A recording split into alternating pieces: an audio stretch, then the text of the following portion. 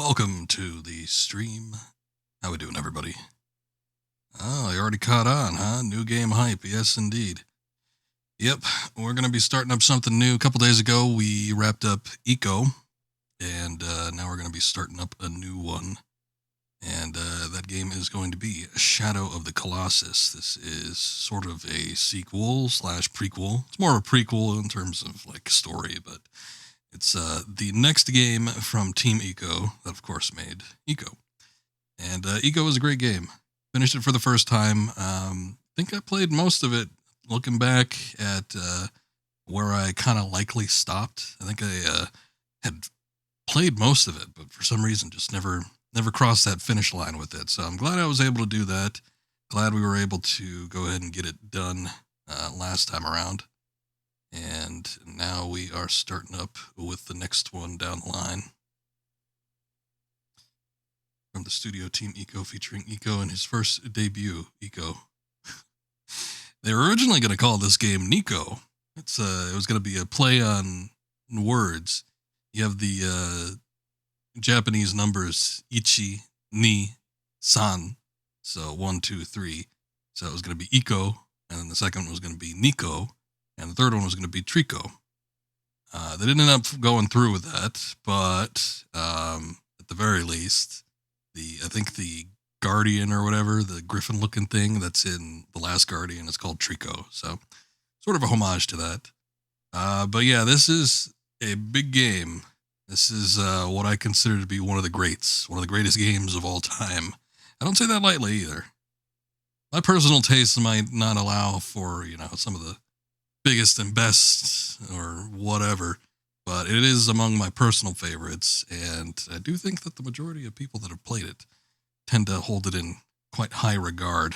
A lot of people, when you question whether or not video game is an art form or not, the old Roger Ebert question, people usually look at this and Eco and maybe everything from Team Eco. So this is going to be a good one. Haven't played it in a long time. I actually streamed this game close to when I first started streaming, which was nearly 10 years ago.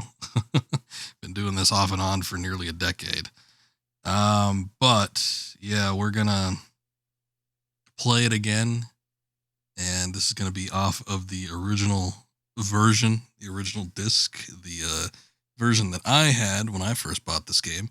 So old 2005 PlayStation 2 running through the RetroTink 5X. Should be pretty good. Need to start up the console. I didn't want to start it up because there's a somewhat important cutscene at the beginning of the game, so we'll go ahead and start it now and see what happens here. Hopefully the game boots up right away. There we go. So I gotta check on something in a sec here, but this should go right to the cutscene. Which again, it's like the one in Eco. I think it's a little bit longer though, but it sort of sets up what's going on here. So we'll take a look at it. Let me just make sure it starts first before I go anywhere.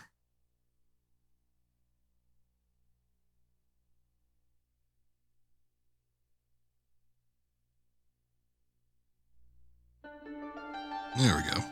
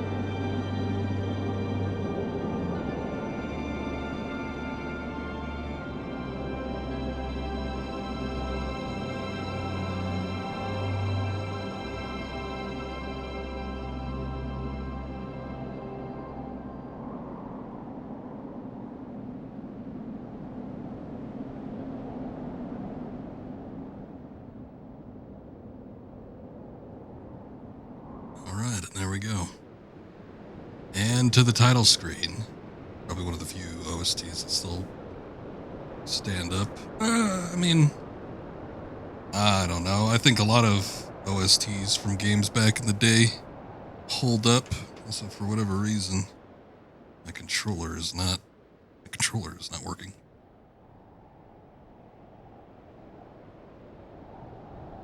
Hold on one sec.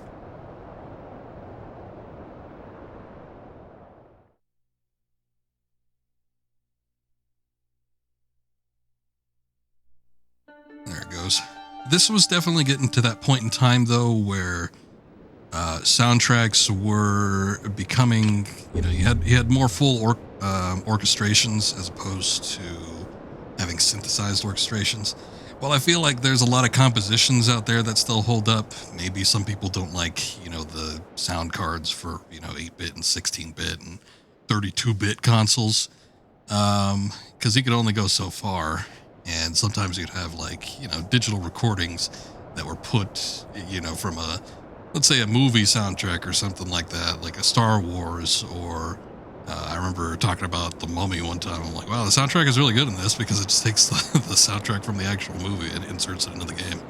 And he had instances like that, but it wasn't tailor-made to the game itself. And obviously, this one is. Composer for this, not super well known. I had to look up his name, but Kao Otani. He does a lot of actually soundtracks for kaiju movies.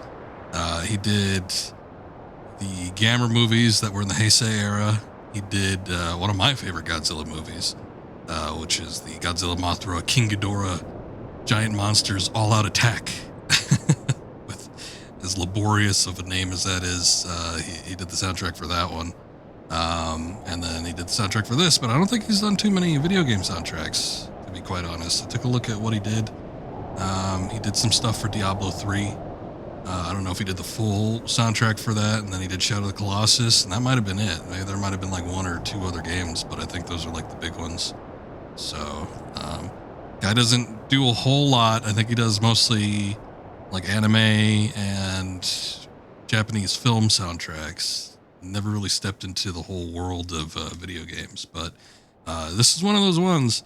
And comparatively to Eco, which has a very limited soundtrack, this game doesn't have a constant soundtrack. There's going to be moments, especially when wandering around the overworld, where there's not going to be a whole lot going on, no music. But this one has a very memorable soundtrack, and when it comes in, you notice it. It's not ambient or background music at all. It's thematic. It's sweeping. So one of the reasons why it always stuck with me was definitely the soundtrack. Also, your first introduction to Godzilla was through Mechagodzilla. Which one was that? There's quite a few Mechagodzilla films. Wonder if it was the OST. 3, wonder if the OST was any good. Not touching Blizzard anymore. Well, 3 is old by this point. Diablo 3 came out in like 2010 or 2011 or something, so it's kind of ancient. Although, I will say that Diablo 3 wasn't well received as far as the Diablos go, even with 4 out now. It seems to be that 3 is the lesser of the quadrilogy, so. Oh well. Diablo did have a good soundtrack. I was wondering, this game does not have a progressive scan mode. Oh no, it does. Holy shit. If your television does not support progressive scan, your screen will go dark. Yeah, yes, okay. Well, never mind then. If it has progressive scan, I wonder if we could do this in 16:9. It did have a lovely background setup, but if that's not necessary... Let me take a look. Let me switch over to the TV here. I didn't do a whole lot of prep for the actual game here, so I don't know. I don't know what it's looking like. It still looks like a... hold on. It still looks like 4x3. Well, that should be fine. Maybe it's one of those deals where it changes based on, like, the the screen setting. Like I might stretch it, but it doesn't look like it changed the menu or anything. Shit. That's not what I meant. Sorry, I selected the wrong thing on the TV. Not that you guys can see any of that, but... Anyway, if this has progressive scan, which I didn't know, this game came out in 2005, as you see the date there, but yeah, most PS2 games do not support progressive scan by a large margin. A progressive scan usually just means that you can go up to 720i or 720p resolution, which is very high, and usually makes things look a little bit more crisp. I'm not seeing that the aspect ratio has changed all that much between 16:9 and 4:3, though. I'm not seeing any differences. So I don't know if that's like once you actually get into the game or what. I think we'll be fine doing it by 4:3, though. Even games that support 16:9, they look a little wonky when you do it. So I think we'll stick by 4:3 for right now. But everything is, if everything is looking and sounding fine, which I think it is, this game does get a little bit loud. I'm going to knock this down to 80% volume. We should be good to go. Just gotta get on into it.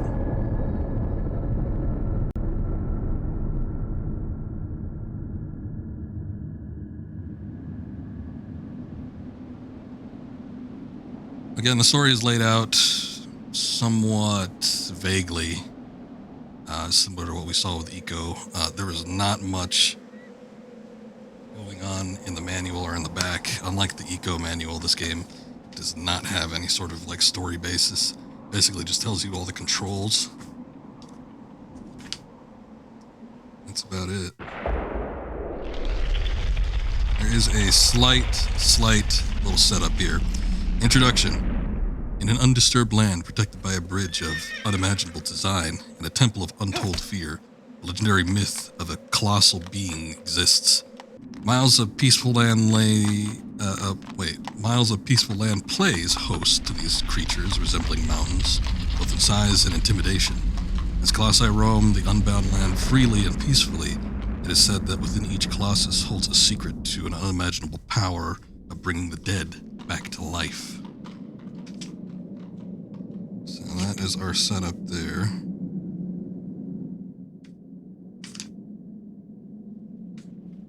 And then very, very simple manual. Shows just like one or two images, and then it goes through basically all the controls. Each page has its own control.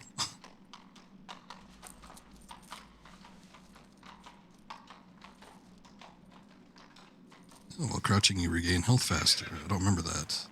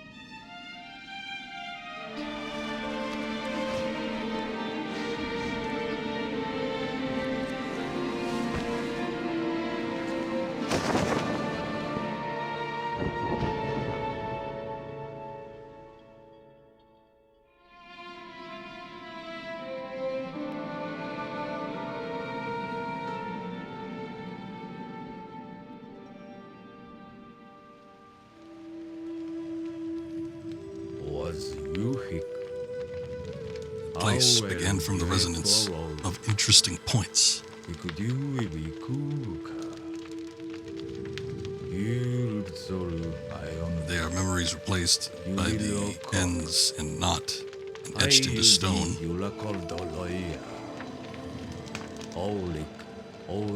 Blood, young sprouts, sky. And the one with the ability to control beings created from light.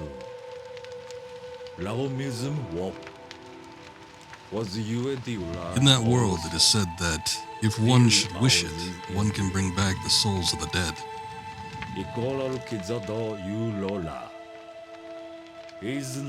But to trespass upon that land is strictly forbidden.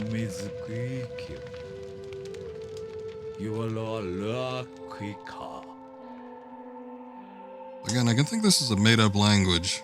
Doesn't sound like Japanese. That was made up for this game, much like the odd language we hear in Eco.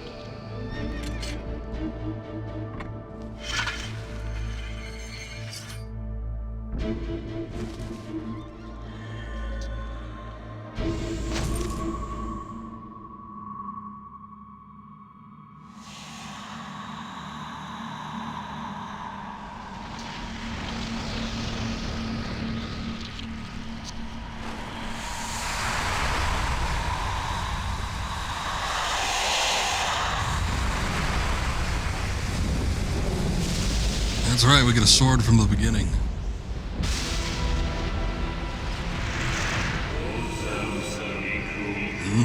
Thou possesses the ancient sword.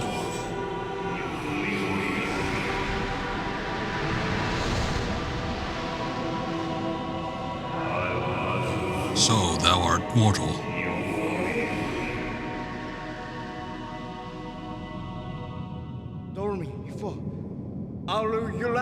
Are you dormant? I was told that in this place, at the ends of the world, there exists a being who can control the souls of the dead. Thou art correct. We are the one known as Dorman.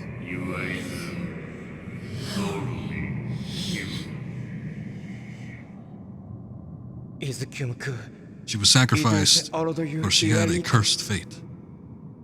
Please, I need you to bring back her soul.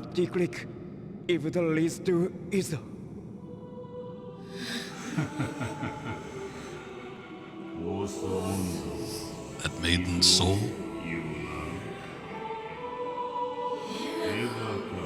Souls that are once lost cannot be redeemed. Is that not the law of mortals?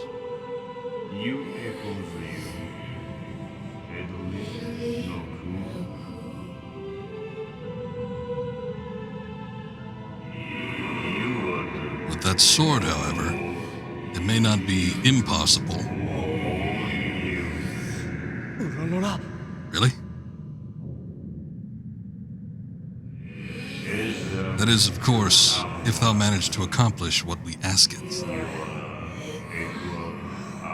What do I have to do?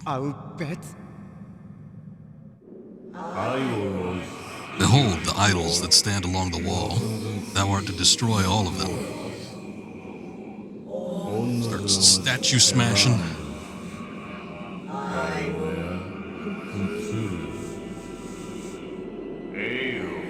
But those idols cannot be destroyed by the mere hands of a mortal.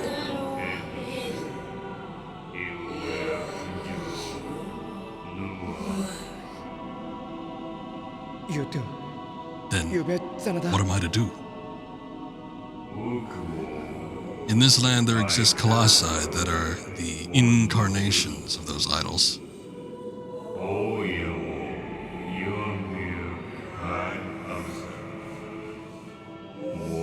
If thou defeat those Colossi,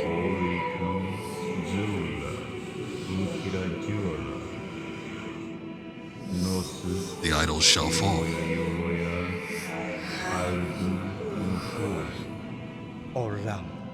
I understand. But heed this. The price you pay may be heavy indeed.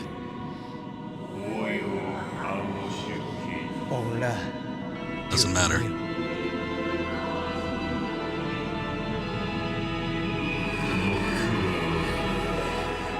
Very well.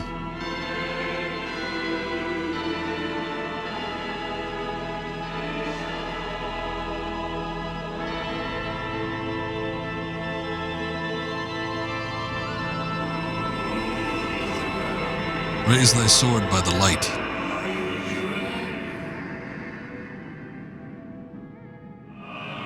And head to the place where the sword's light gathers.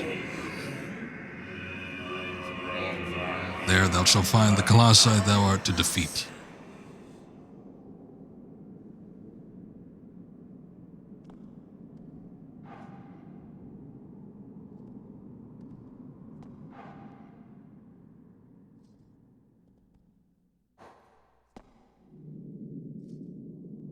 Alright, and the game is afoot, I believe. Now be on thy way.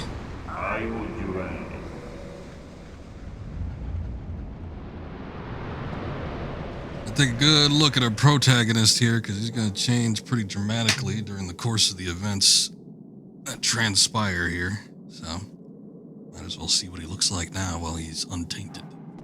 But, kind of a longer intro. I was going to say, I remember, sunlit place, hold up the sword using circle to look where the light beams focus. Okay. I was going to say, I remember there being plot details, like I knew that the girl was sacrificed and she was dead and he was bringing her here to resurrect her. But I was like, I don't remember where exactly all that info came from. But I guess it was in the cutscene, which I didn't even remember being a thing. Okay, I gotta change the horizontal aim. I'm sure I didn't do this back in the day, but I'm much more stubborn nowadays, so I will not adapt to that kind of control scheme.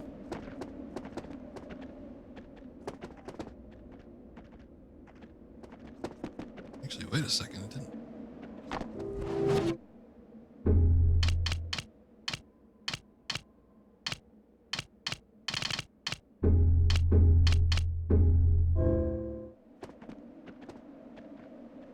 Doesn't change it. It doesn't change it at all. Well, what good is that? Oh, I'm looking at aim. Okay. Well, aim is still gonna be the same thing, right? So there we go. Alright. Knew something was up. Oof, that is a heavy amount of blur when it comes to moving the camera around. I was kind of hoping that wouldn't be as much of a factor with progressive scan, but oh well. Actually, is progressive scan even enabled here? Yeah, it is. Okay, so it's still enabled. Let me try this out too, because I want to see. Oh yeah, look how skinny he is. Now you can tell. Now you can tell that the 16:9 actually does something. But I think we'll leave it as is with 4:3. I'm fine with doing that. If I do the remake of this game at some point, then maybe we'll go ahead and get to experience this in 16:9 and 60 frames or whatever. Controller aims with the left analog stick. Kick to accelerate with the X button. Pretty basic stuff. So this game was very, very impressive at the time. And, you know, even looking back at PS2 standards of games today, it's like there isn't a whole lot that's like this game. It is very minimal in its presentation in terms of like actual game elements.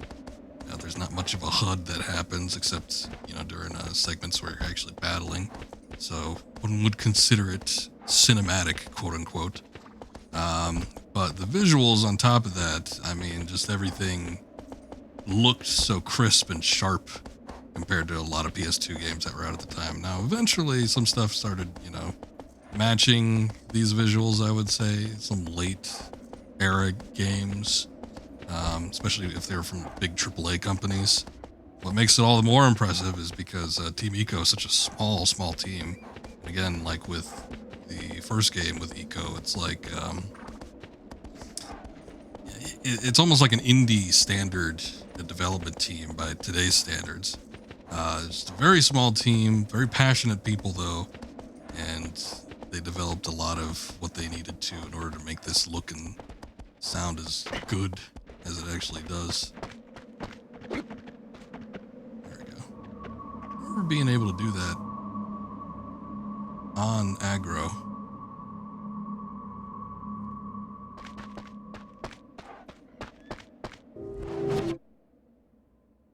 And like transitioning to this map too. I don't know, something about it. Something about the gameplay and everything. It's just so snappy and sharp.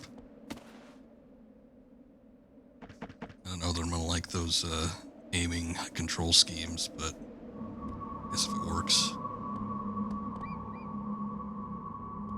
See how well it works for us here.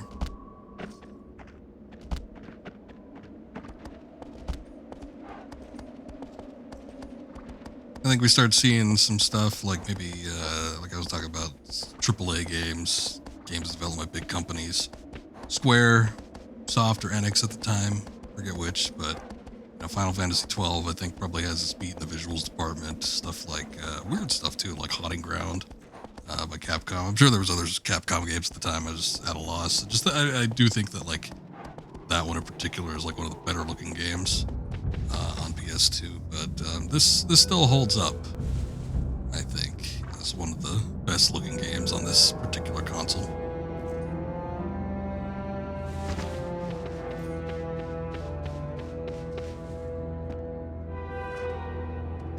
Gotta jump first.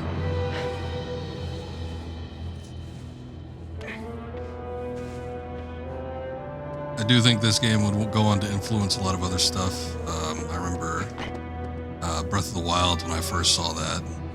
Not when I first played it, because I played it well after it was released, but I remember seeing the stamina meter, and I'm like, boy, that looks exactly like Shadow of the Colossus. They just ripped that off. But the stamina meter is a big pink meter at the bottom there.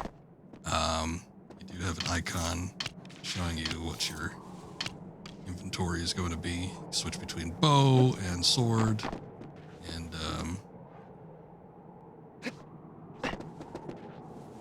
just hand. There we go. You can crouch and move, right? Maybe not.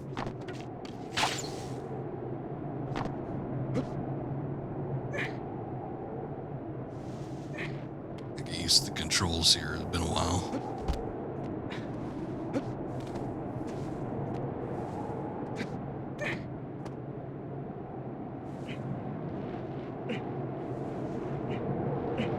I'm sure going back and playing the PS2 version of this is going to be a trip too.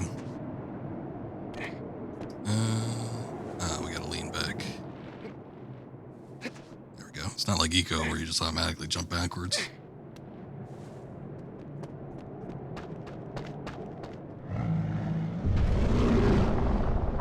Alright, here it is. The first Colossus.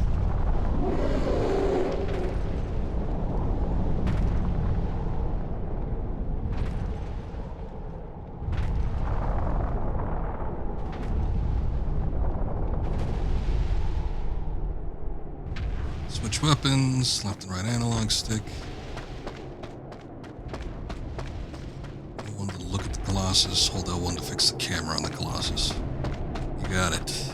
Surprised with this game, I mean, this was 2005, but still I consider that relatively early. I'm somewhat surprised that it has an in-game tutorial like this. It wasn't always a thing. Certainly wasn't a thing with Eco, but that was 2001. So, a considerable amount of time had passed since then. Standards of the gaming industry had changed, but for a lot of games, even up into the PS2 days, you were expected to take a look at the game manual if you wanted to know what the controls were like.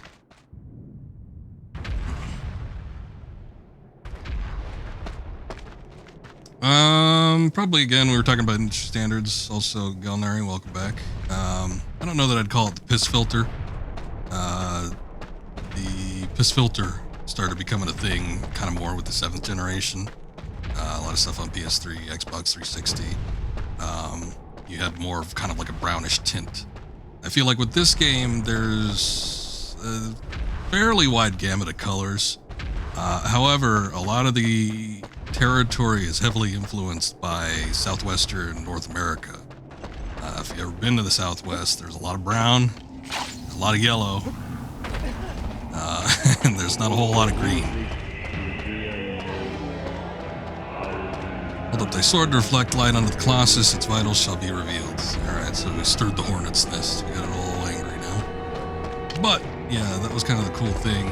Again, with like sort of the minimal UI. You know, you didn't have things that were telling you exactly what to do, but you could take a look and see kind of where you need to go based on where the light's reflecting. So there's one on the thigh there. I am going to change... God, I guess the aim... That must be the aiming then. Horizontal aim. I wonder why it's inverted, like from normal aim.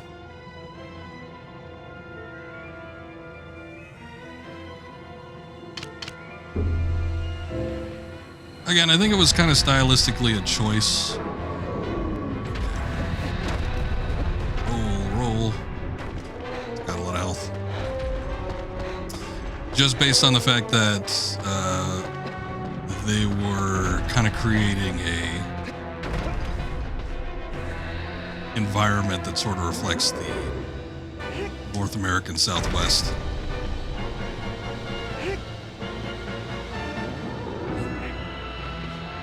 Here we get our first taste of like the actual game mechanics for this.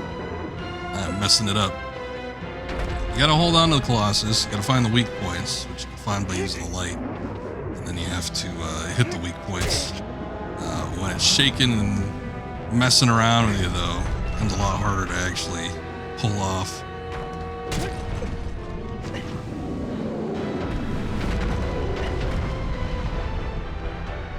I wouldn't say this was one of the first games that employed bloom, but you say that you hate that the remake is missing the magical glow. I have not played the remake, so I don't know what... Oops. Boy, death already. That's just because I'm talking over it. Too much of a chatterbox with this one.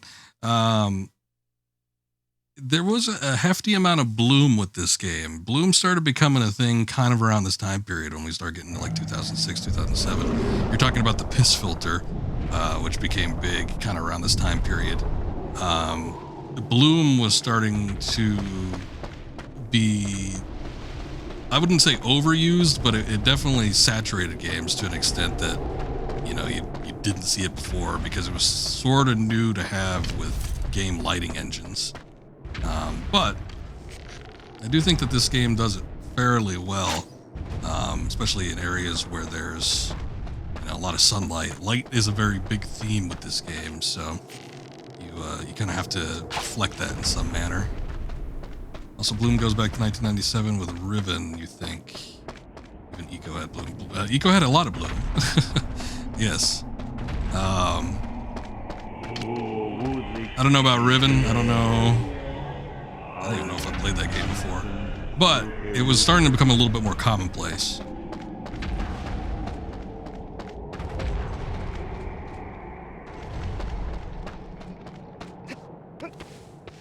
Need for Speed Most Wanted had that filter too, yeah. Yeah, it was, again, pretty common. It's what we call an industry standard. When a lot of games, especially big games, successful games, have a certain look to it, a lot of people will try to replicate or emulate that particular look. And I don't think this game was a case of the bandwagon. Again, I feel like this game has, you know, a fairly diverse palette with it, especially when we get into other areas, but I think just based off of the terrain that they were trying to replicate, yeah, it's more than likely that it's just a matter of art direction as opposed to trying to replicate what other games were doing.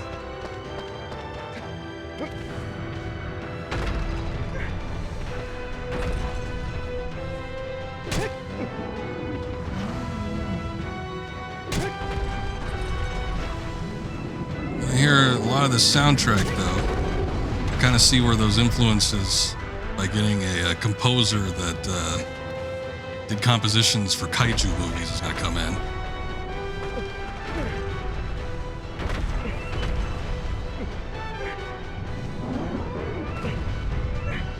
This is kind of the second part. Not only finding the weak points, but you have to actually scale the Colossus too. That could be a little more difficult. Unfortunately, they typically allow on the Colossus several points where you can kind of rest, because you're going to end up losing stamina eventually.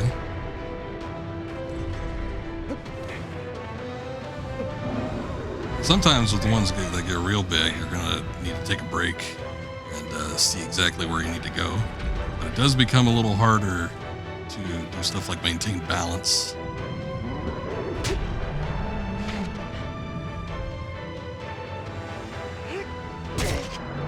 I go for those big stabs, but you gotta know where your timing's at.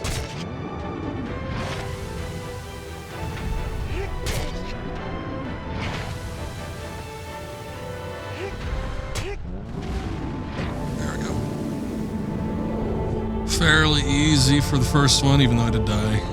But I'm just gonna say that was me not paying attention.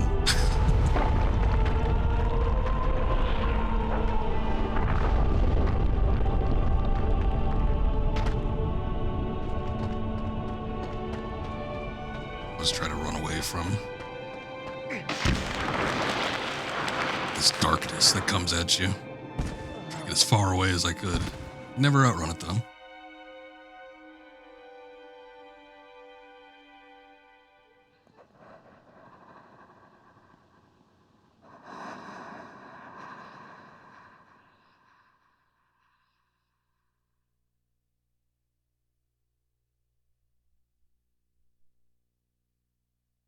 Sure.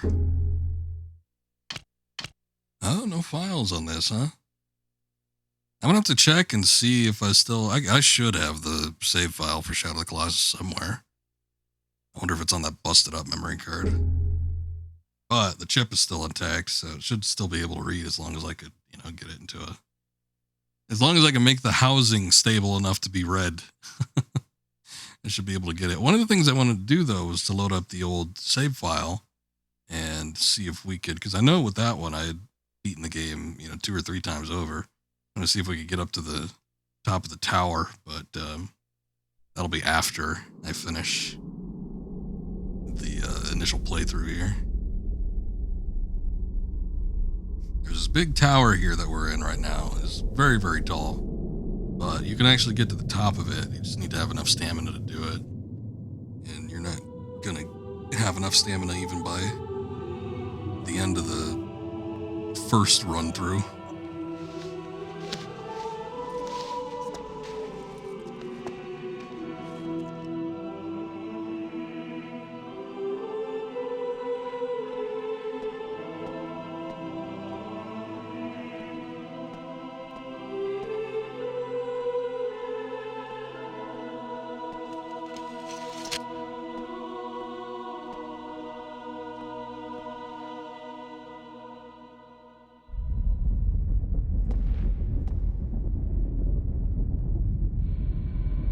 Goes.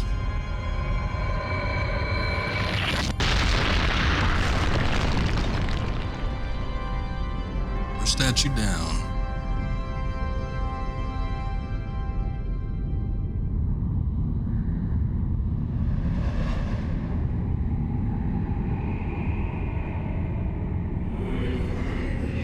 Thy next foe is...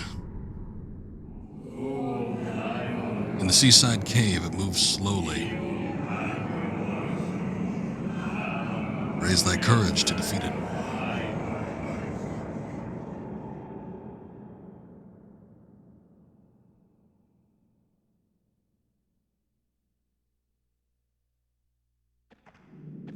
All right, short and sweet.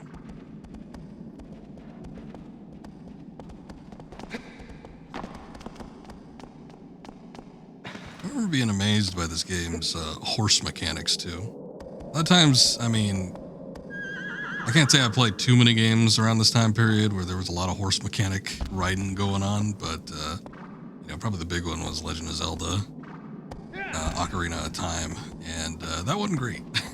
It wasn't one of the greatest experiences, but I was always amazed with this game, and its horse riding mechanics always felt more natural to me. If thou should find us an altar similar to that one,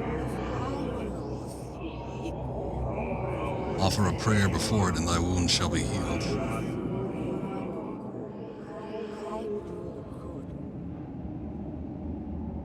I believe you'd also use them as a save point, right?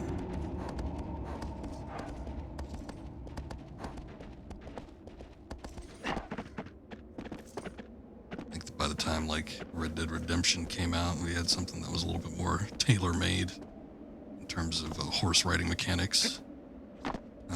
But still, yeah, it is a save point. Wouldn't say it necessarily had this game beat.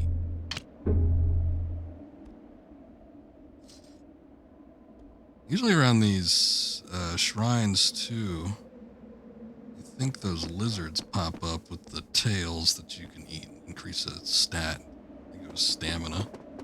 I don't know. Once we find one, I'll see if I could shoot it and see what happens. But it was usually around the shrines, I think.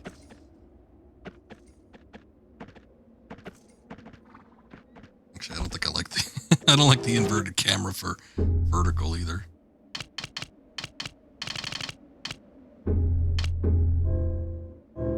Feels so unnatural to me, I don't know.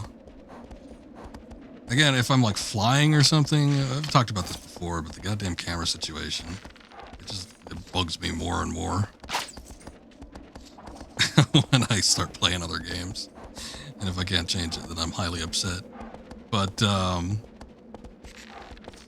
yeah, it's like when I press the stick left, I want the camera to go left. When I press it, you know, up, I want it to go up. When I press it down, I want it to go down. Pretty simple. But for some reason, especially back in the day, it's more commonplace the way I like it now with most modern games. But back in the day, everybody, like, it was a wild card. It was 50-50 chance you were going to get a game that had inverted camera control scheme. Very strange. Not sure why that was a thing. It's fine for flight simulators. I don't mind it if you're flying something, because it sort of replicates, you know, like a control stick, but not always the case. Not always flying something.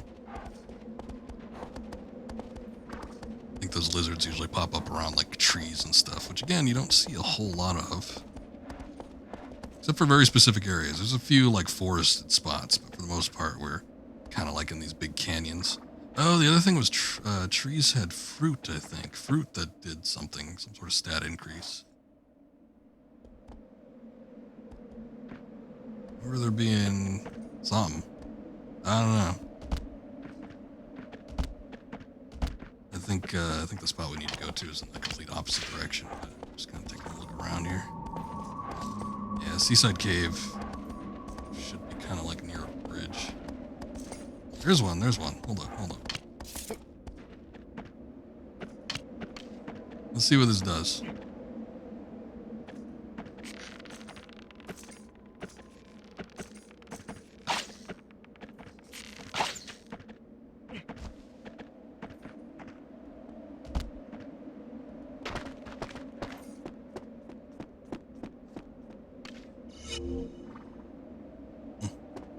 Sounded like the PlayStation 2 logo pop up.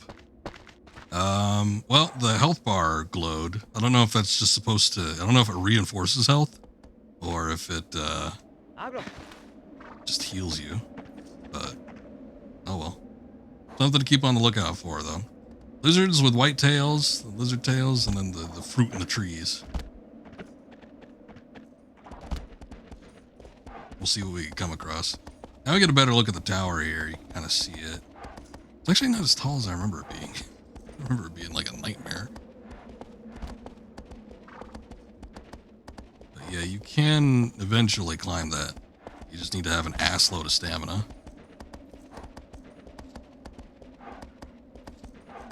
Alright.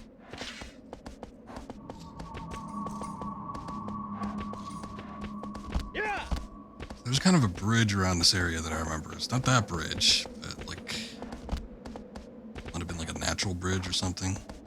Might be down here.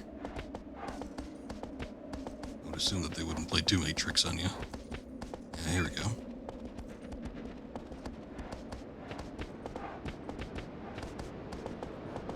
The Colossus is down here somewhere on that beach. Yeah.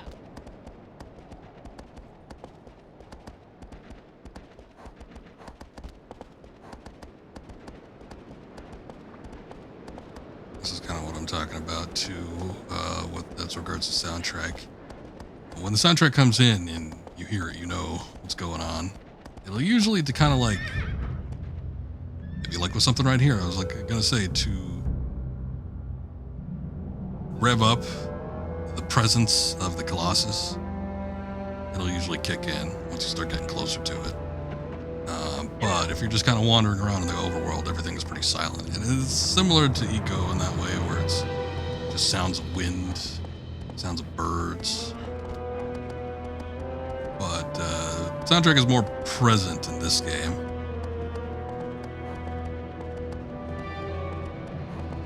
Which I think definitely helps in making it more memorable.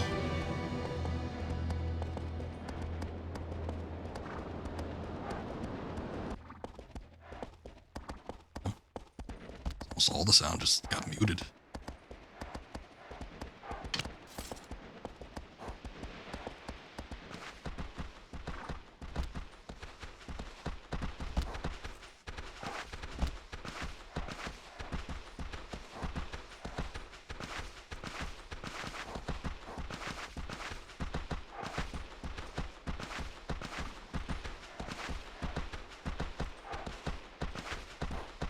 Okay, I'm here. It knows to come greet me.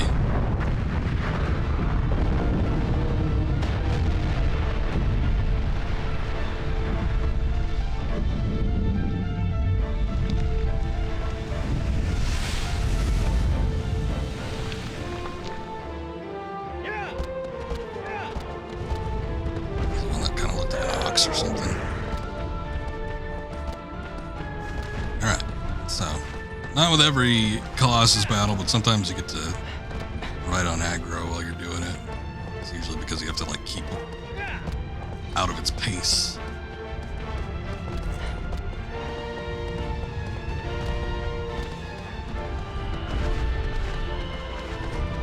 Kind of like the look at mechanic, but my problem with it was usually that it zoomed in a little bit too close. It's like I kind of wanted to keep a more natural camera zoom with it while keeping looking at it, but the problem with trying to manipulate the camera on your own is that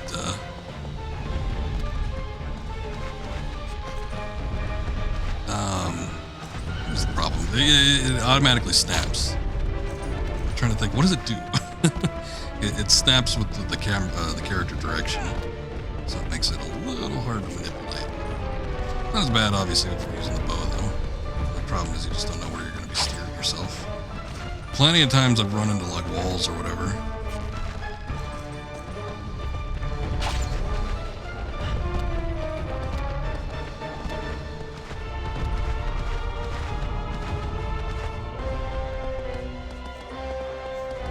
I see the light on the foot pads.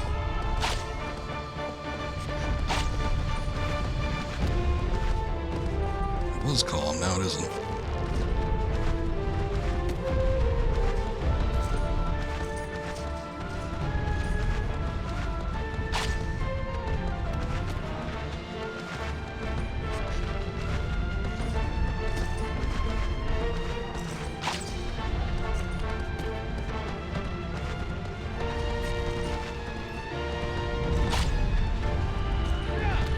Kind of get directly behind it, I might be able to hit one of those.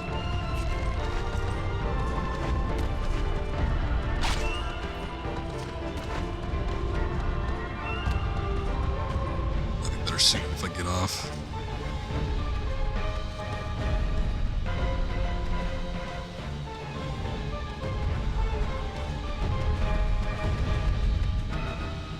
What you doing? What you gonna do?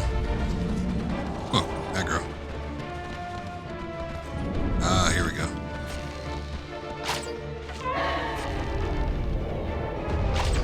Gotta get it to kind of look to attack you.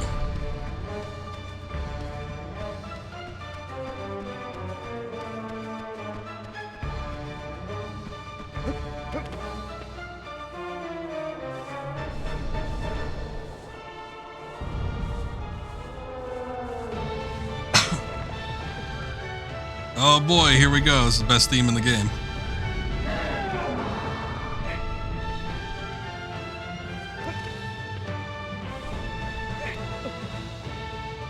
Never ever gonna forget this theme. It's constantly in my head. Not constantly, but it's like I will always remember how the tune goes.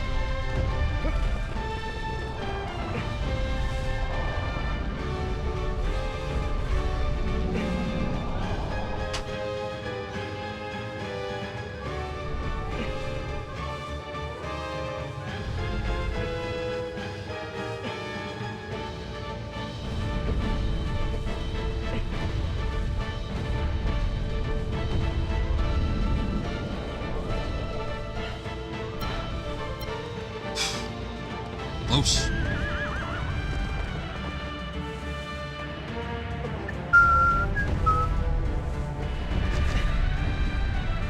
It's here, it starts writhing around. This is where it gets a little tricky because you have to start balancing out how much stamina you've got saved up and stand accordingly.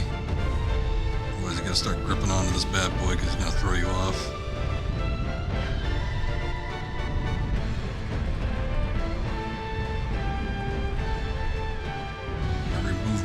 Is going to drain that stamina too.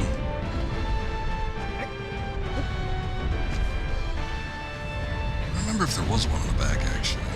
Let's switch to the sword.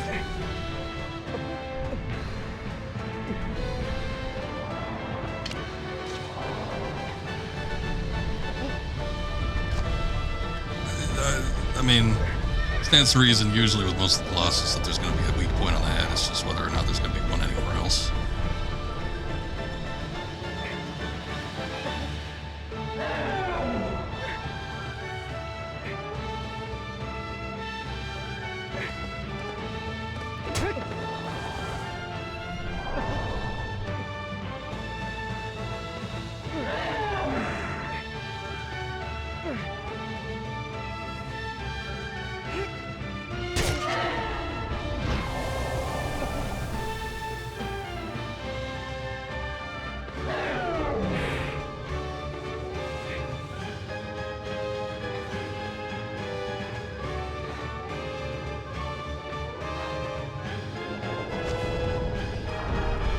Close to where there's going to be a joint on this thing is going to be more mobile than anything else, so sometimes you got to break and move kind of more center towards.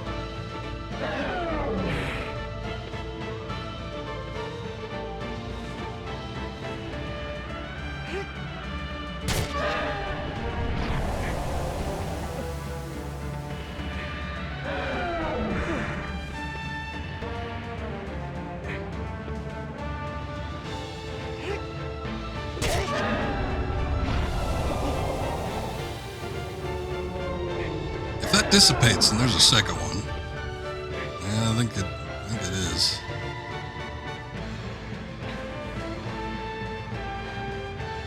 There's one somewhere else in this body. It's probably near the back. I don't know that we got all of it with that one, but I need to come back here anyway to try to build stamina back up.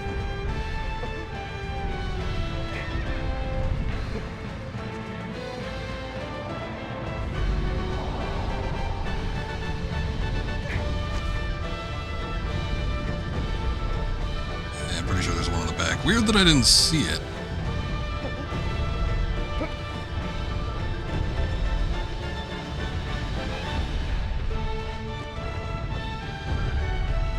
And this one's completely gone, so.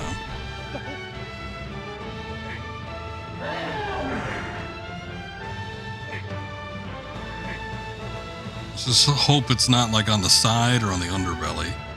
I know that happens with some of them.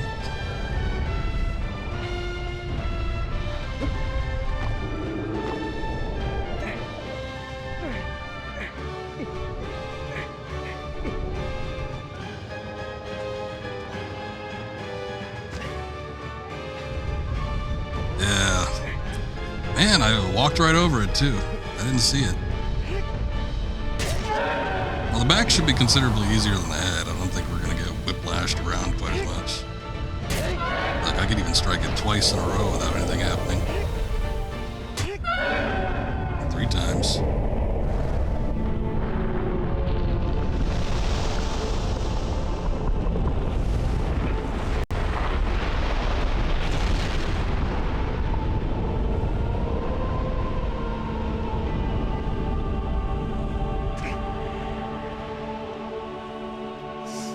Run!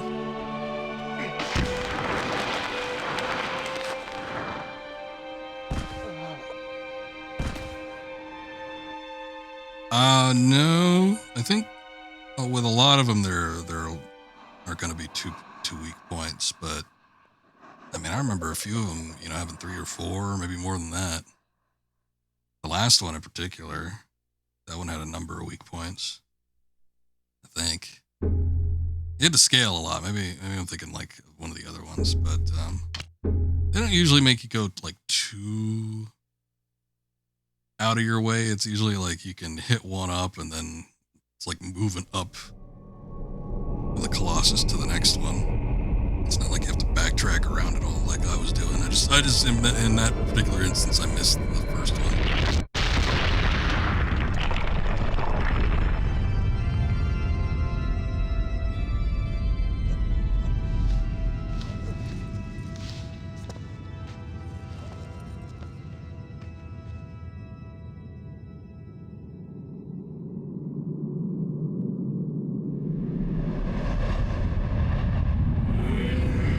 Next foe is giant canopy soars to the heavens. Anger of the sleeping giant shatters the earth. Oh, is this the one with the sword? I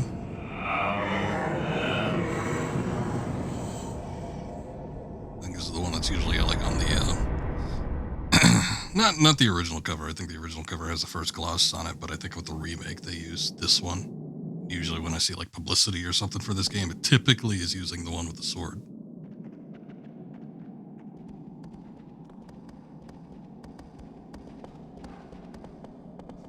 All right.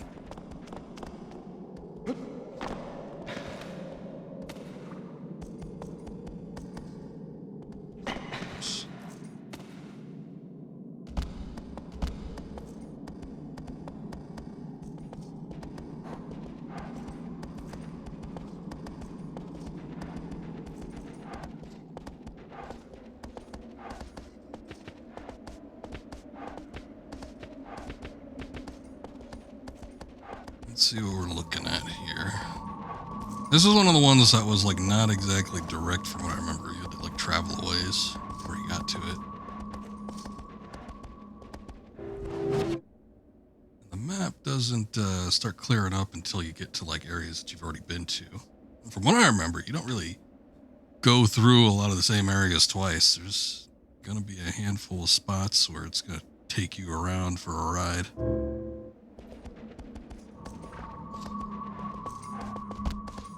It's that way though, so let's see where we can go. According to the map, it looks like there's 2 bridges kind of around this area.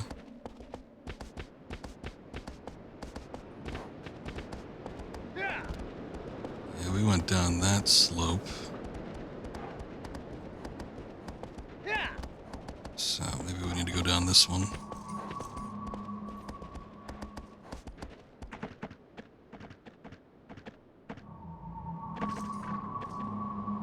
Well, maybe not, actually. I don't remember getting lost too often with this game. Sometimes I just explore for the hell of it, too. I've never actually... I don't think I've ever gone out to, like, explore every nook and cranny in this game, though. I don't know if there's... Well, I seem to remember looking up guides and stuff to see where extra tidbits were, but I don't think there's anything, like, super... hidden secret or anything, unless something's come to light since like 2008 or whatever.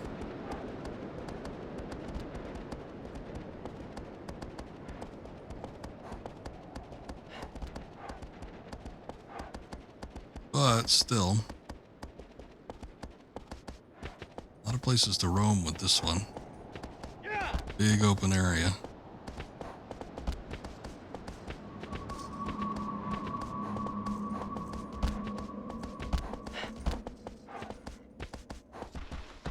This spot I remembered going down a bit. It's like you had to go down or you had to jump in the water or something, and then you had to make your way up to the top where that canopy was.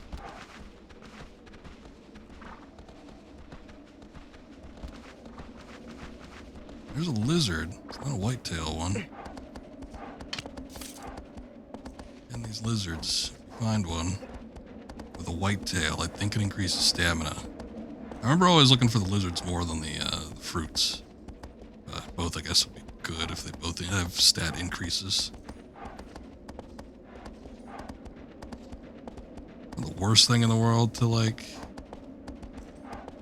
not increase your stamina outside of what naturally increases by defeating the Colossus, but definitely helps. See, that was fairly direct. Yeah, this is going to be the one with the sword then.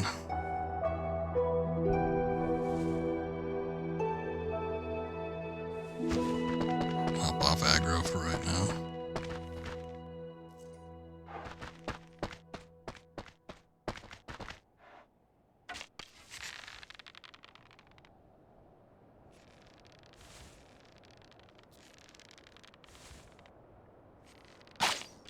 Trees here. Don't see any fruits though.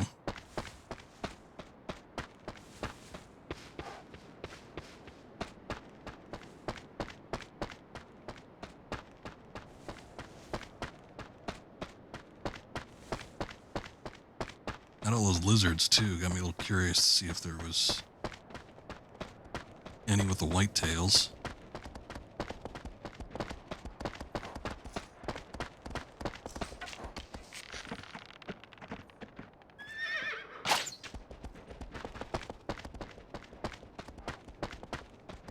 Killed one.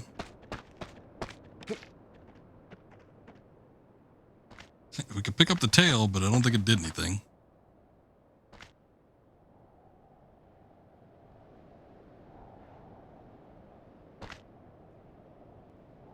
Yeah, I think those are just in particular areas. I seem to remember them popping up more often at the shrines, so I think that's kind of what we got to be on the lookout for. They wouldn't just have them randomly spawn, I'm sure. Seem like it would be fair necessarily. I think much like fruits, they would be in very specific areas. Obviously the fruits would only spawn on the trees.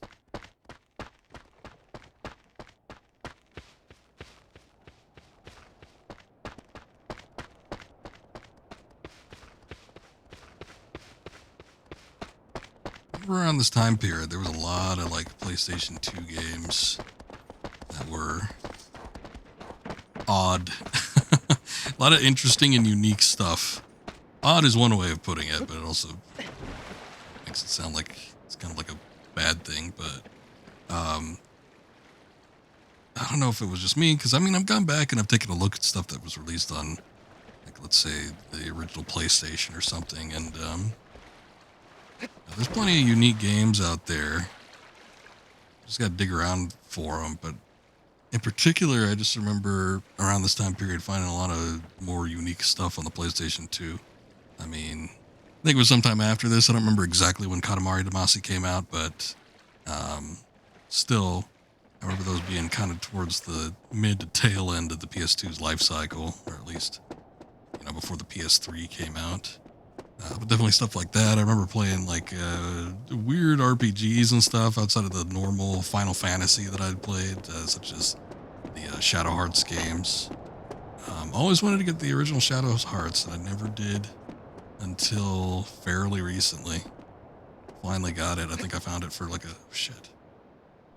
Guess I needed to make a bigger jump. I think I got it. That one wasn't a local buy. I'm pretty sure that one was off of an eBay auction. Just on a whim, I remember taking a look. I'm like, I wonder if Shadow Hearts is still available. Ended up finding it. Actually, is that game on? That's a PlayStation 2 game, right? I gotta stream that one of these days. Very kind of a unique RPG. I think that one was... The second one was in World War II. I remember the first one, I think, took place earlier. I don't know if there was like a time skip or what, but it was weird. It was a period piece. I always like period piece stuff, regardless of what it is. I think the first one was like early 1900s, maybe like turn of the century.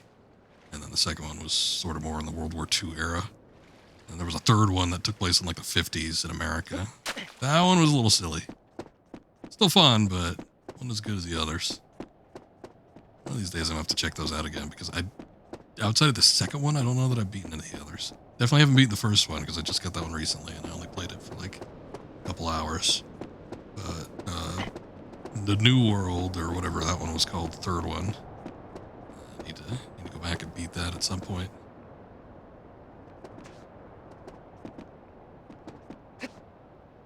Okay.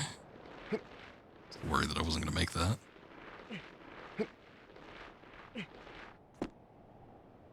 Whoa, camera, what are you doing?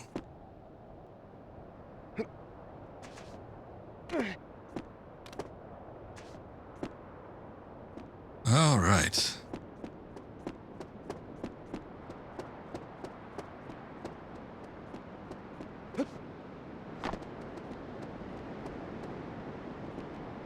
Making good progress on the third one.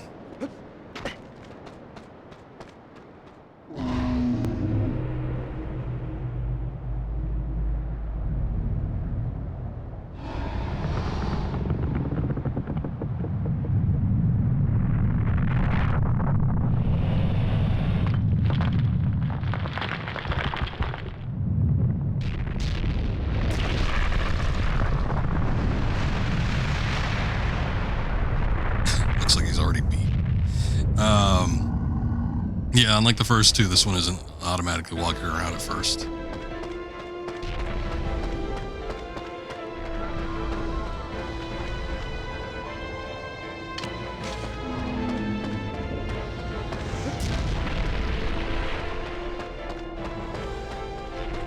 Part of what makes this game so unique is the fact that it's not just like an action game.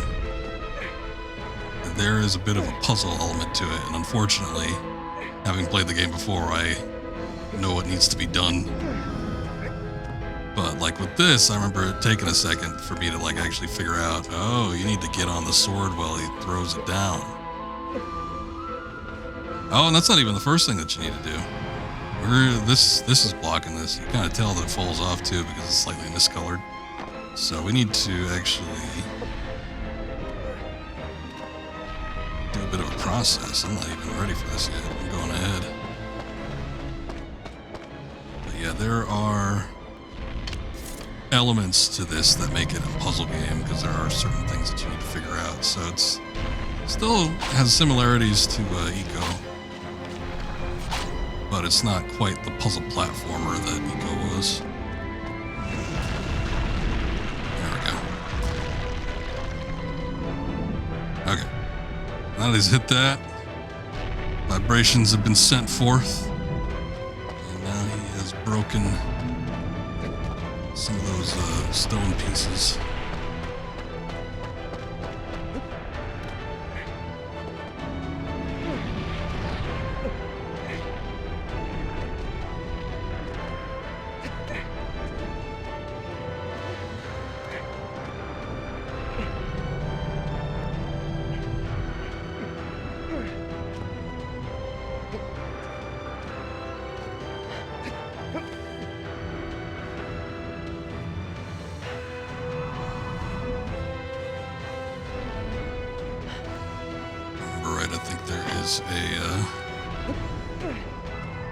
There's one on the head for sure, but I'm pretty sure there's one on the torso as well. Might even be one on the arm here.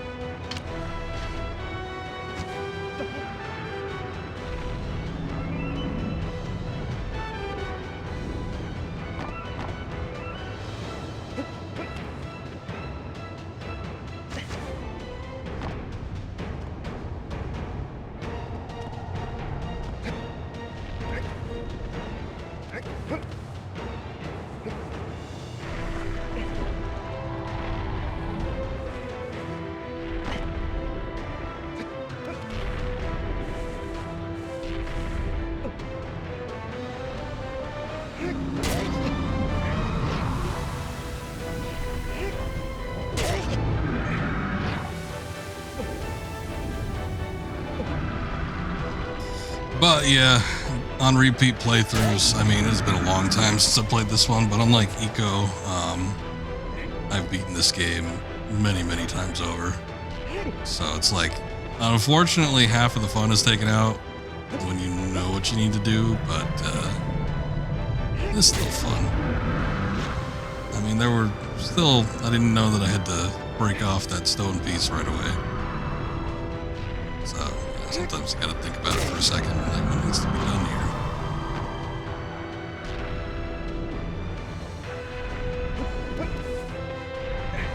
Okay, that symbol is gone.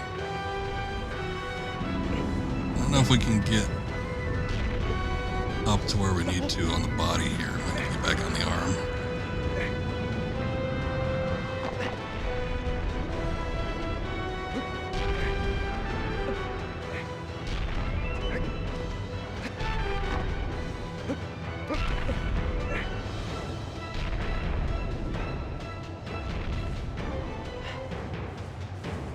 His health halfway down, so I'm going to assume that we just have one more to go.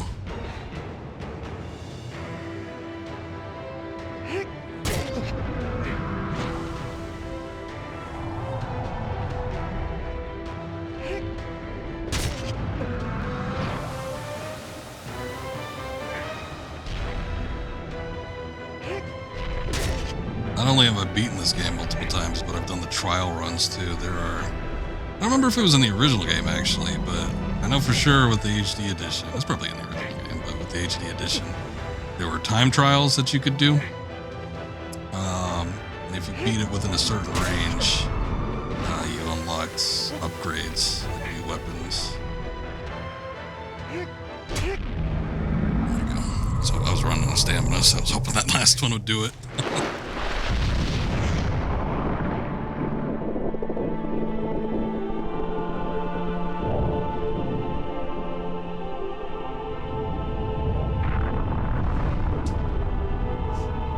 Believe me, I'm making it look easier than it actually is. Because again, half the fun of it is the puzzle aspect. Man, they come at you fast. I seem to remember making some good headway getting away from those darkness tentacles sometimes. Particularly with this one, I seem to remember diving all the way into the water.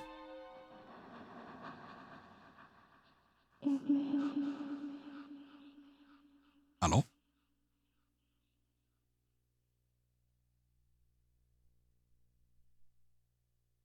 Sure.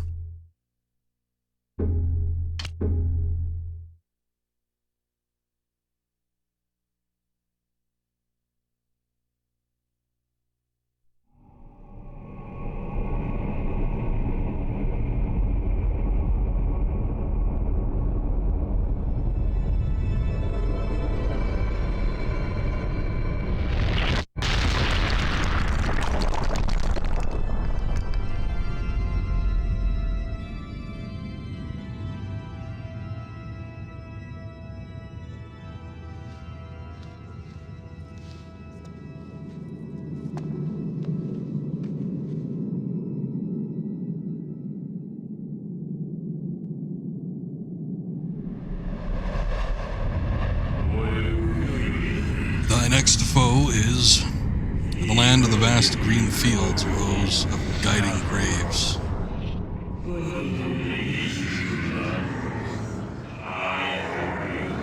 It is giant indeed, but fearful it is not.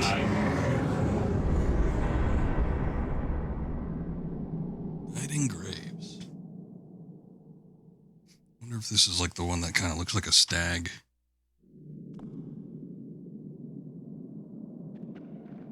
I forget the order and everything on these, so only until they tell me what's going on. I remember I'll always remember the first one and the last one, but like everything in between, it's hard for me to recall what it was. I remember her hair being white. I wonder if there was some lighting changes or something that changed with the HD edition.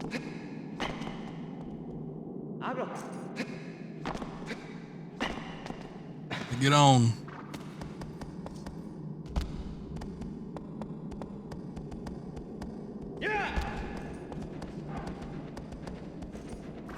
where do we need to go?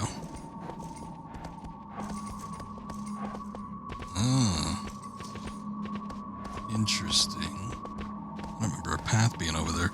There is an opening in the valley. Obviously this way, but is there one over here? Let's mosey on over and find out. Maybe I should say wander. I don't know where the name Wander comes from exactly. I don't remember it being uttered, but maybe it was somebody said it at some point in one of the cutscenes. I just don't recall it.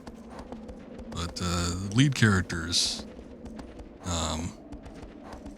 Wander. I believe the girl is named Mono, and then Agro is the horse. It sounds like he's saying Argo. Agro is what's written in the manual.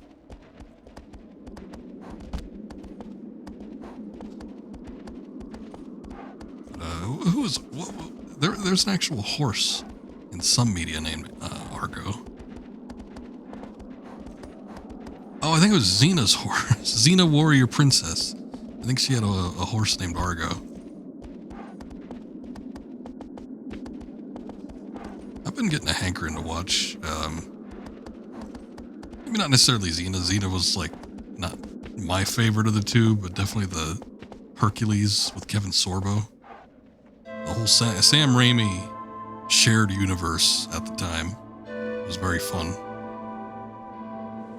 I'd like to rewatch those at some point, but I don't know how easy that is. I know I have the first season on DVD. Like I've got the first season of Hercules and the first season of Xena somewhere. It's not even on my personal shelf. So that might mean that it's like... my mom might have it, my aunt might have it, I don't know.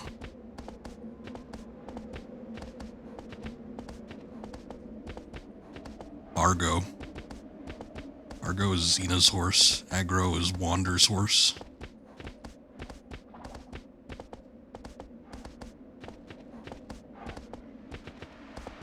It's a very short little trip to get to this one.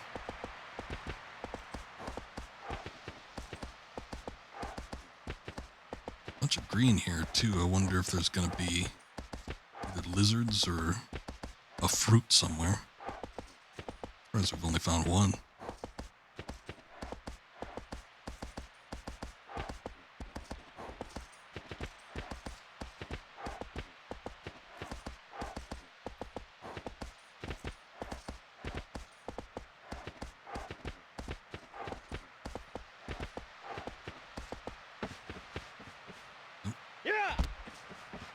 Smacking up against the trees. Got stuck. Okay, there it is. That is the actual Colossus. I'm going to wander around here for a second. Just to see if there's any, like, pickups. Or something. Camera zoomed in awful close.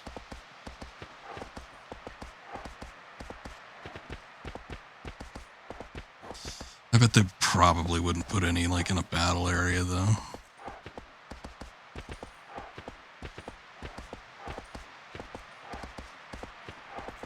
I don't know if those fruits develop on very specific trees or what. The one that we got it from was, it wasn't a tree like this, and a very stocky stump.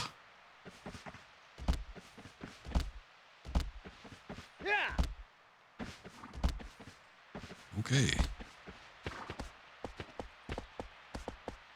Guess the glitch detection on those is pretty intense. Yeah, I'm not seeing anything. Alright.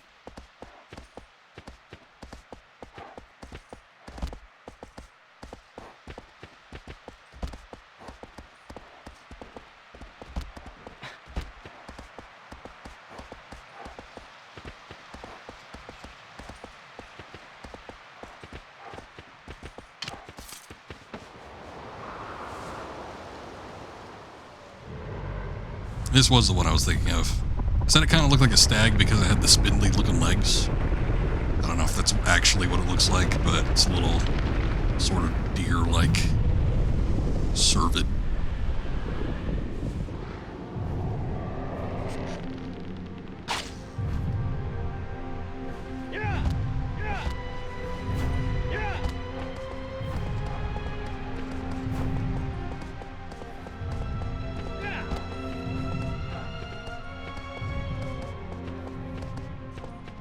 So usually, part of the puzzle aspect here, you have to kind of think about it as a puzzle. Anytime there's something unusual or unique about a location, it probably means you're supposed to use it to your advantage. So we've been coming to these, like, walking around these sort of tomb-looking things. Yeah, there was a big stone pad that was in the previous Colossus battle. We ended up having to use that. With this one, we're going to have to use these tunnels.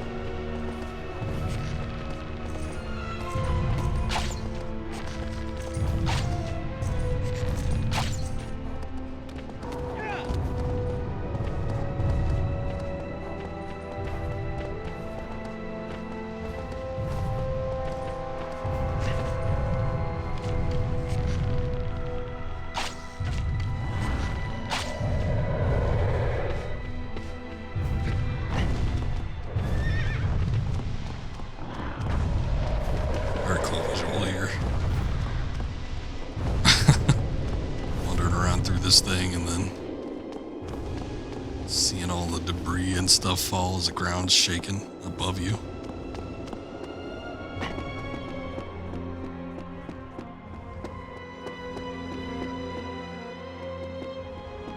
Okay, didn't quite do it. Nope. Aggro, you're gonna have to go.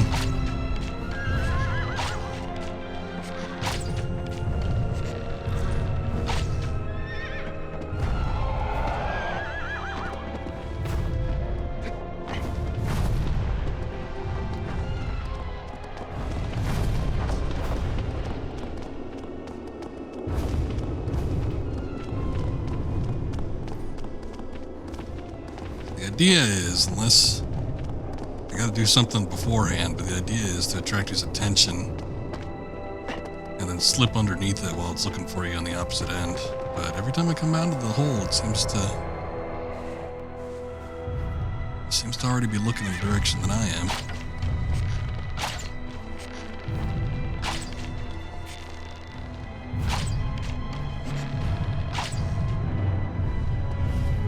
Oh my goodness, we're getting a raid. What is up, guys? Thank you, Haikiri. I appreciate that. I was in your stream earlier. I guess you were finishing up the night with doing a little smite. Playing some Alan Wake before that. Very good game.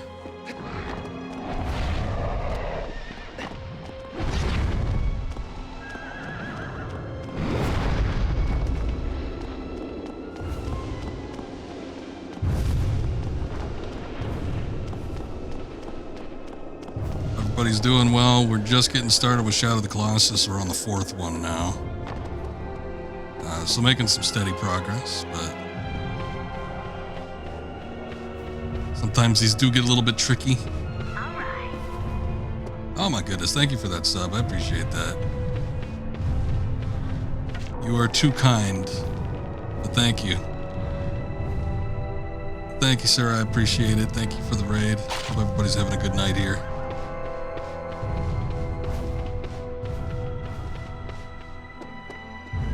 You guys are doing ranked in Smite now too, huh? Getting up into the big leagues.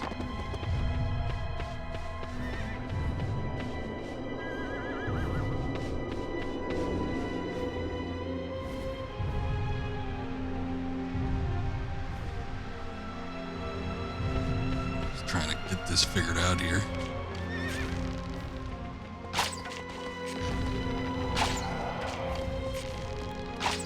Ever play this game, Haikiri? Started doing this Team Eco series. I'm gonna wrap up with this, and then we're gonna do some Last Guardian. If I'm feeling it, I might check out the remake too. I think Vale was streaming Last Guardian not too long ago, if I remember right. I took a little bit of damage there.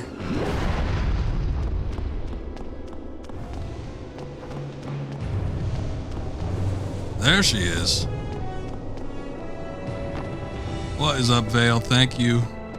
Thank you both for the dual raid. I appreciate you guys.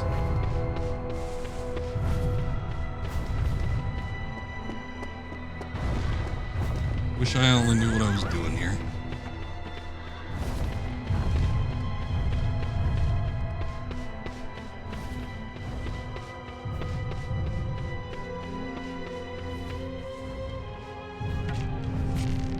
See if I could get its attention, because I think I want it to, like, hop up on top of this thing. There we go. This is the first one where I don't exactly remember what I need to do.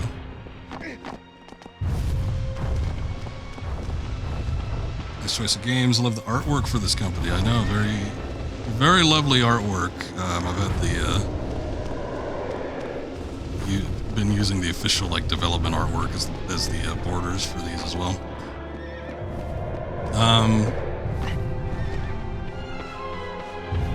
Oh, still not doing it. It's not doing what I remember it doing before. The artwork I think was made by the director, Fumito Ueda, I believe is the name, but he's the one that directed these games, and you know, without him, these games wouldn't have been nearly as good. But they were primarily concepts of his own, and he's the one that did the concept art for, I believe, all three. Very, very heavy hand in the development process. So, oh yeah, you're messing up for too long to give you hints. I forgot about that. So yeah, basically what I'm trying to do.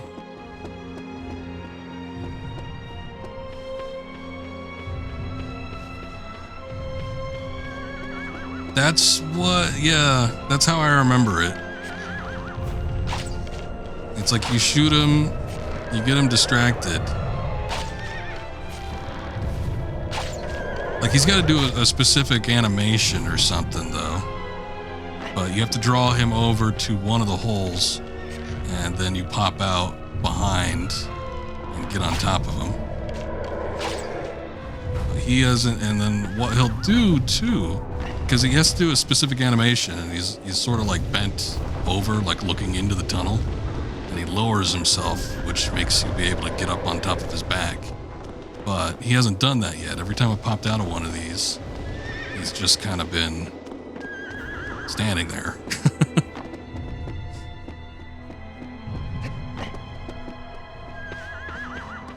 Like that.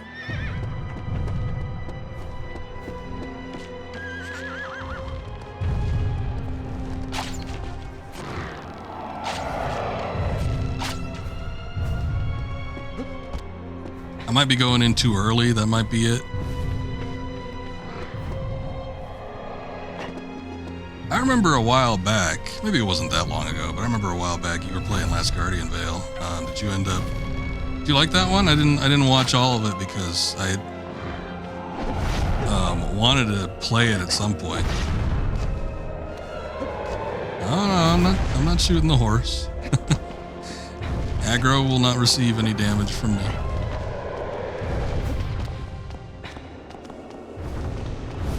Beautiful, beautiful. All right, good deal. I bought that a week ago in preparation for doing this series of games. Gonna be my first time playing it. Talked about it during Eco, but you know, I had such high anticipations for that game. They originally announced it maybe like only 3 or 4 years after this game came out, and immediately when I played this game, instant classic for me. Immediately became and still is one of my favorite games.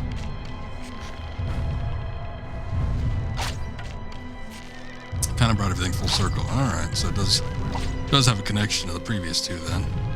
You could sort of see what they're doing in terms, you know, at least the most obvious stylistically, but you can kind of tell with the themes that are given with this game that does have connections to Eco. I had never beaten Eco until a couple days ago. I had played it, but I had never beaten it. So it was fun to be able to actually play the game fully from start to finish. But still, the story is relatively light with these games. You know, you can make connections and assumptions as to why they're even connected, but it's not, you know, like a hard set story or anything like that. Wish they'd port Eco over and fell in love with this series because of Eco. Never beat it either. I seem to remember when I first played it, I thought some of the puzzles were too confusing for me. I was younger at the time though, but I remember being stumped by something and I thought I gave up on it because there was a puzzle I couldn't figure out. But when I played it, there was stuff where I had to take a pause and think about it for a second, but there was nothing that I would say was like overly hard, so I don't know what was going on. That sounds different. I heard like repeated thumps. Oh, I think he did it. Shit. I think he was crouched over. I think I might have been too slow getting through there though.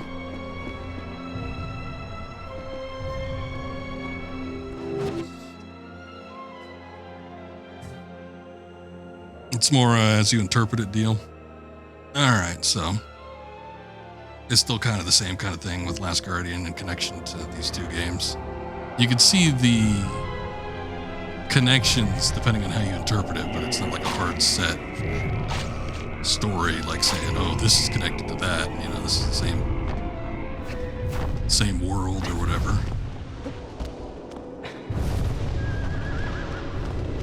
Yeah, that happens to me a lot, unfortunately.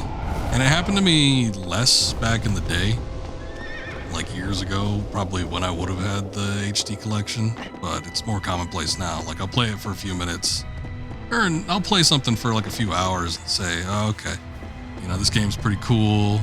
I'll definitely come back to this at some point, and then, you know, like,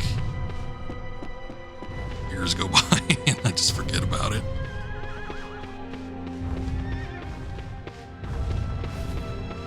See a clear connection, but you can't say that's what they were aiming for. I mean, what's he doing now? Huh. There was such a, I mean, that game was in development hell for like 10 years. There was such a long pause between game development times, and I think they lost their lead director that, you know, things probably changed. I don't know if Ueda ended up coming back, but things probably changed during the development where they said, oh, you know what, maybe we should toss this in here or something. You know, if it was a different director taking over, then maybe they thought they shouldn't be quite as vague. And he's not doing it.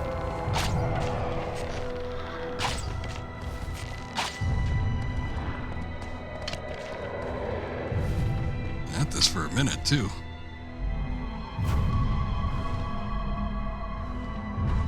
On the head. It's probably the only one.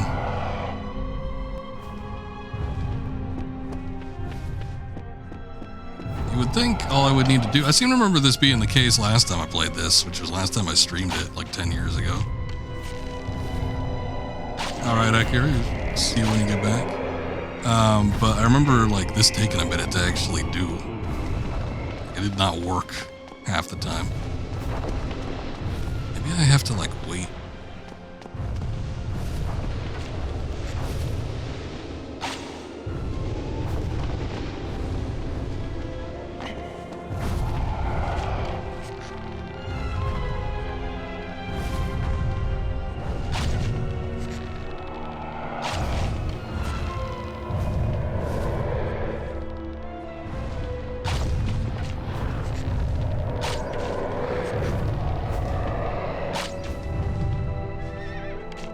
See the blood or shadow spout now, so I'm sure. This doesn't look like the position he used to be in, though. Like, I seem to remember him hunched over the top of this thing.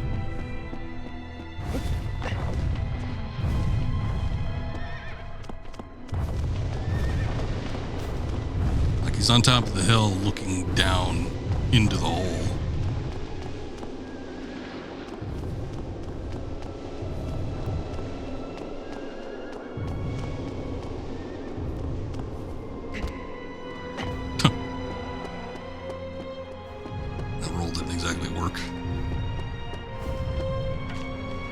Come on.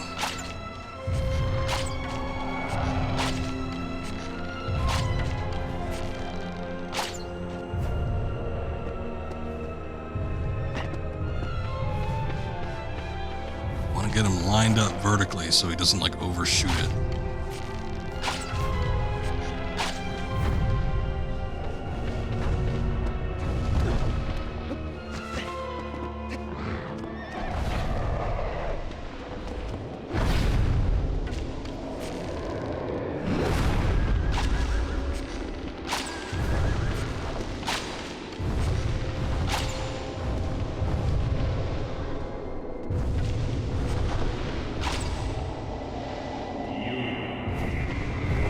I'm trying, my dude. I'm really trying.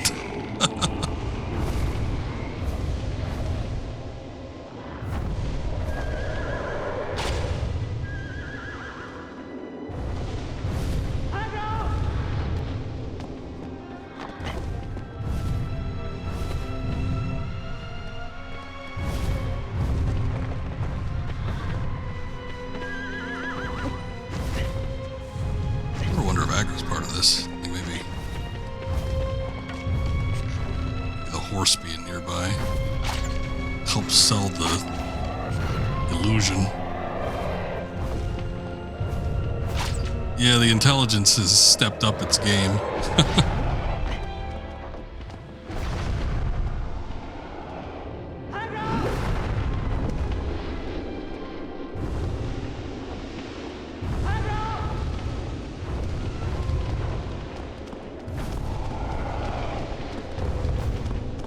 I don't know.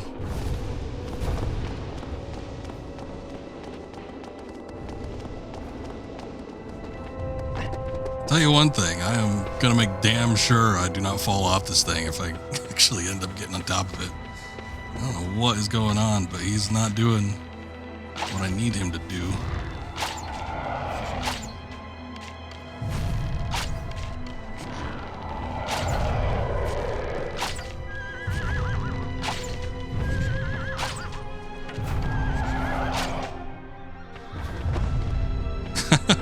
That is true. I'm chipping away at his health ever so slightly. Those little mosquito bites, they're gonna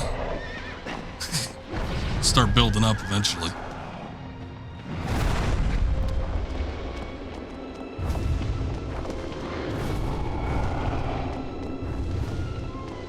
I think he did it once, and I think I was too slow or something, because I remember hearing a sound that sounded like, you know, repeated thumps.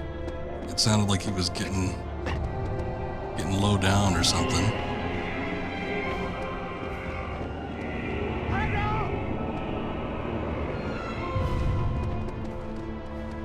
Aggro, where are you? There you are.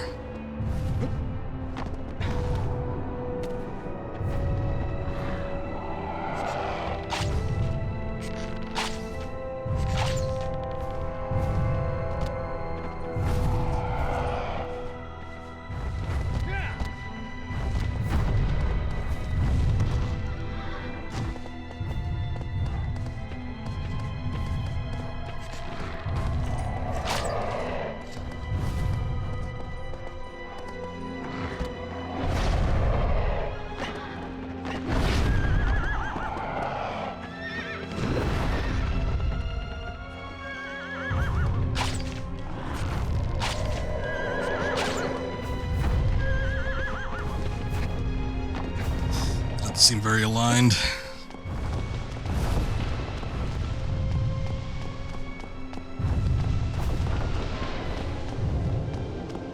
Kind of like I have half a mind to like go back into the area that he was in and see if I can lure him all the way out back there.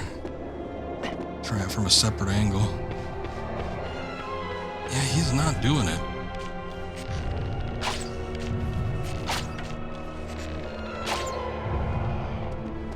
Once more, and then we do something a little more drastic. I feel like I just haven't been getting him lined up correctly.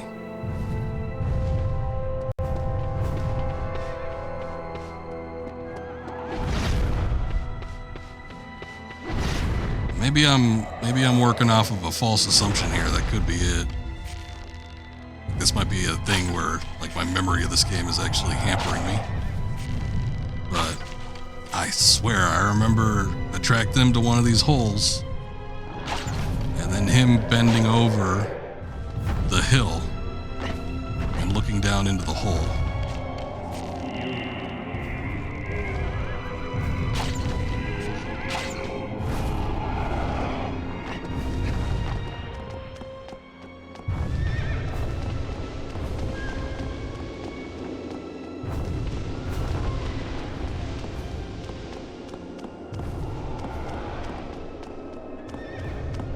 You could have swore I'm right. He's not doing it.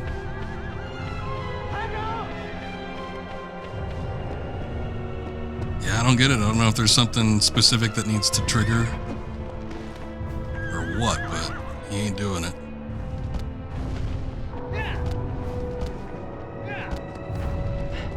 Let's see if I can lure him out like far. See what's back here too.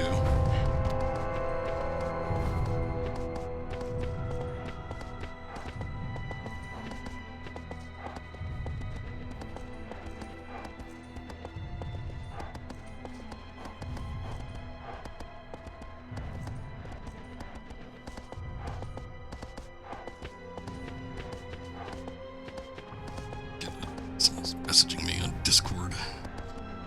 It's actually business related too, so I should probably not ignore it, but I think I'm gonna have to.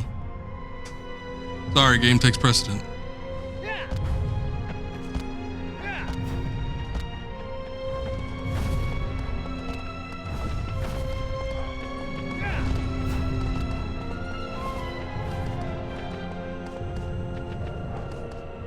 Oh, that was weird. Okay, I'm gonna try this and see if it works any differently. Like getting him in front of the hole here.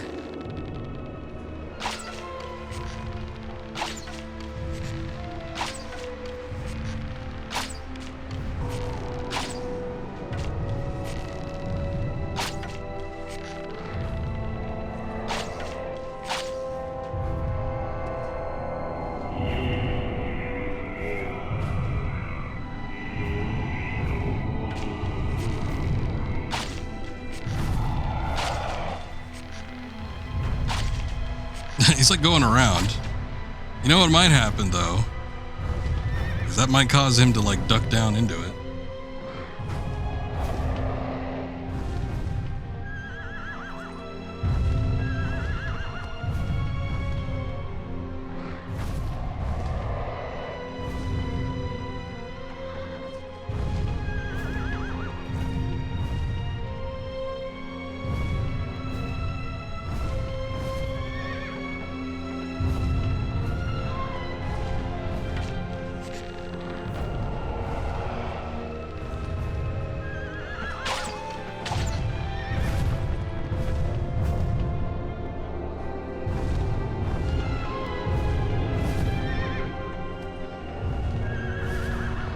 What the hell he's doing?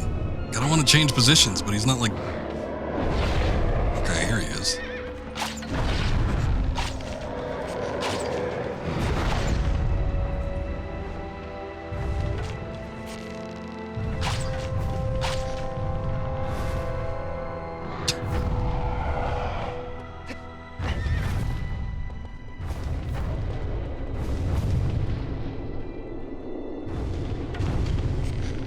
He's like over it, but he's too over it.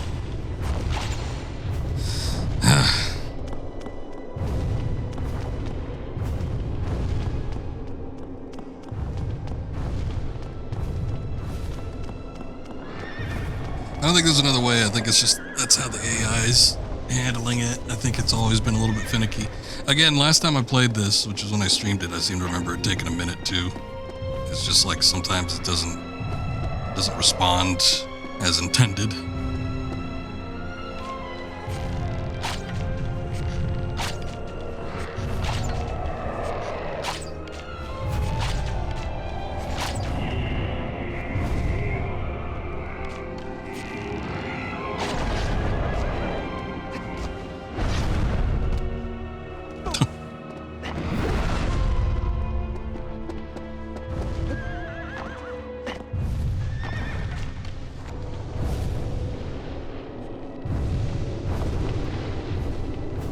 I know, like, if you get him in the right position when he's looking down, you'll see him.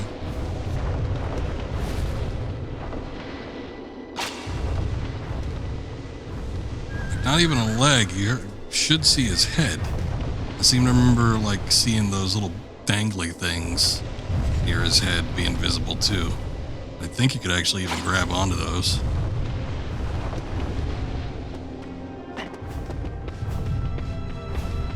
This guy does not want to play ball.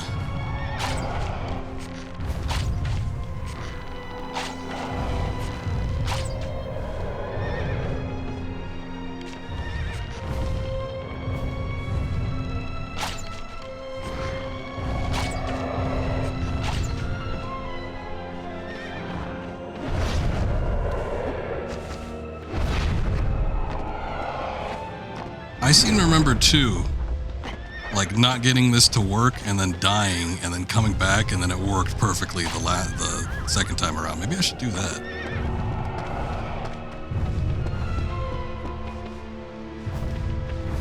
Like something needs a reset, maybe.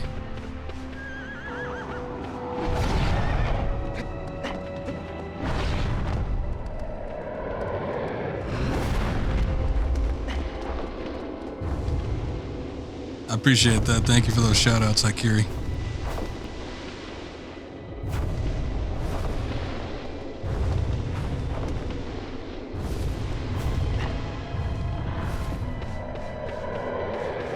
Only wish we could get this done a little sooner. Man, he looks like he's in the perfect position for it. But he's not getting into it.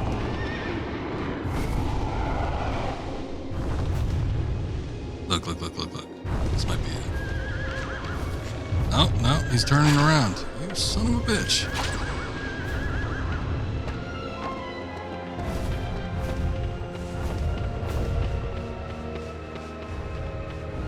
I'm gonna see about doing what I said I did before, which was die, and then see if it works flawlessly the second time around. Because I feel like that might need to be what happens here.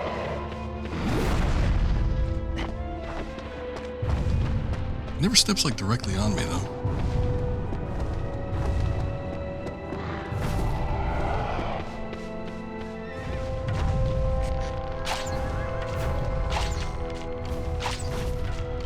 See these things? That's what I'm talking about. I remember like seeing that specifically, like at the entrances of the tunnel. And I think you could even like get onto them, possibly grab on, but once you see those dangling over you, that means he's like in position, and then you can swoop around the back and then climb up from the rear.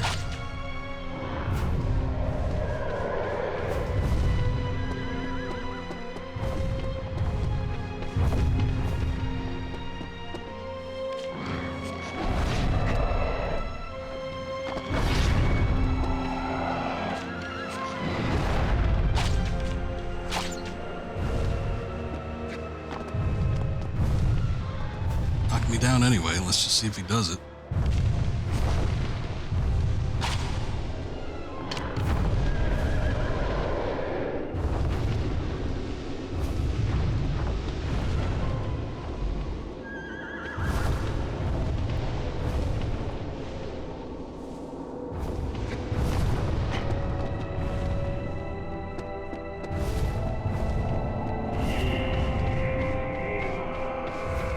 Just turn around.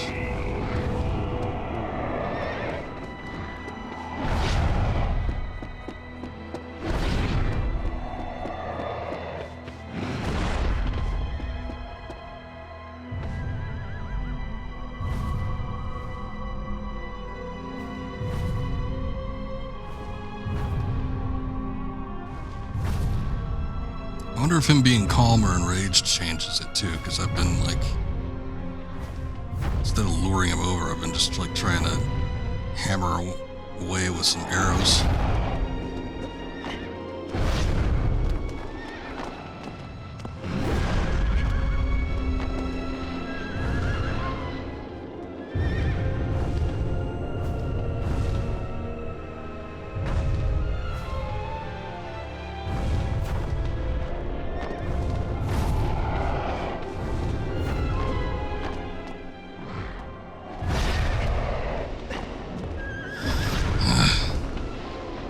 He's doing the attacks, he's just not getting into position for me.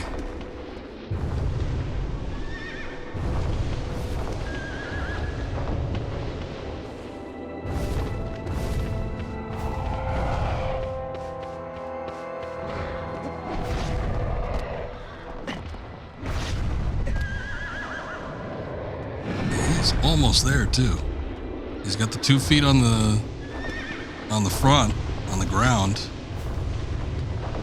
lower down, and then he's like halfway up the hill.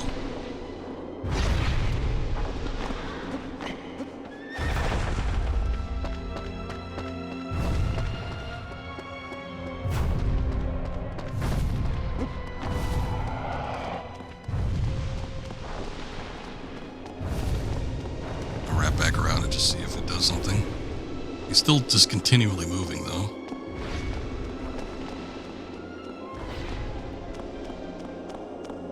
Any luck, he's just hammering in there, and then eventually he's gonna take a look down. Oh, look at that. He finally did it. I don't know why it took so long. See, this is what's supposed to happen though.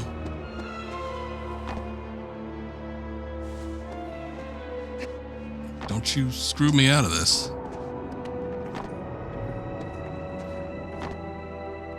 I don't know why he's not grabbing on. God damn it. Look at that, the very last one before he started moving up. Finally, we got it. Took a while. It's this is one of the few where like it's very reliant on a particular trigger.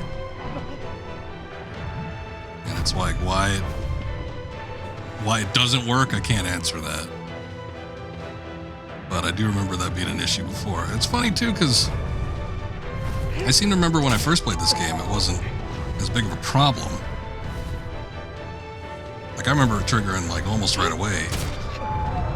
It took me a minute to realize what I needed to do, like to get into the catacombs and then sneak around from the back. But I do recall like it being a little bit more of a quicker process.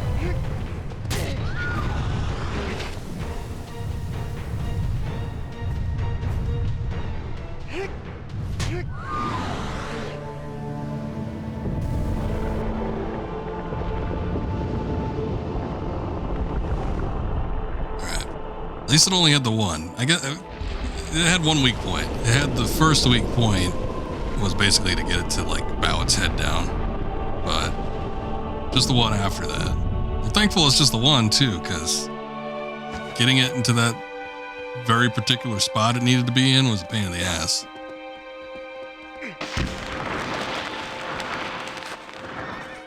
I'd run underneath it. In the crook of its neck.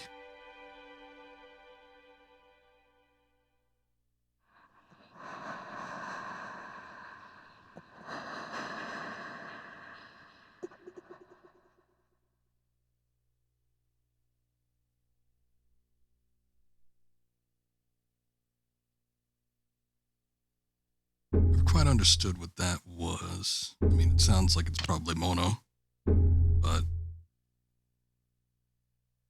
at the same time, I don't know if it's like reaching out to her or what.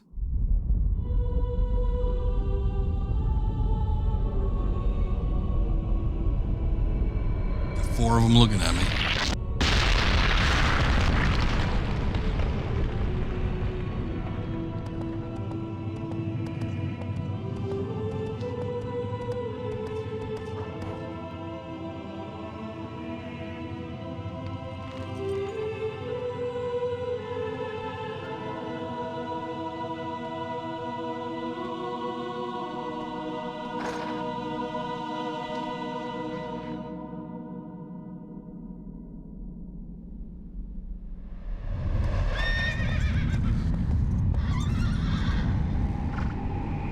mission at hand.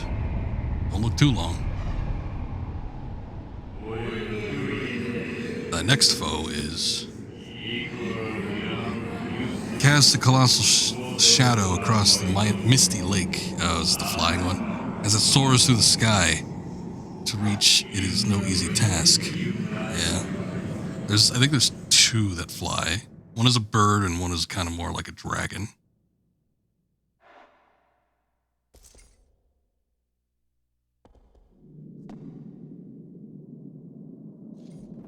But this is one of the more interesting ones. They're all interesting, but this is like one. Just because the sheer nature of it being in the air, I think is what makes it a little more unique.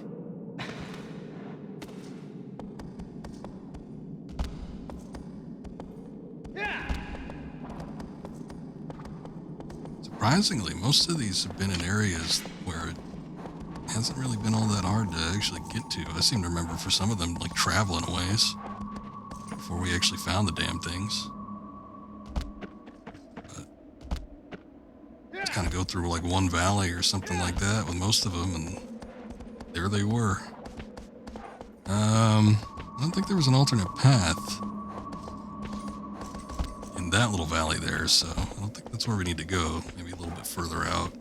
See if there's something out this way.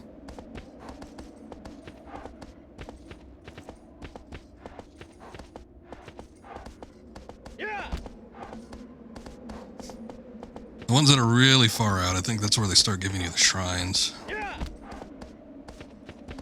start finding the shrines, you start finding those lizards.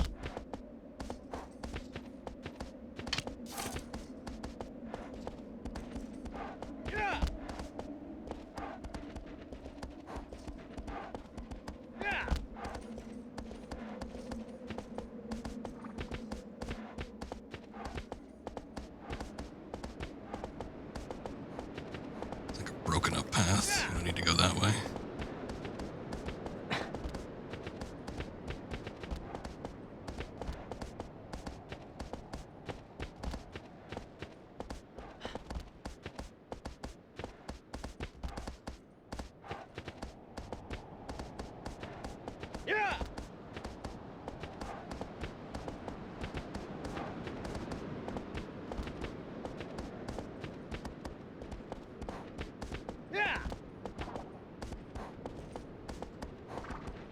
Trees, but again, these don't look like the ones that were producing fruit. Almost look like evergreens or something.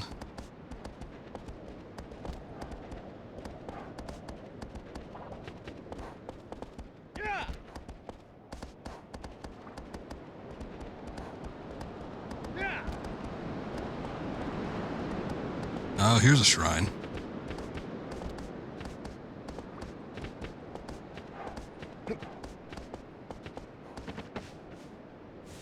So here we gotta be on the lookout for our lizard friends. I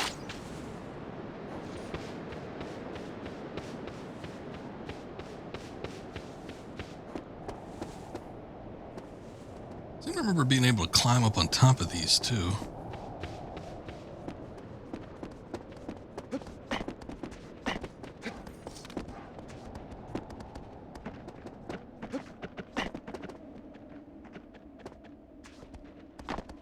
Puts us at a better advantage to get one of those lizard things or what, but yeah, you can definitely climb up on top of it.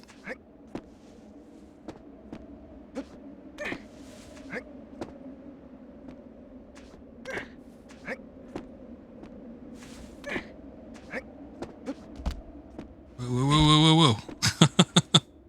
I pressed R1 and the jump button at the same time, which... Hey, there it is. You son of a bitch.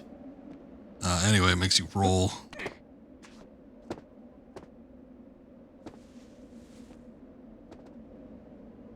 Okay, the lizards are definitely on top of the shrine. Just a matter of finding it. Just scurried off, too. I don't know if they disappear. They probably do, but... if they do disappear, if they come back up or what.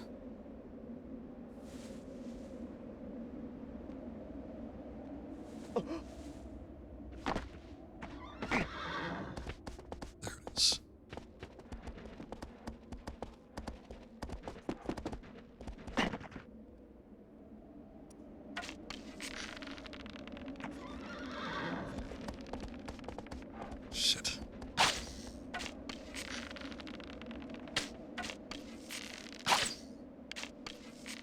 Oh, I got it. Ah, son of a bitch. It like came right up to me. I missed it twice. Like I stunned it. And then it... There it is. It dropped for a second.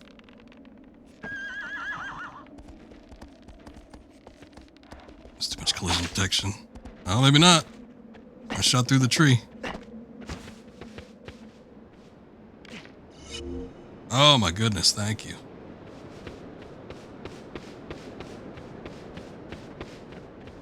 I don't know why it sounds like the PS2 sound. I don't know if that's intentional or what, but you see the stamina gauge glow a bit after you eat it. So they do boost your stamina.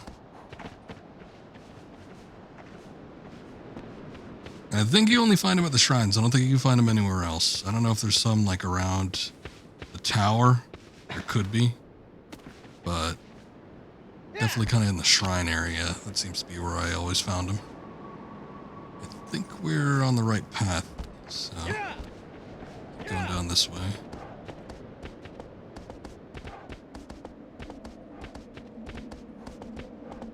And of course, there's the regular lizards. We shot one and just it dropped a tail, picked it up, but it didn't seem to do anything. I don't see that it would like recover stamina. That seems a little bit stupid considering that stamina recovers automatically. So, I don't know, just for fun, I guess. You just have that mechanic available to you. Here comes the bloom.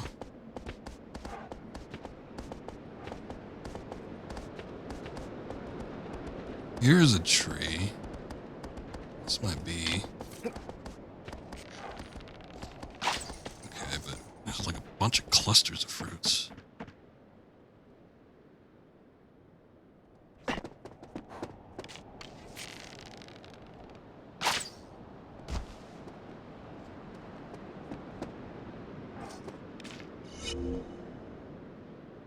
Huh.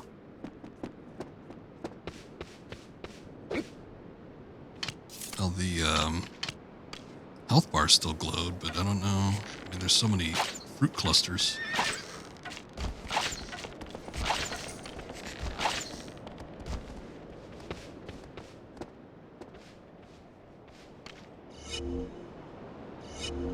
The health bar is getting bigger, though.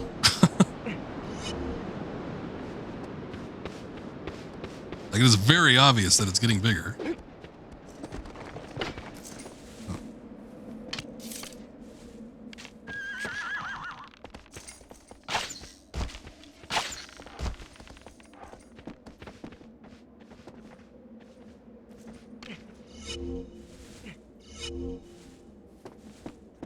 I don't know if it's temporary or not. I don't think so. With these. It's just that the fruit that we saw the first time on that one tree, it was like one individual fruit. So I wondered if, you know, since there's a cluster of fruits here, if that would somehow change things. But no, it looks like they still affect the health bar. Again, whether it's like temporary or not, I don't know. Maybe like the single fruits are long lasting or something. But I mean, that's a pretty sweet deal.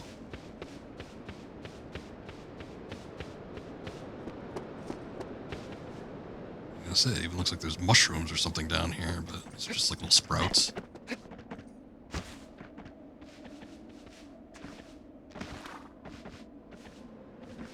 Yeah. Yeah.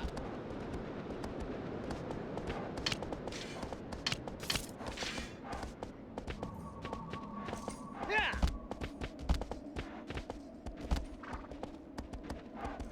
All right, let's keep it going.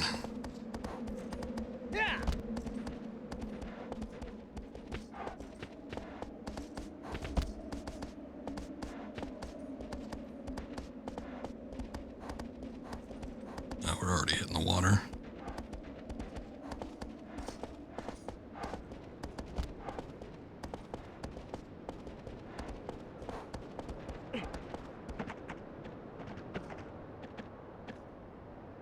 Hmm.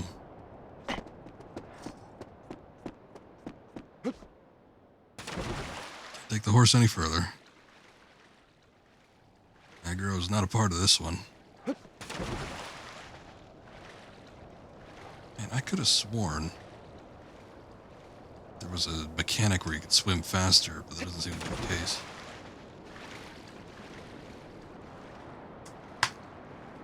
Take a look at the manual. Huh. Did I miss it? Nowhere to get up on top of this thing?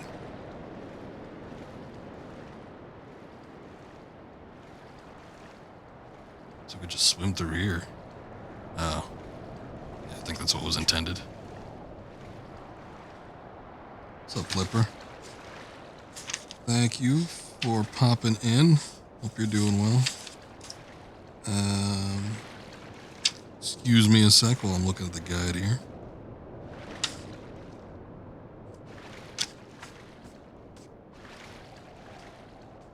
It's a good thing we don't have to keep moving in order to, like, prevent him from drowning or something. Jumping, crouching, and evading. Swimming. Swim faster underwater. Okay, by holding the R1 button. I thought I did that. Maybe I wasn't holding it. Oh, yeah.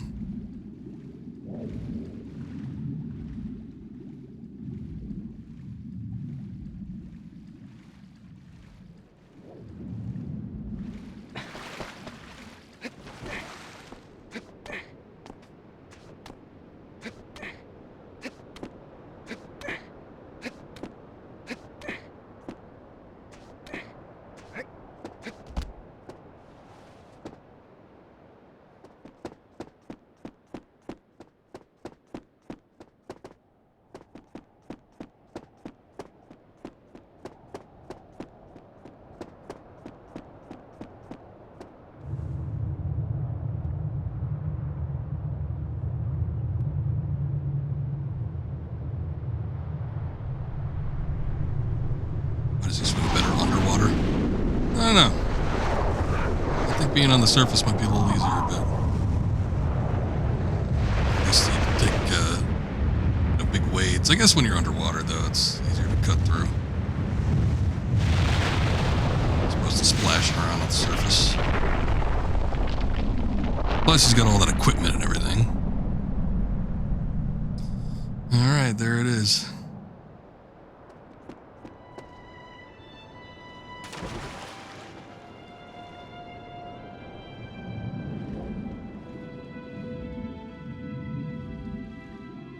Makes it a hassle under the water is just the visual effect.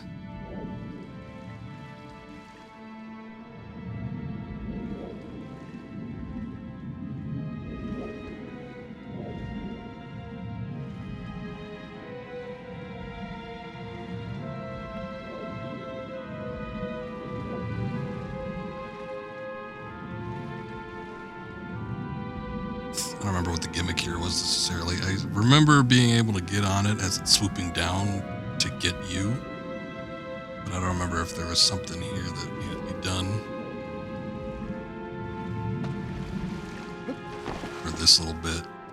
Maybe staying underneath the water prevents him from spotting you. Then he could potentially sneak up and get onto that tail.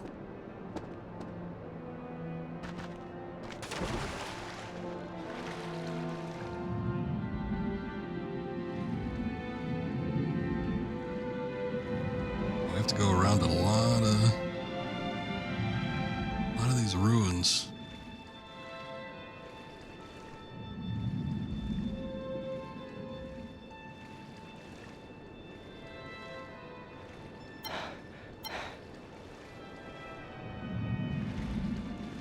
Man, the camera goes underneath the water too, even if you're just manipulating it from the surface.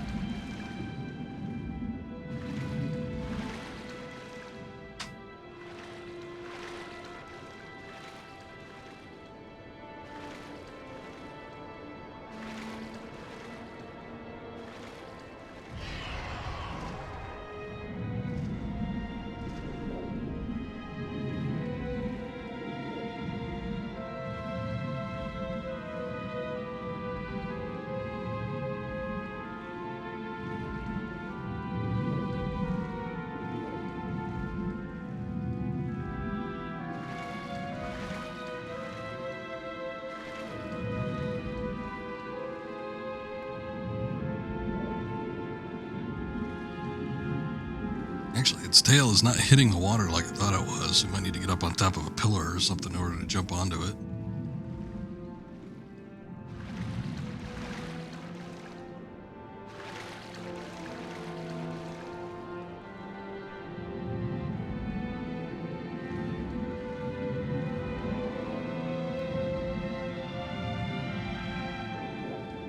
Once we get behind it, we should fare a little better, unless it has good hearing.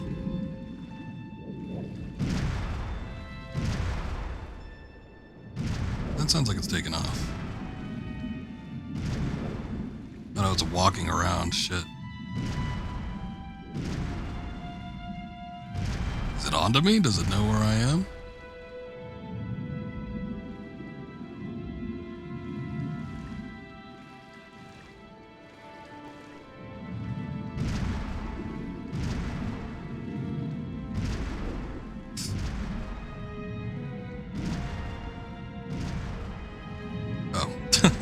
See this big shadow. I thought it was a tower that we could get onto.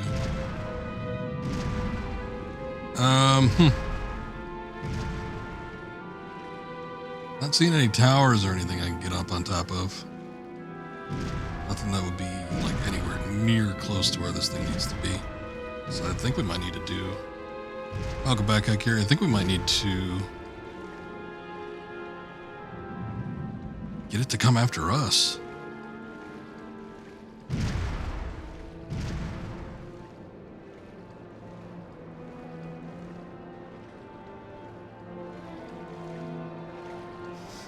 Unless there's something over here I need to interact with, but I don't think that's the case. I am a little bit curious to see what this is, though.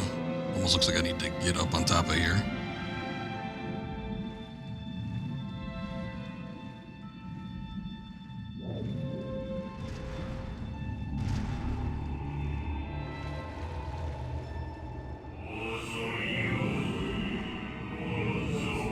Yeah, I figured as much. Just want to take a look at something over here.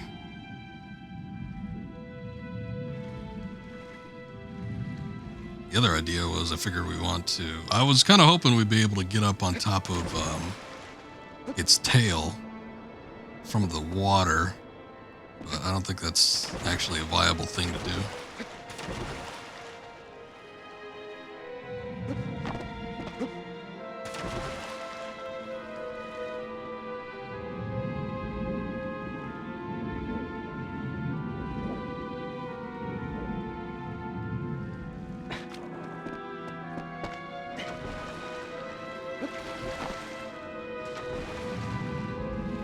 To see if I can get up on top of this tower, but I don't think so. So these little platforms here, these are something that we could utilize, although being able to have it sweep in from under here seems like it'd be a heck of a task. I think it'd have like a pretty large wingspan. But anywhere that you could get out and stand on the surface of the water, basically make a jump, that's what we're going to be looking for. Whether or not I could shoot this thing from here, though, I'm not too sure.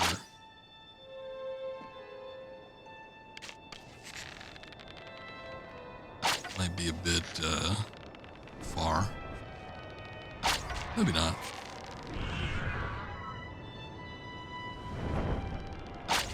Okay. Eyes turned red. That means it's angry.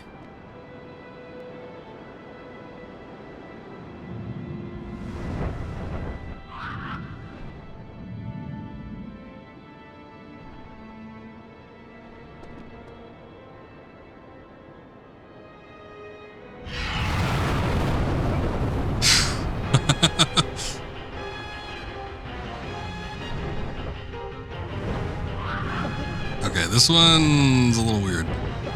Obviously, it's very tricky once it's like in the air, but I think we need to get on like either end of its wing.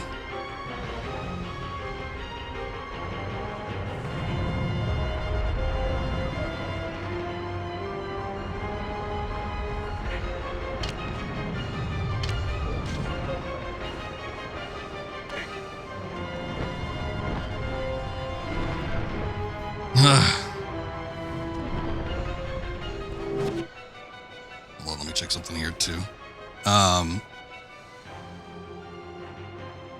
Okay.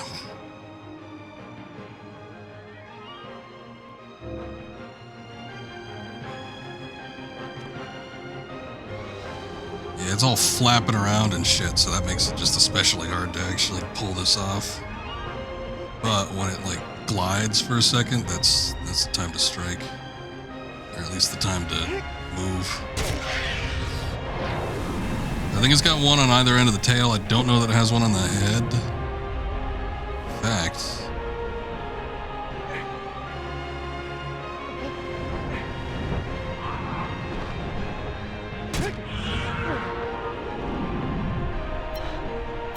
we're out of stamina. It's doing like these loop-de-loops and shit. Whoa. This one was always tricky to do in one go. I found myself needing a lot of stamina just because of the position it puts you in. When you're trying to hang on while it's flapping its wings, it takes out a lot of stamina. So, not impossible, but not always doable, especially if you're doing it on like a first run game. Better when you have more stamina, so either you're going out into the world and collecting all those lizards or doing something else.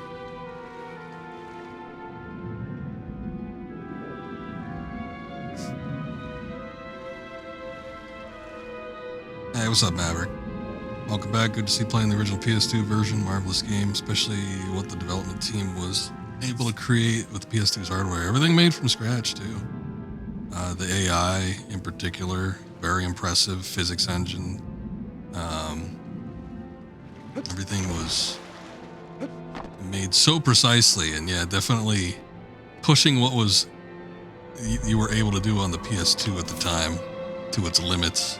I think other developers with more money and time were potentially able to do a little bit more, but that was just after a lot of research and years.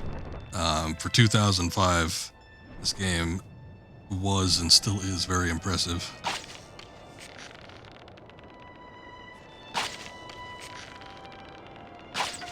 And for the longest time, just out of convenience, I typically played the HD edition on the PS3. Never played the remake, although I do feel like I want to check it out at some point just to see.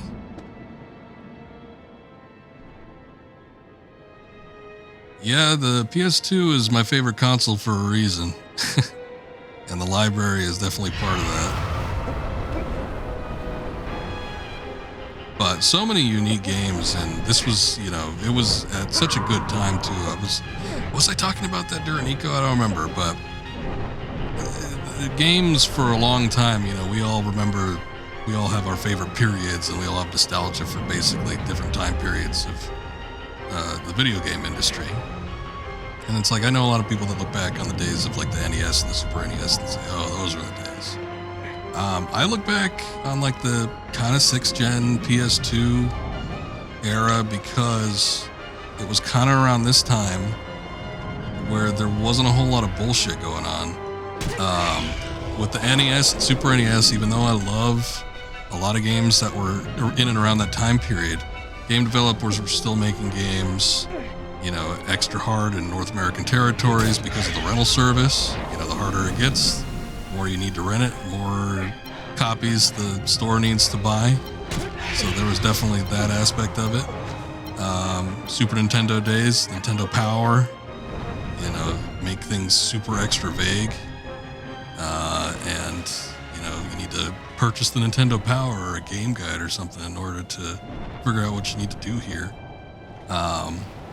So there's always like some bullshit going on with a lot of those, but like when you start to get like kind of the 5th generation, 6th generation, that starts to fade off. And it was before internet usage became very, you know, like a staple basically. So there wasn't like patches or DLC or anything like that.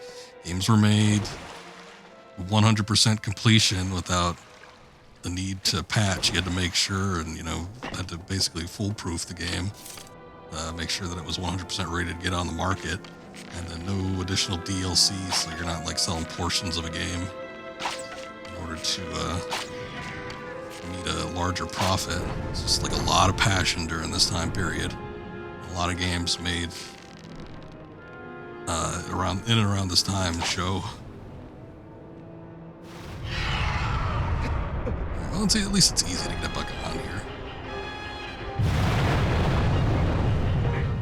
Grew up on the NES and Sega generation. There's something magical about the PS2 era generation. Definitely. Lots of creativity, lots of passionate people. It was like, started getting into like second and third generation game developers too, where, they're inspired by other games that exist, as opposed to like feeling out the playing field for the first time.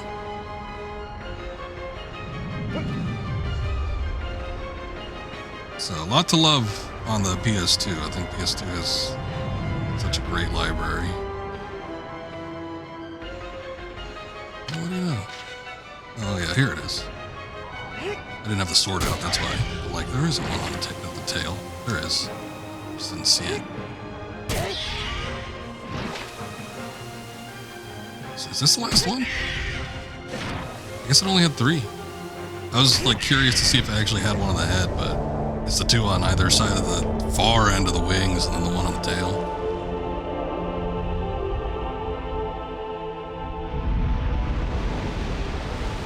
Not the easiest, but it's not hard when you know what to do, and at least it's not reliant on particular animations, like the damn deer one that we did just prior to this.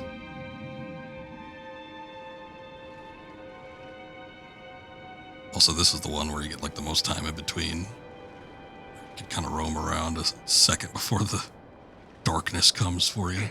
There it is.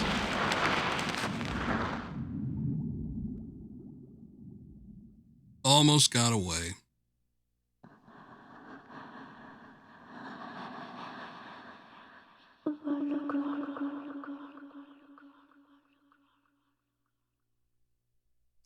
I feel like when you get to New Game Plus, you maybe hear what's being said during these segments too.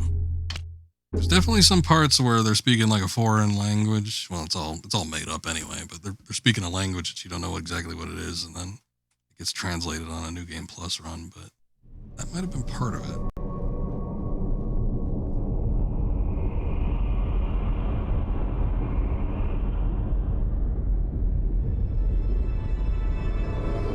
There's a big statue.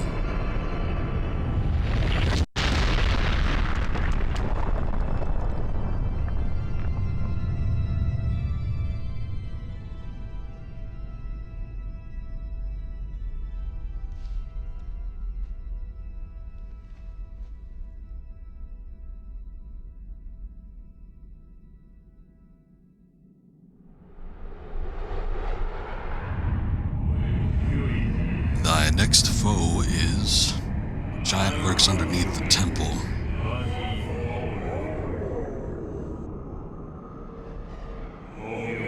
Lust for destruction, but a fool it is not.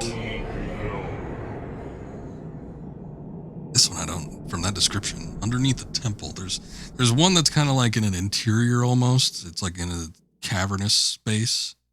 Well, there's one that's actually in a cave, but I don't think it's going to be this one. That one's a little more serpent-like than I'm thinking, that I'm mentioning here. But there's one that's like, it's like almost in a temple of some sort. Let's take a look what he's looking like. Looking a little more pale. Also see some veins starting to pop up around his face. Also, still fond memories of playing Okami, Beautiful Joe on PS2, even though they were our first GameCube games. Let's be serious, no cool people owned GameCube console exclusively. They have PS2 or Xbox to fit in. Even back then, when the Xbox came out, that was the one that like the cool kids had. I don't remember what I got first. I think I got a PS2 first, and then, but that one was like exclusively mine. And then the family had GameCube after the fact, but I had 2, and I didn't get a Xbox console until years and years later.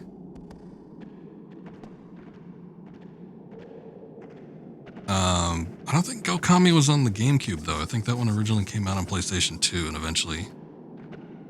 think it eventually got ported to the Wii. When it got ported to the Wii, that's when it started to use the motion controls. I think that one was actually the PS2 first. Beautiful Joe was one of the Capcom 6 or 7 or whatever. So that was one of the ones that was like almost it wasn't necessarily a launch game, but it was one of the original few games that were developed specifically for the GameCube and eventually got ported later on. Aggro, where are you? My first time playing Okami was on the PS2. I had the original version of that.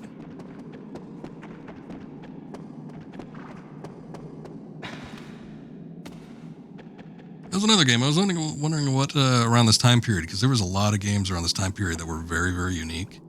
And they were made by Japanese developers, and it was just like stuff that I had never really seen before. Talking about like Shadow of the Colossus was one of them, Katamari Damacy, and then Okami would have been one of those. Probably some other stuff too, but it's like there's so many unique games that were coming out around this time period. I think we're finally getting to that point where very creative minds were getting into the game development world, and coupled with the fact, not that there wasn't beforehand, but coupled with the fact that technology was getting to a point where you could start doing like more wild stuff. It was a good combination.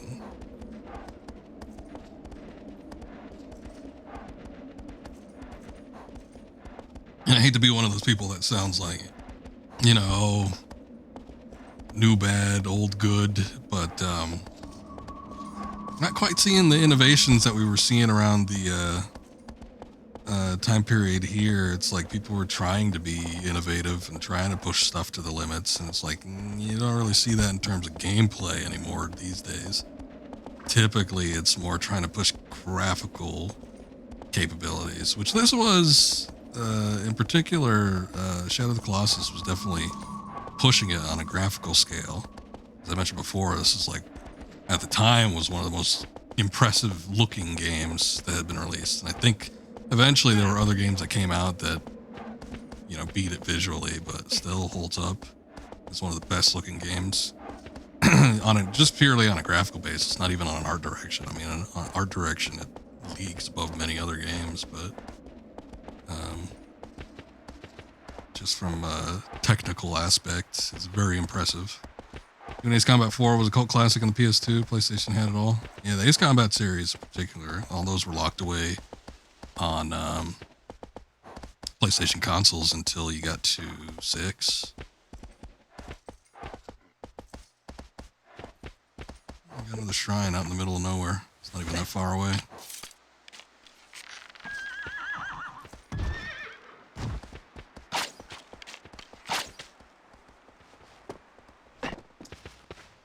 Wish you could play these.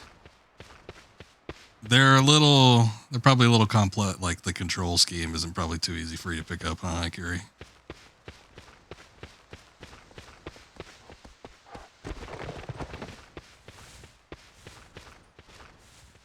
There's a lot of like holding down onto the buttons and stuff, and you gotta like sort of do multiple things. I hear that they reworked the control scheme on the remake. I don't know if it makes it any easier though. Shit. Oh, come on. Definitely hit it that time. Nothing wrong with saying new bad, old good, especially when it's true. The reason our grandparents said their generation was better than ours, because it's true. I want to agree because of our egos.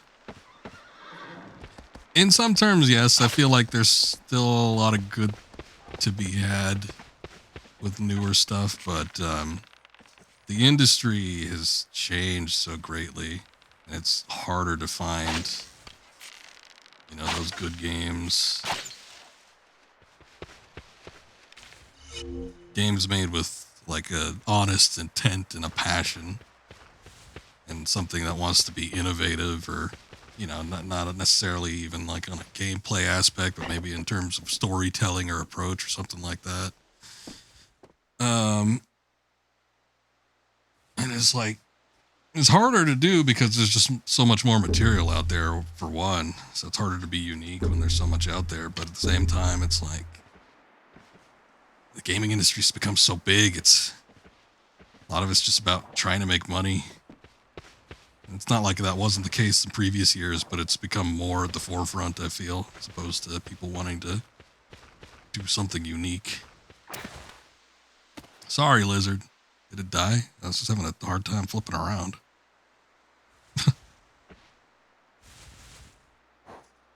All right. We're making our way somewhere. I'm thinking this is going to be the one. I always remember this one being like later in the game, but I guess it ended up being a little earlier. But I'm thinking it is going to be the one that's that was like underground. Yeah, poor lizard, but he's got this special tail that gives me stamina, so I can't not help myself to that. Yeah. Besides, I don't know why he's having trouble flipping around. Lizards lose their tail all the time. They can still flip over if they get knocked around.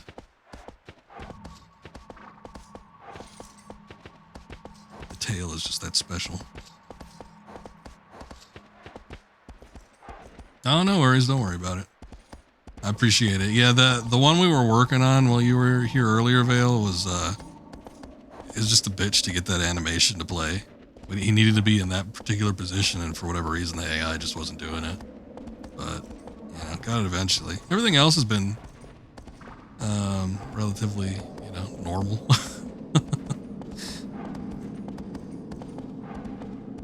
It's traumatized. Yeah, probably. Industry's void of passion now. Artistic passion gone. Nothing more than corporate agenda.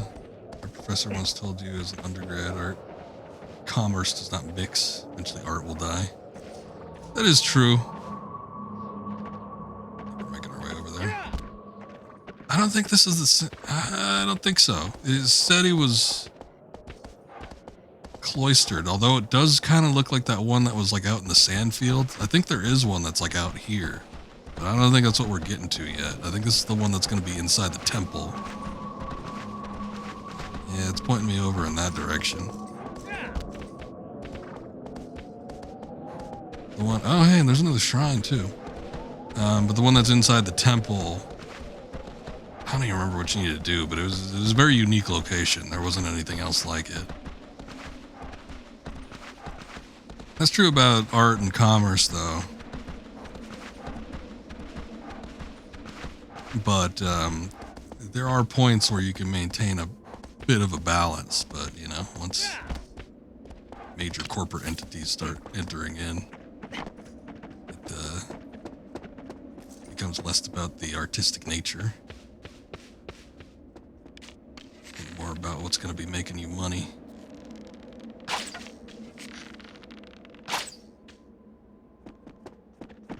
Another lizard here.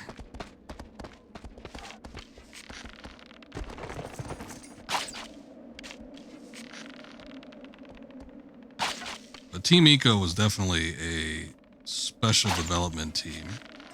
I mean, it's a damn shame that weren't continuing on. I still think that there are companies that still want to put out a product that fulfills some sort of artistic purpose. I mean, nice, we got it. We ended up killing the lizard in the process, though. You know, myself and, you know, Vale and Ike, you guys are just doing Alan Wake. Remedy, I think, is one of those few development companies. They're independently owned now. Sure, they get the production money from stuff like Epic Games or whatever, but I do feel like you can't say that they're not driven by some sort of artistic passion.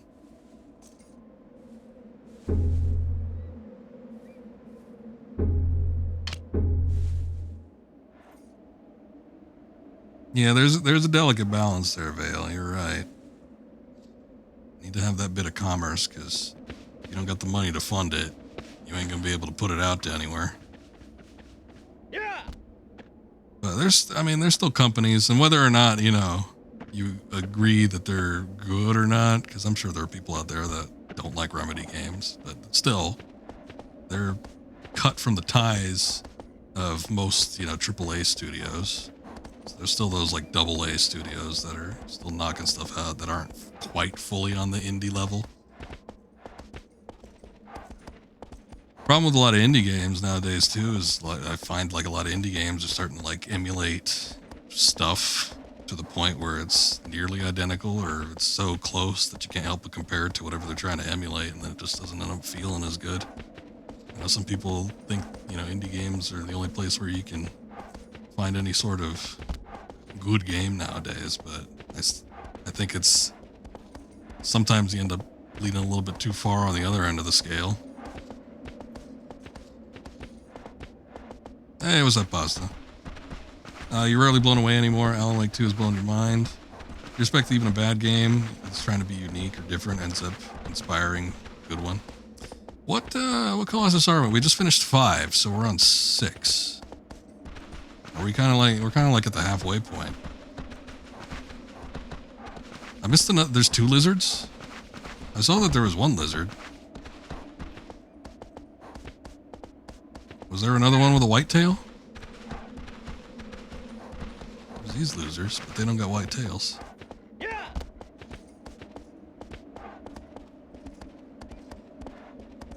I mean, I gotta eat these ones. Don't need to, though.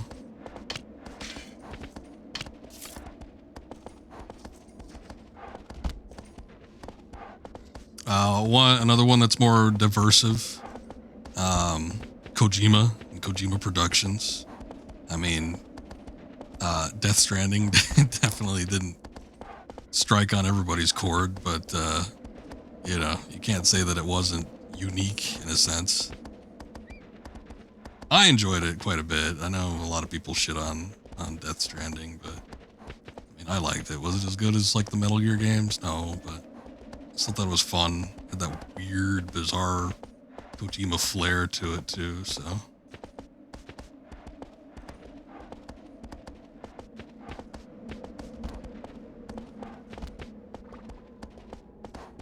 During Sage's tail, describe Desolate Wasteland, assuring him it's fine and they'll grow back. They don't. I don't know if it works with raptors. Lizards, no problem, but let's give it a little taste and find out.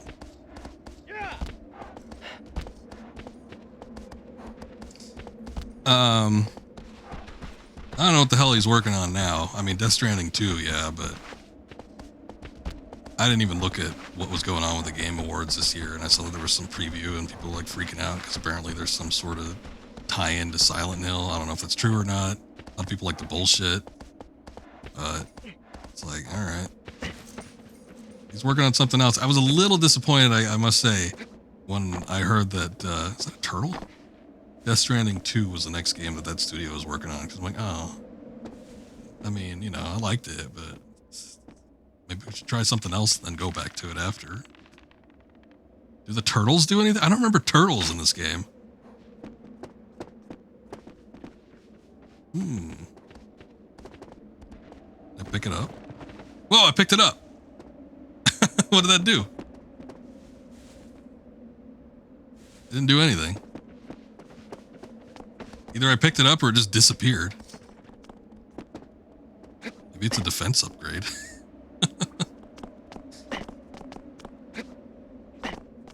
Yeah, I don't remember turtles. Look, here's another one.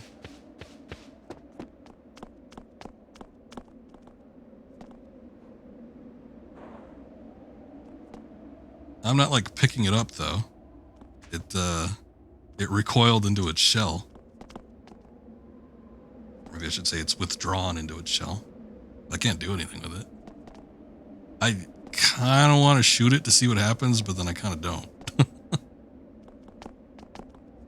I think there was a Silent Hill like game he's doing. I don't know. I'm gonna have to look into it. I would be very interested to see what he's working on. This must be the only area with turtles. This is the third one we've seen. They even have collision detection. Wander's putting his foot on it.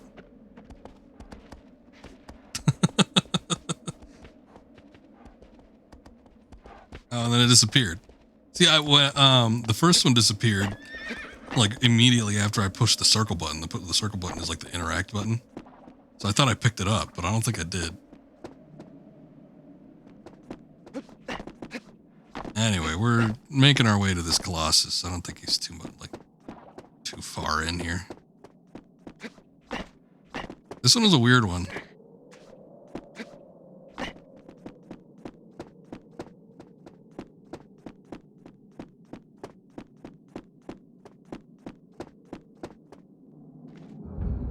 Think you remember this one? Yeah, once you see it, you probably will, just because the location was so unique. It was not an outdoor location. This one was completely confined inside this like little temple area.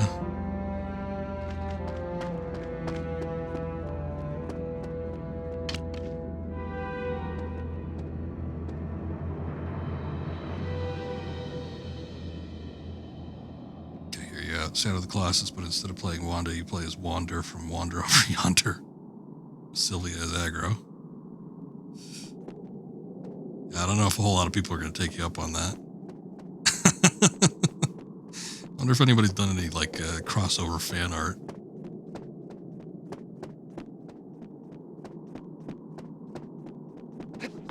Whoa, oh shit. I am highly surprised that I survived that.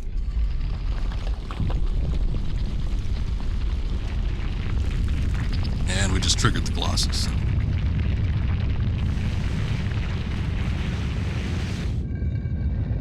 It's okay, the cold, unforgiving stone broke your fall. Thank God.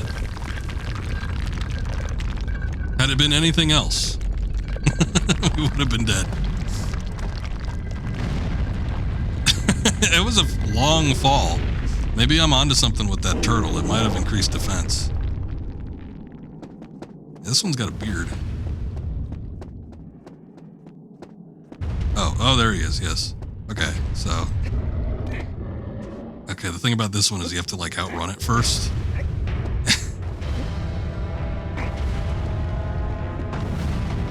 It's the Colossus with the Reddit beard. Well, yeah, that was the other identifying feature. It had the big old beard on there.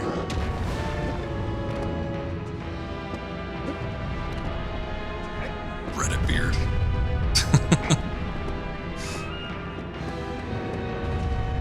People on Reddit wish they had beards. Wish they could grow beards like this. Okay. And I made it over here.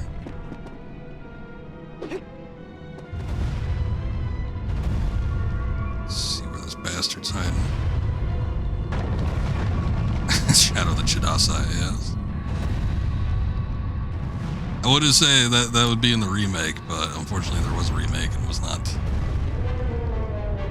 present. I'm sure we'll find it. It's up there somewhere. And there goes the wall.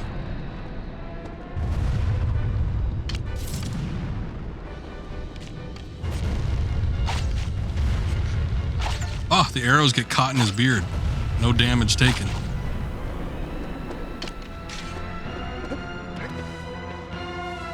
It's his one weakness, the beard. That and the weak point. Oh, they're using this music on him? I want that music to play like on the ones where it's hard to find out what you need to do.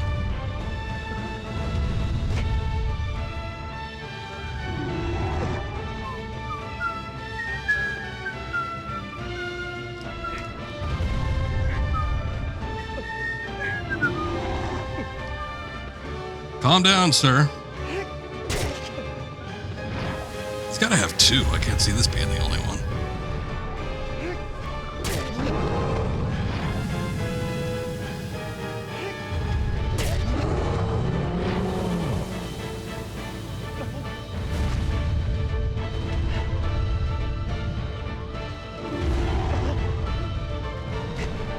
Taking those shoulders. This thing is still glowing. No, maybe not.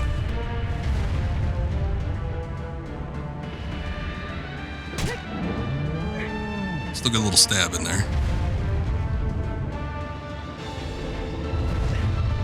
Okay, it's got to be on the back or something.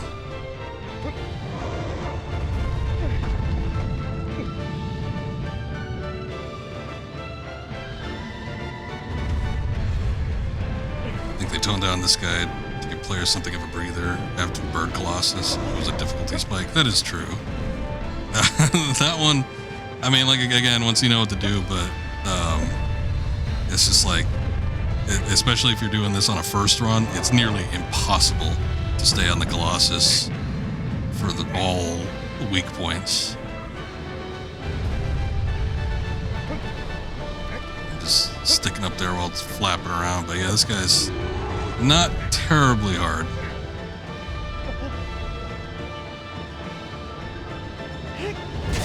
I could see it being more of a challenge if you attempted to fight or get on him before running to the end of the temple area, though.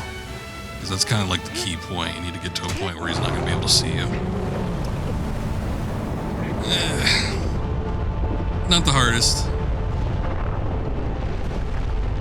Cool location. I like the location. I was slightly at a disadvantage too because I lost half my health bar prior to the fight. So, you know, I'm not saying that happens to everybody, but it happened to me.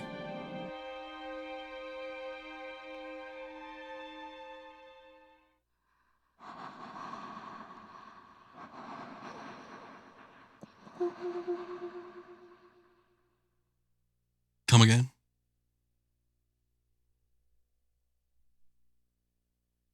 Sure. The blasted lands. Those blasted lands out there. We got two tails though in that area, which was nice. So I'm able to get the stamina up considerably.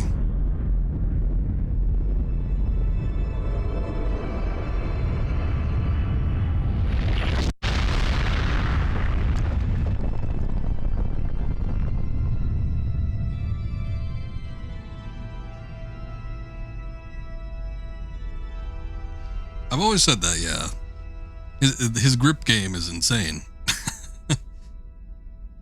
Fingers alone, and he's able to hang on to, like, the bird flapping in particular. That one's insane. Thy next foe is a ruin hidden in the lake. Ah, we got the serpent one. A ripple of thunder lurks underwater. This one sucks. I remember not liking this one. This is one of my least favorites. Not from like a design aspect or what it looks like or the location or anything, but simply because this one is such a pain in the ass.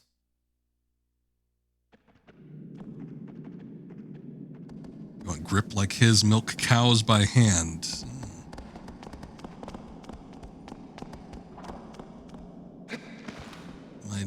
Might be onto something.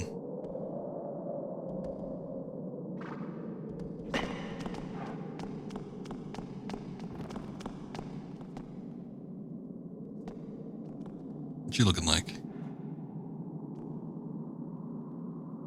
It doesn't look that much different from last time we checked up on him.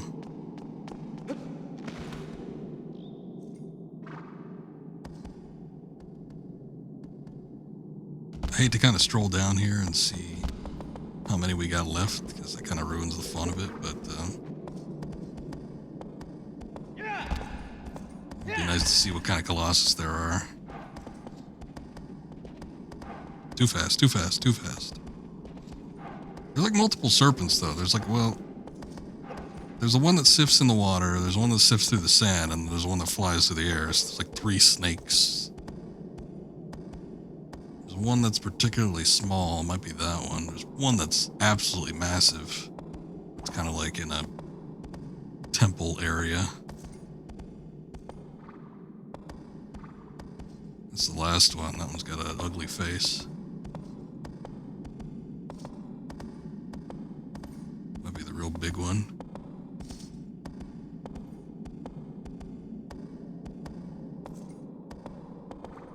No, I ain't going that far. I don't really want to beat it in one go. I mean, we've already been streaming like 3 hours. I'm probably not going to go too much longer. We'll see. Might do another 2 or 3, depending on how fast they go.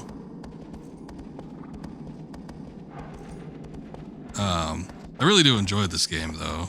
Again, it's what I consider it one of the best games ever made, and it's one of my personal favorites. So I would like to take my time with it, but unfortunately, I kind of know how to play the game because I played it so much. So we just kind of breeze through some of the Colossi. Also, if you do the snake one and the one right after, you can finish with half the Colossi done. Okay. Well, that might be the stopping point then. Where is this bastard? Out this way. All-nighter. You know it. You know me, I always pull those 24-hour streams. I am famous for them, after all. Very first playthrough ones we got. I got stuck on number 4 here this last time. While we were doing the stream here, because I couldn't trigger the goddamn animation for him to look inside the tunnel. It took like 30 minutes. I'm trying to think of what the hardest one was. The last one is ball busting. That one's pretty brutal first time around. I'm trying to think of which one might have given me the most trouble outside of that, though. I remember when I streamed this game last year, like 10 years ago, number 4 still gave me shit, because when I was playing it this time around and he just wasn't doing the animation, I was like, shit, I remember this happening before, too. And I don't remember that being the case when I very first played this game. The very first time I played it, I remember it being relatively seamless. Like, once I figured out what to do, oh, you go in the tunnel and you come out the other end. It pretty much just triggered without no issues. I'm gonna try to attempt the direct route for the last one. I don't even remember that necessarily. I could. You mean as opposed to it's like going straight for it as opposed to winding around the map before you get to it?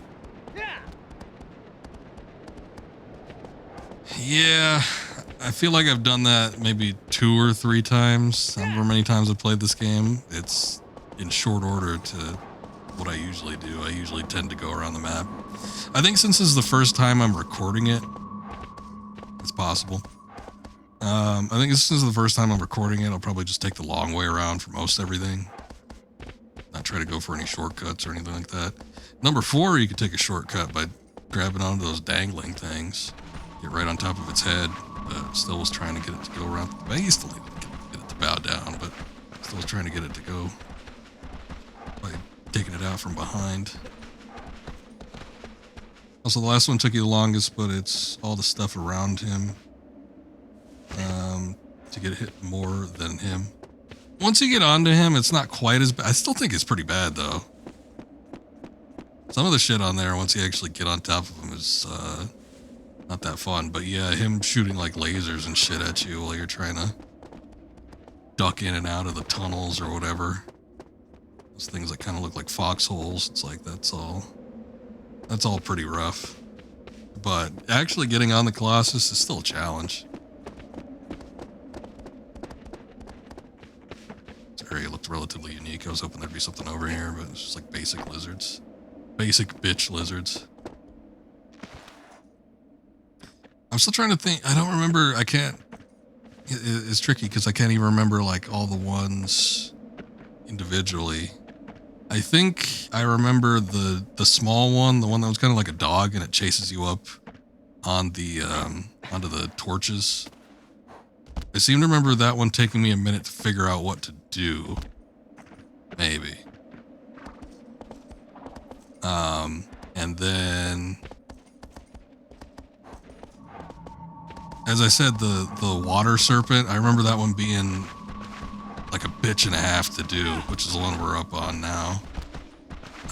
Whether or not it's going to be as bad as I remember it being, but I remember first time around that one being a pain.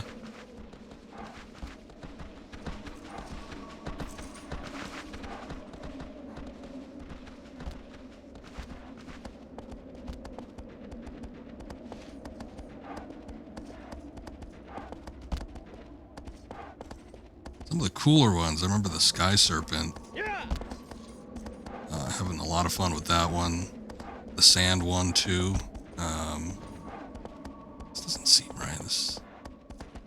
It's up to the canopy one. This is the spot with number 3. Yeah. There must be something else. Shit. Why did I think that was? Why did I think triangle was the map button?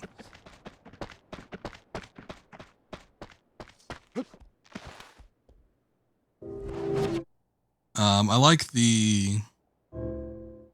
There's that massive one that's kind of in a temple area. It's like an outdoor temple ruined structure area. It's huge. And you have to kind of like weave in and out of the structure. I forget exactly how you're supposed to get up on top of it, but that one I always remember liking.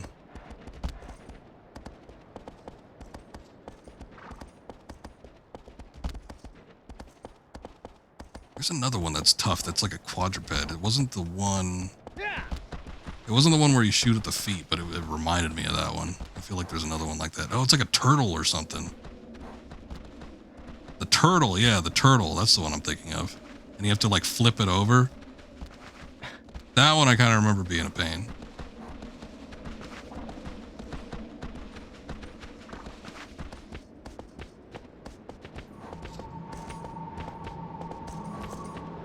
Okay, I think we need to go that way. But is this the... Why did I do it again? Why do I keep pressing the triangle button? What game am I thinking of? There's some game that's in my head. No, we have not visited that shrine. Let me go visit this shrine so I can see if I get a stamina upgrade. Cowabummer. Yeah, real cowabummer fighting that bastard.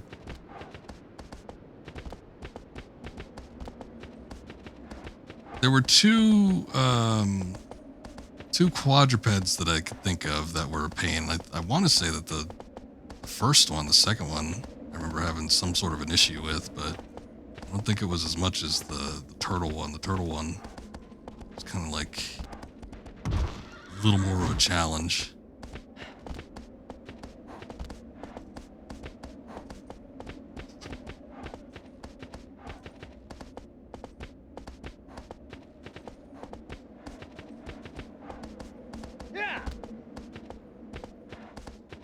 This.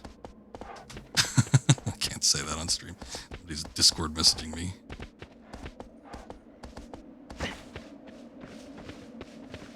Oh, there it is.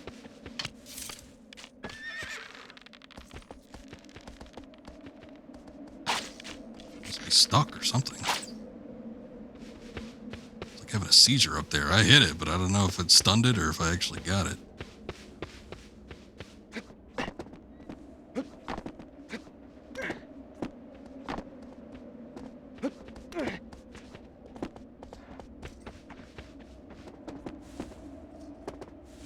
Oh no, I got it. Nice. Oh shit. It better still be there by the time I get around. No! Ah, son of a bitch. God, I hope that doesn't despawn. It's like the one time I've actually been able to hit this thing, like, right off the bat. Oh, thank God. Nice! Lizard nuggy. Mmm. Must have some kind of nutrition.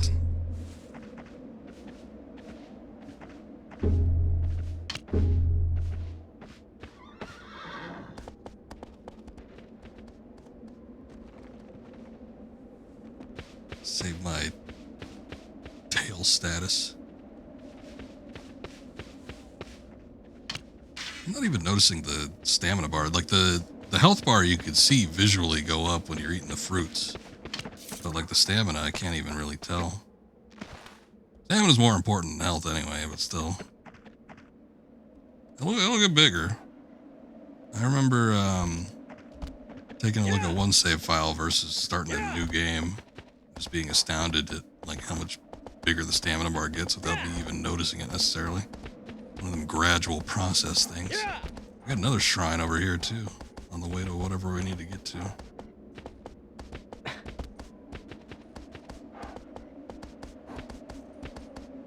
2 stamina upgrades back to back.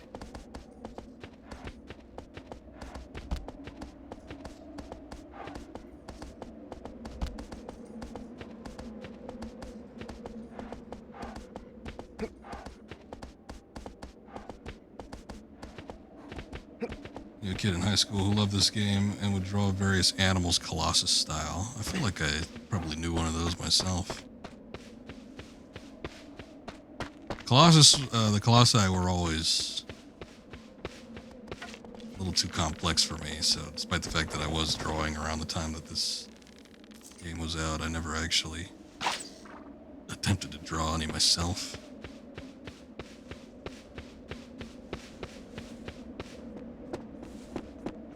Weird ancient stone patterns and shit, just a little bit too complex for me.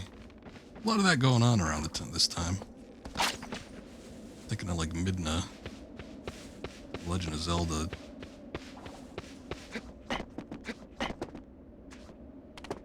Ancient tribal patterns. What the hell? How do I get up there? Don't tell me I can't. And the weak point is on her fat imp ass. That is true. It's gonna be anywhere. It's gonna be right up there.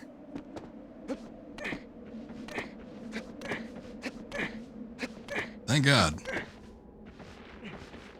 I'm pretty sure I hit it. Let's see. There it is. Okay, I was looking dead on at the stamina bar. It does increase, but it's super slight. Like, very, very tiny.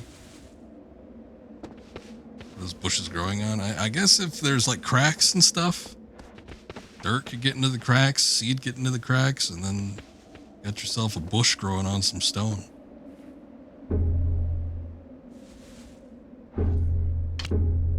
It's possible. Depends on how long it's been out here, but yeah.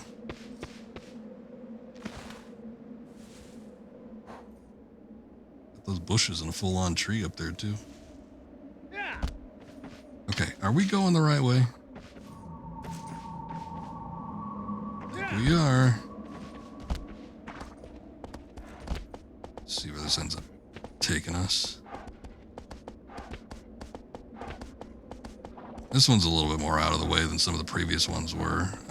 I remember, feels like wandering around for ages trying to find a handful of these Colossus, but I'm like surprised at the speed at which you get to them for the ones we've done so far.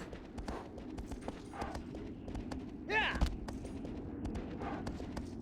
Again, I've never ever really felt lost while playing this game, though. And you got the Yeah. sword to tell you where you need to go, but still.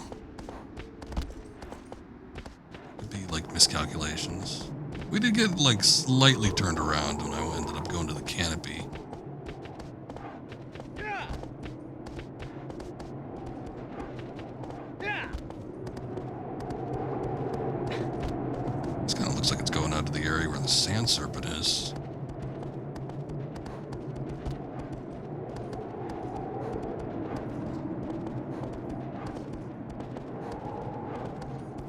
Look, there's another shrine. I don't think that's... Oh, that is where we need to go. Shit. There's probably something else out here, then. I wonder where... I mean, this might go where the sand one is. Because I seem to remember the sand serpent being kind of like through these stone valley-looking areas. Oh, those got turned upside down for a second. Found a shitload of fruits.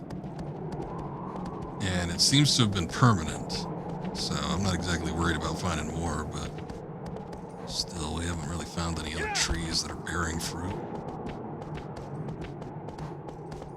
It's all been a bit sparse.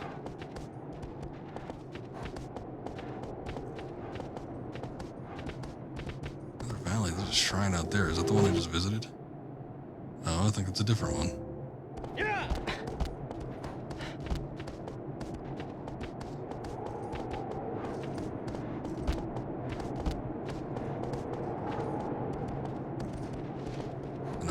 like way out of the way, but kind of curious.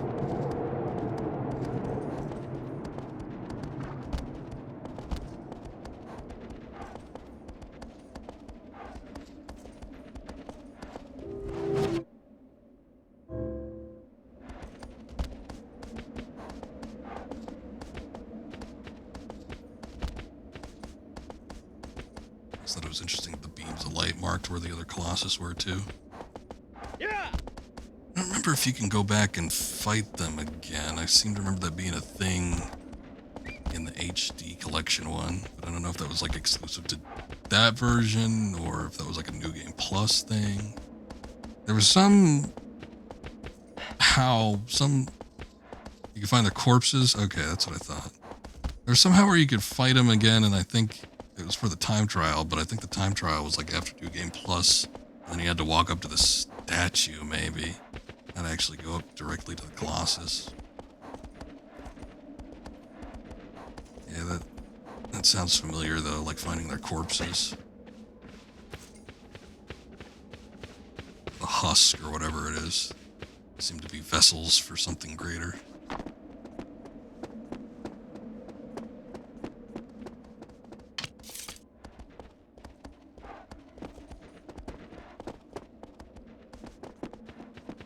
Where's he at, aggro? There he is. Bastard.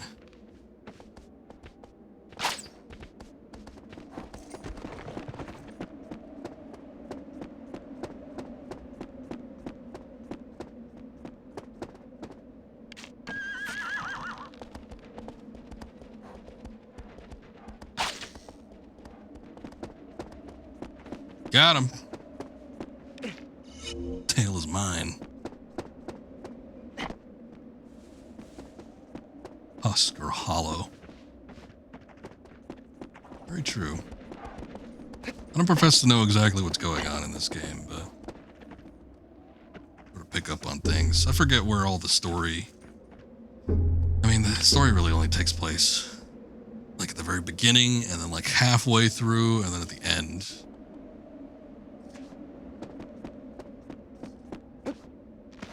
But it's like I was remembering the story points before actually booting up the game. I'm like, I don't even remember where that was. Was that like in the manual or something? I don't remember how we get the names. They might be in the credits. But Mono being the girl, Wander being the boy. The only reason I knew Aggro was the name of the horse because it's in the manual. Well, you know what? There's credits in the manual. Maybe they're in there.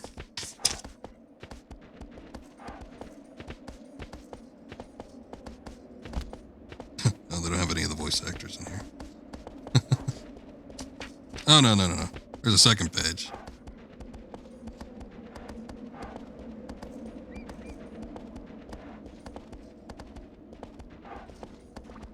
Ah, they have each person. Man, these are detailed credits. They have each person that played whatever particular instrument. The chorus was provided by Gaze Ax. The oboe was played by Masukazu Ishibashi. The clarinet by Tadashi Hoshino. In case you were wondering. Oh yeah, no, it does have the character names in the credits. Kenji Nojima is Wander. Kazuhiro Nakata is Dorman. Kyoko Hikami is the other Dorman voice. Naoki Bando is Amon, who I think is the priest that we haven't seen yet. And Tomi Nabatame is Mono. So there you go. That's where you get the character names from. Off to bed. All right, Akiri, I appreciate you. Thank you for the sub. Thank you for the raid. And thank you for the lurk. I'll be riding them. No doubts there. One giant rodeo this game is. Story's gangly kid abducts corpse, gets food poisoning from eating lizard tails, goes pale and bites it. Oh, okay. Yeah. It's so simple when you step back and look at everything individually.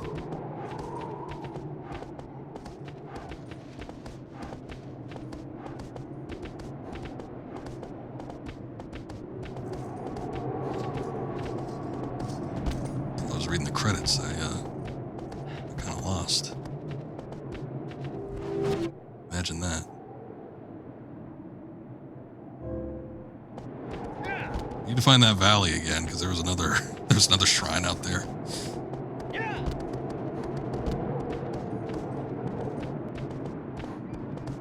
Oh wait, we've gone too far, I think.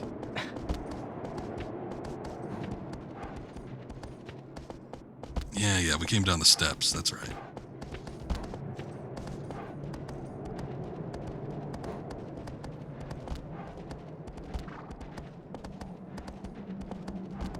Let me see something here. Is there a way to turn off camera speed? Nope. I just don't I forget what they call it, but like a tracking camera versus just manual. I just want to manually move the camera without it automatically tracking, but I guess that takes away some of the visual aspect. It'd be easier for me because, I don't know, sometimes I like to look at weird shit or passing stuff up just in case there's something on the horizon.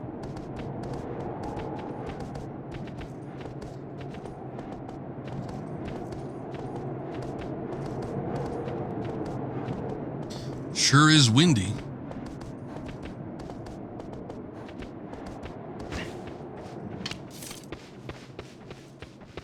Alright, there's lizard tails in these parts. Presumably. We've seen one at every other shrine. There it is.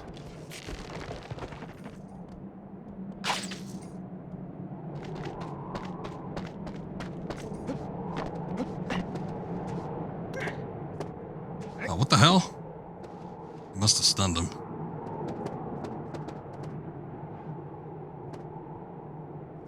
Son of a bitch, I didn't even see it get up. It tricked me. Yeah, there it is.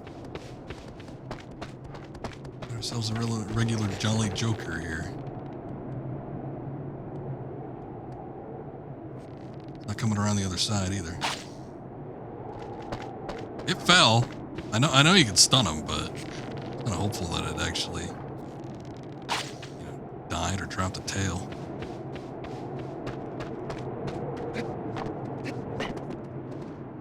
I don't even know where it went. Where did it go?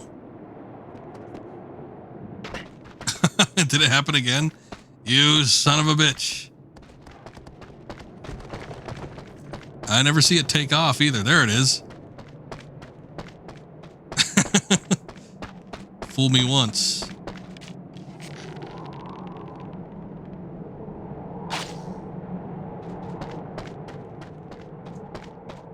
It's shame on me. I've done it twice. But what if it fools me thrice?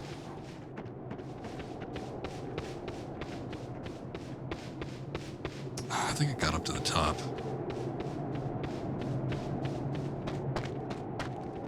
We have so many of these. Yeah, every shrine should have a lizard with a white tail. And it'll give you a stamina boost. Third time's the charm, as they say.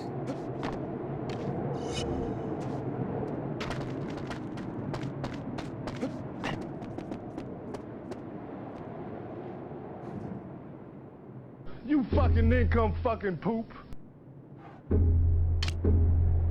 My thoughts on the lizard.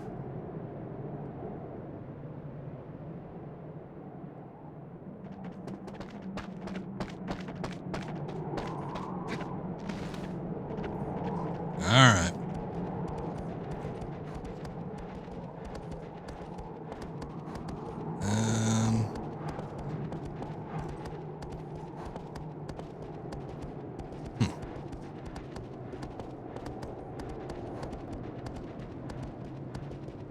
Oh, wait.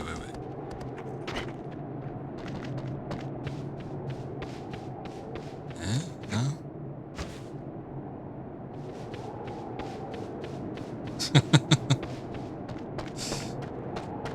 It's one wall you won't crawl.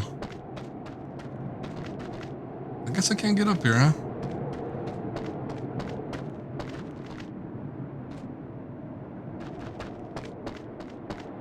Right next to a perfectly good shrine, too.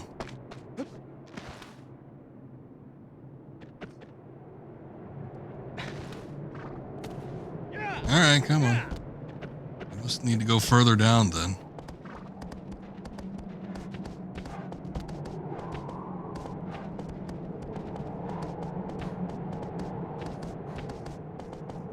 I guess there's stairs.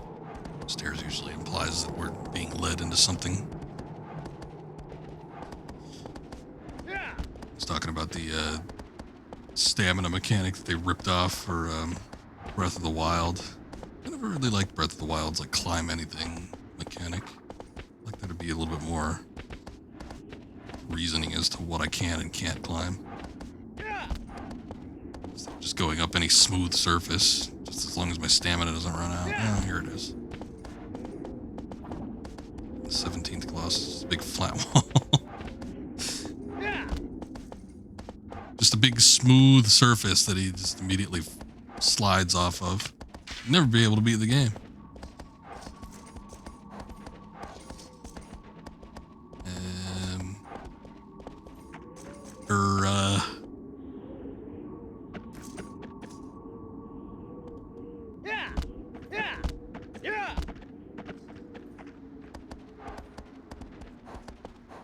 I think I'm going in the wrong direction.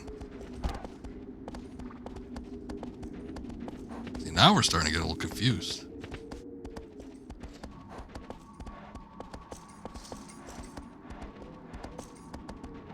Such a dark area, too. I can't even get a good read on the light.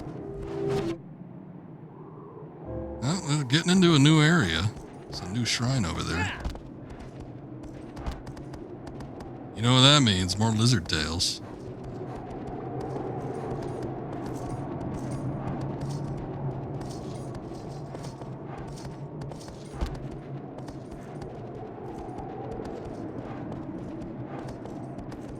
Remember one of these stayed lost in so bad. Probably this valley area, because there's a lot of different paths. This all looks the same. Yeah, it's funny when you have a game. I mean, this game has a map and everything, so you can kind of like trace where you've been to. Unfortunately, when you look at the map, it shows you where you've moved. It's got the little ant line. So it shows you where you've come from. But still, if you're just going based off of visual cues, I do find it. I find it kind of fun, but it can be frustrating when you're trying to make up your own markers. Like, okay, I've seen like this weird twig tree over here. I gotta remember that. Something that brings a bit of realism to a game, I feel, as opposed to having like a complete map that just shows you everything and where everything is.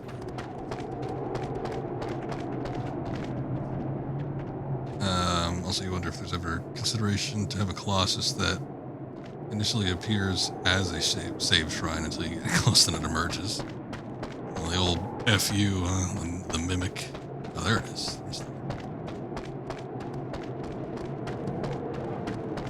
Maybe when this game was originally conceived as a multiplayer, probably had some pretty unique ideas for different Colossi.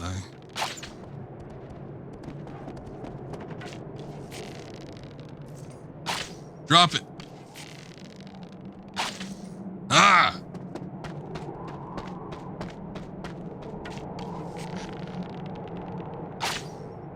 There we go.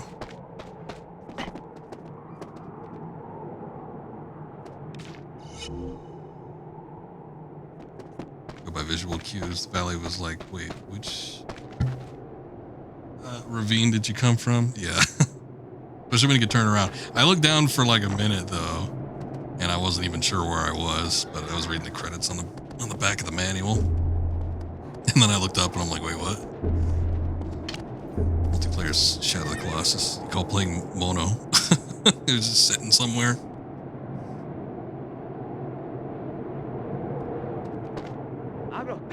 Laying down half the game. Yeah. Turn around. What are you doing?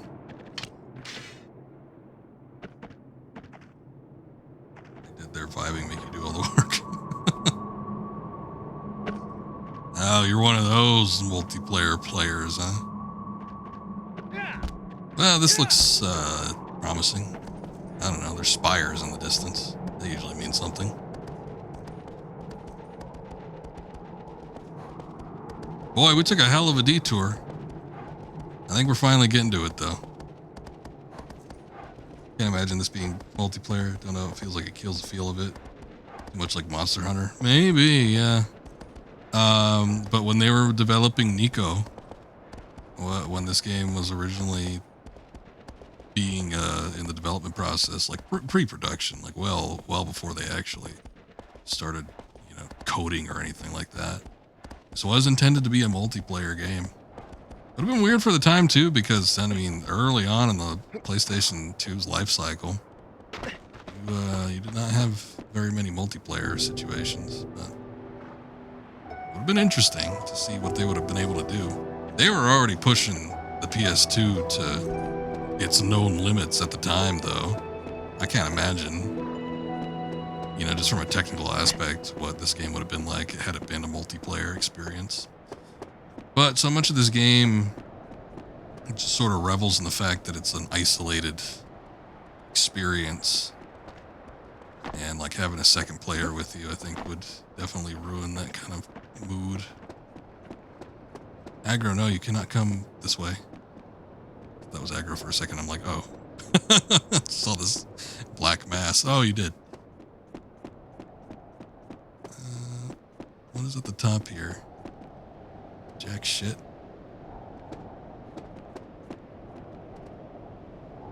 This one is the one that's in the water, though, so I actually need to get in there. Been games that push the console to their respective limits. You ever play Vagrant Story? Yes, not beat it, but I have played it. Very impressive game. When I first launched that game, it didn't look like anything else. There were games that come close, like later day Squaresoft, like Final Fantasy IX gets pretty close to those types of visuals, but definitely pushing what was capable for that type of hardware. Also, you're glad it wasn't. Oh, there he is, just sitting there. I didn't know he did that. Like the challenge of figuring how to use two people as one player, because it wasn't something I'd ever seen until Eco.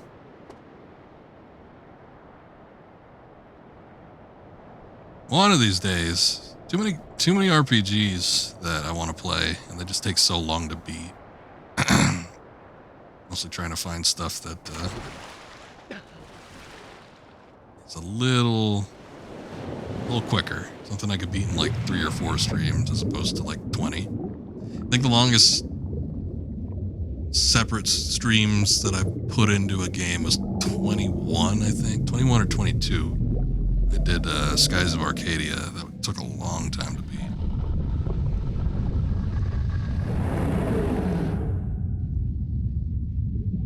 Amount of crazy shit involved in making the game is amazing. Single shot in the intro where Ashley's standing with a burning manor or something, claiming it was a light source. It had no lighting engine. They created the illusion of Ashley's model, partially superimposing an exact frightened duplicate of his model over the regular one. Oh, okay. We've heard, it's funny, we've heard for a lot of PlayStation stuff. I remember recently doing the original Silent Hill on PlayStation. Somebody was telling me about that was like one of the first instances of like a tracking camera in the intro of that game. There's a lot of games on PlayStation. Who was it?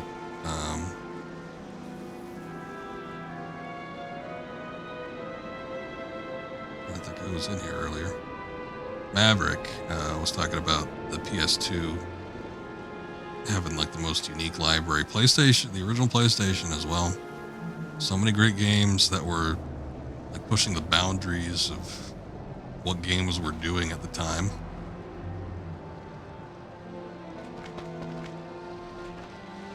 People doing a lot of creative things, and that was like, the early days of 3D too, so still have to feel out a lot of the process there, but just the stuff people came up with, and that would eventually go on to be industry standards, or just unique workarounds to make things look and feel the way they wanted them to. I don't know what the gimmick was to get this guy going.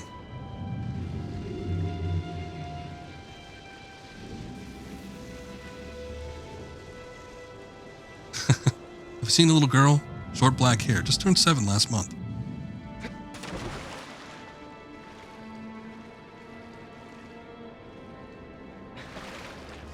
First time I streamed that game, I'd gotten the worst ending possible. And I always resolved to go back and get the better ending, but it took me like 3 or 4 years to actually do it. I did it, it wasn't this year, I think it was last year. Finally went back and played the original Silent Hill and finally got that good ending. Never had seen it before, I didn't know it'd be so happy.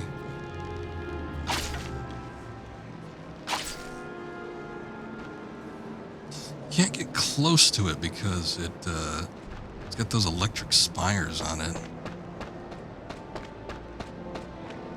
There might have been something to dive in up from the top. Now I don't remember.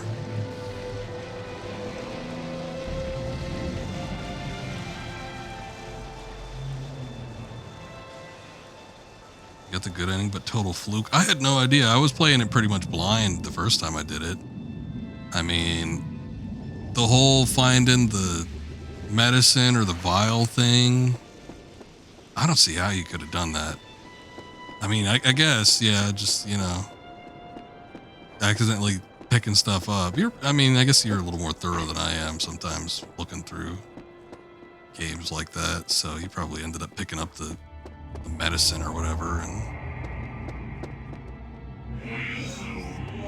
swim on the lake surface to draw out the Colossus. Yes, I did that.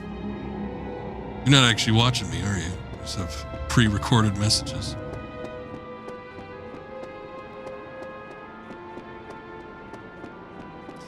Yeah, I missed it the first time. You have to scrape up the medicine that's like on the floor from the broken vials into another vial. And it's like that's the catalyst that starts the rest of the stuff off, but I mean, there's more to it than that. I don't even remember what you needed to do. There's just like several steps before you could actually get it. Kind of a pain. I was bummed out when I got the initial ending I got because it's such a dour moment.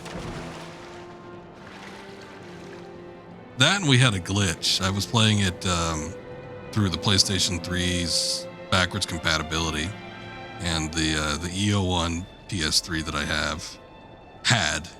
I guess I still have it. I just don't use it that much anymore because I got the AO1 now. Yeah, but the EO1 I have does backwards compatibility even with a physical disc through emulation, and the emulator on that is kind of shitty. So there's like this major audio glitch that happens when you get to the final boss there, and it's like some high-pitched screech that doesn't go away. It's like one of the more irritating things I've ever dealt with on a stream. Oh, look, it breached the water for a second. Oh, look.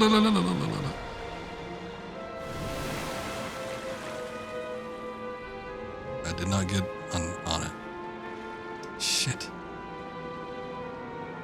I think we just have to trace it until it, like, the tail end breaches up. I know the film version switched Harry to Cheryl's mother because the director didn't believe a father could care about his daughter that much. Okay. Sounds like he's projecting. Sound like your fans hear the screaming whine of a dentist drill and be like, this music popping off. Yeah, well, in this particular case, it ended up being a glitch.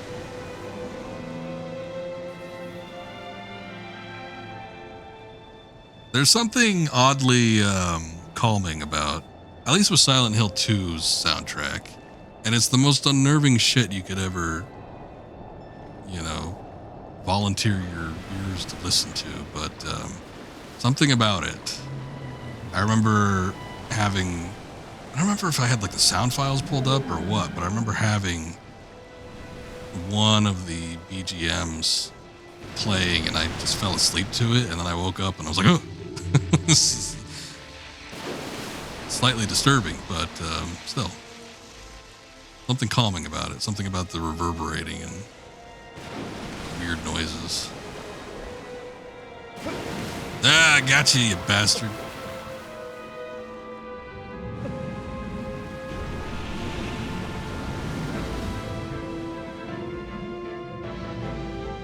Finally, all 37 of those lizard tails is about to pay off.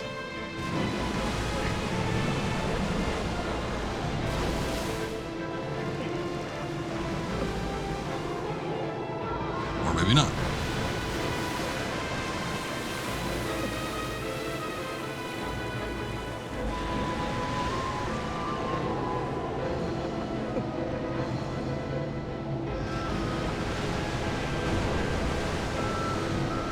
Unfortunately, when you get up on top of him, it disturbs him enough to the point where he's going to reach more often.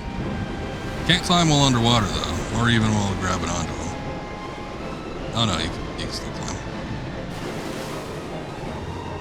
I think what needs to happen is I need to... yes, I need to touch Fluffy Tail.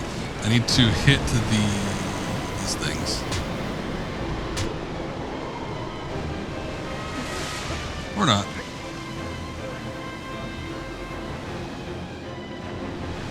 I need to stab that.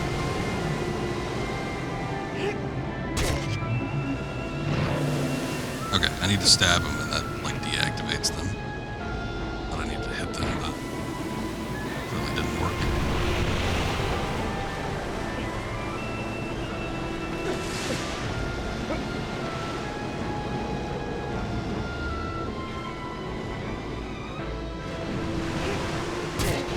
Ooh, I could hear the loop point with this song.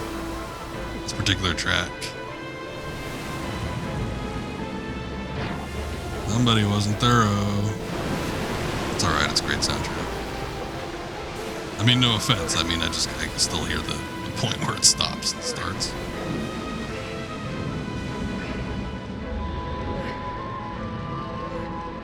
Ah, taking me for a ride, huh?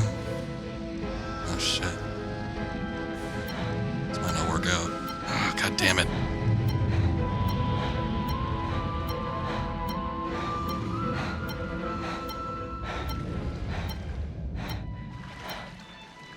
Not even sure if it was a stamina thing. That might have been a breath thing. Well, it still affects the same meter, but surprisingly didn't die. I don't know why, but this fight was kind of calming to you. I remember it being a pain. I guess it's not as bad, but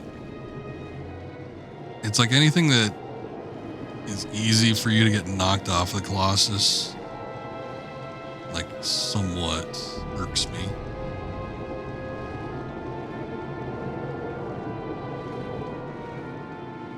So the appeal to this fight.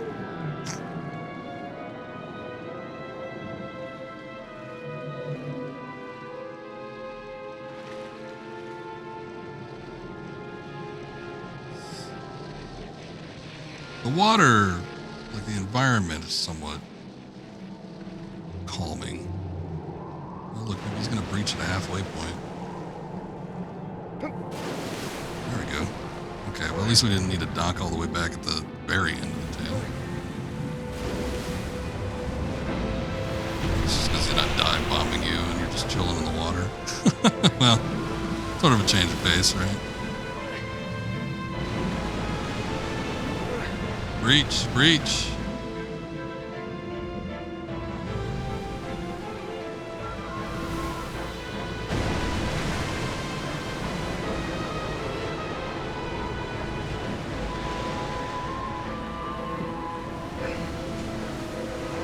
Anything where you have to climb over a long stretch and you have a very limited time to actually do it, though, those are the ones that I find to be the most nerve-wracking to do.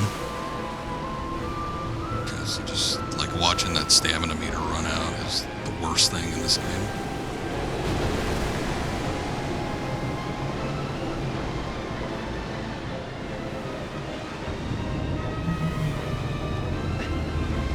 Shit.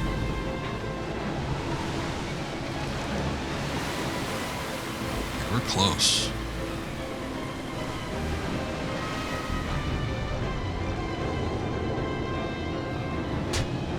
What?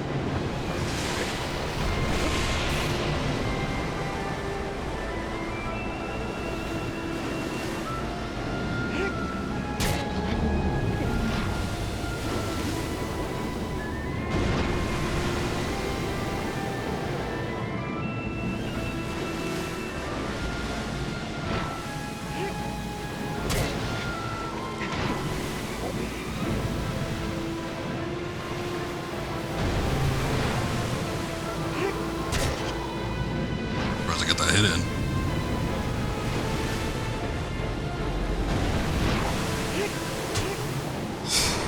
Oh, there you go. Not bad. It's not a bad one. But yeah, the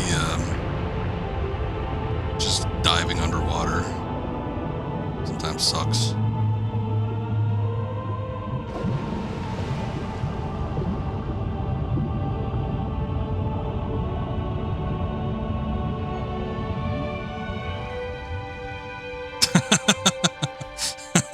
Yeah.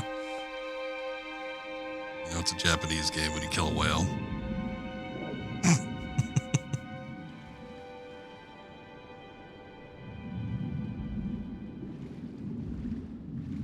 Or some kind of big fish. They ain't really big on marine life down there, are they? They want to rip it out of the water.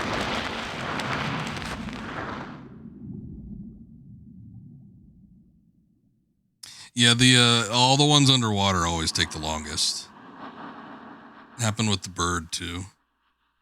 I guess the map just goes down that far, but it takes a long time. Anytime you're like right next to the Colossus, it's almost instantaneous.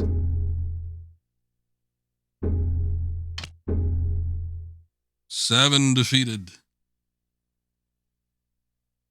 I defeated.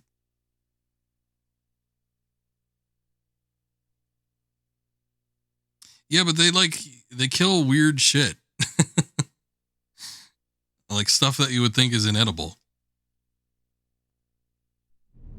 Like giant squid and oarfish and other stuff. You don't need to eat that. I'm not even sure if you can eat that.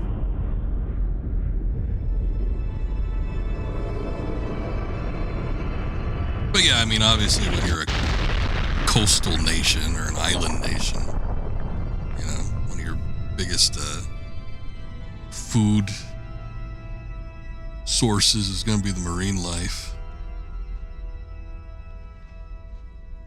At least they're not as bad as China, though. China eats weird things just because they can.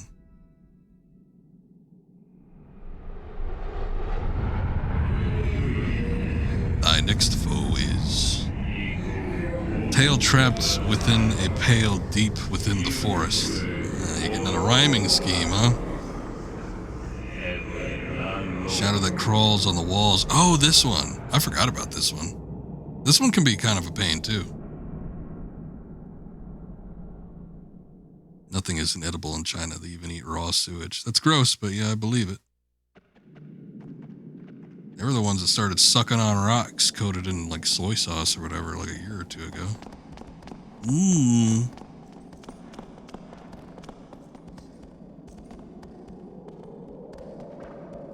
Child watching Spirited Away, thinking all the bright, colorful, candy-looking meat dishes look tasty as heck, and then learning that they're eating things like stuffed fish stomach.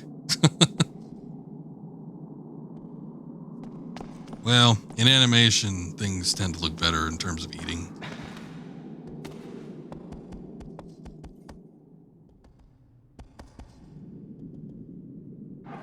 Remember those years ago where there was an April Fool's on the old basket weaving forum, and Co got mixed with CK to make cock, but there was a lot of threads of like food in cartoons. Those are fun. They still do a cock thread every now and again.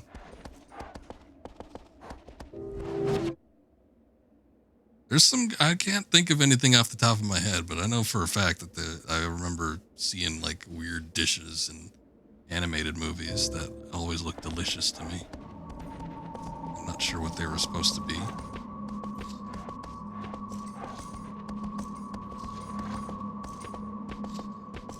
Yeah, the board mergers are fun. I think the only big thing that happened out of that was MLP and Poll ended up. Yeah, I remember that. Happened to radicalize a couple people. Oh, well, that's a shame, but I don't remember all the boards that got mixed in. I just remember there was like 4 or 5.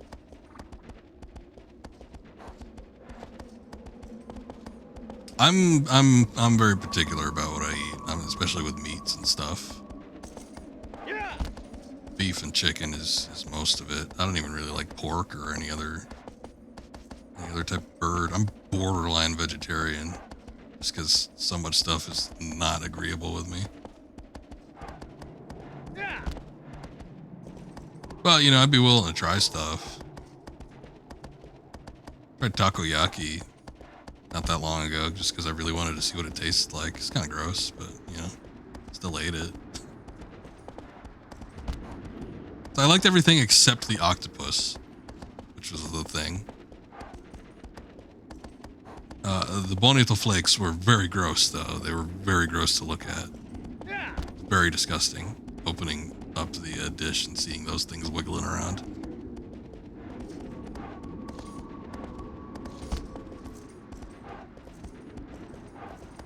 Easily be a vegetarian, but you live with carnivores. Well, I guess in your particular circumstance, I assume you don't get to cook your own foods that often. Of octopus sushi. Yeah, I've tried a number of sushis. I mean, you know, they're all right, but nothing I keep going back to. Eat where you live, yeah. Like seafood, but often don't like the smell of seafood. If the scent is overpowering, it starts to affect your taste. I could see that, yeah. Scent is a big thing for me, too. Oh, hey, a shrine. What do you know? Just lying around here.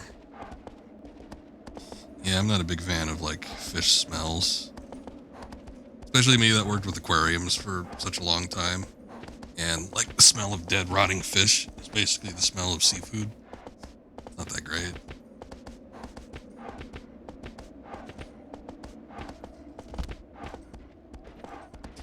The, bonito flakes, though, if anyone's not seen those before. Basically, it's like fish shavings.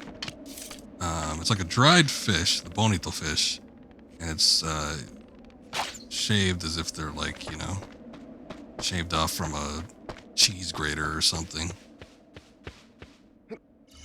And they're super, super light, so when you put them on top of a hot food, the steam that comes off of the food makes them wiggle, and it looks like they're alive. They move like a worm. It's gross. Super, super gross. So when I saw that, I was like, oh, that's cool. This also smells. It's got a very powerful scent. So that wasn't fun either. Y'all eating worms? Not actually. They're flakes, but they move so weird.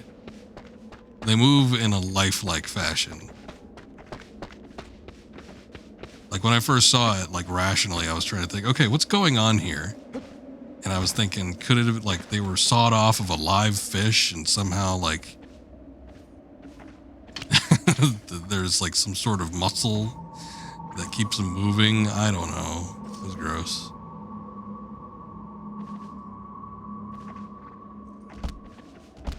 They market, like, grasshoppers and stuff. Now a bunch of people are trying to push, like, bugs to be a normal protein.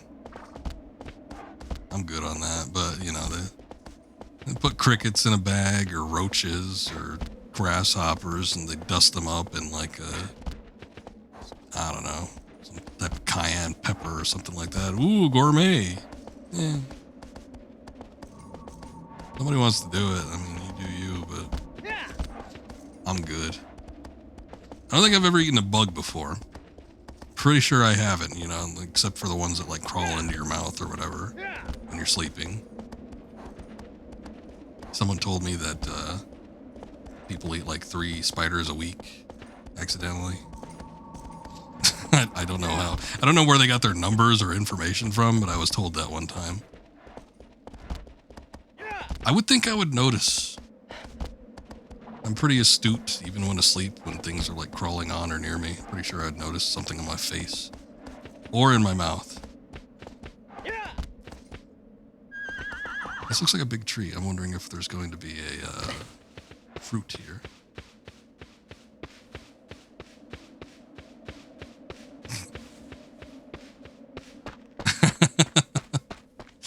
Hey, hornet. That's why Silk Song's taking so long. I know. Can't meet a release date if you can't find her.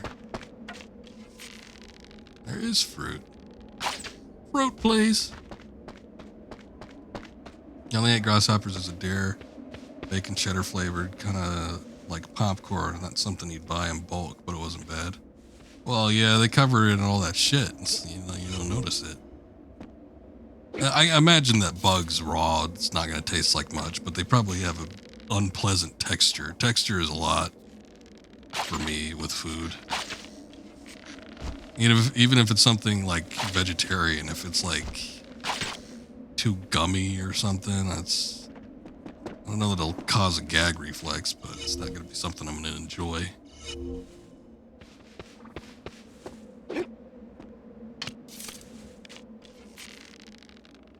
Is that it? Nope. These just look like pine cones.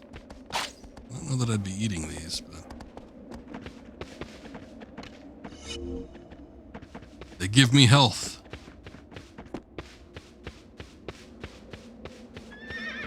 Why does he keep switching to that? Stop switching to your sword.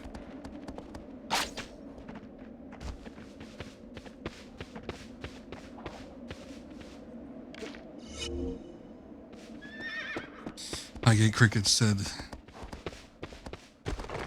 don't they pop in your mouth? I'm assuming one that wasn't like cooked prior. What? Aggro, what are you doing? What was that?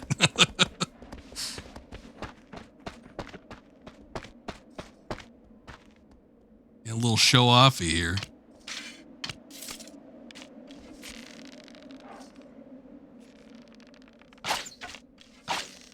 Thought I saw another one up there. Yeah. You know when you squish a bug and there's like all that white shit that comes out of it? Just think about that going in your mouth and I'm like, probably not great.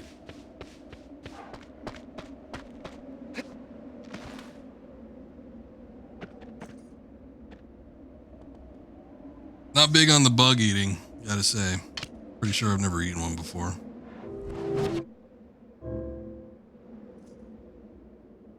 But hopefully I won't be in a position where I have to.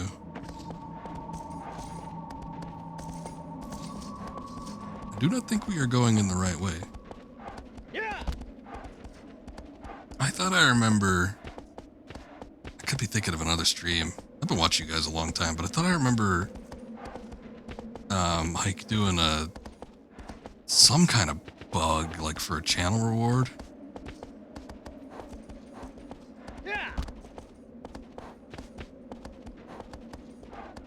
I don't know. It might have been someone else, but the way water gets progressively more corrupted makes you think it'd be an interesting thing in a game that involves food. You become more altered or corrupted, you become capable of eating progressively weirder things, like Wander eating pine cones. Yes, and he's got that darkness in him that makes him pine cone resistant.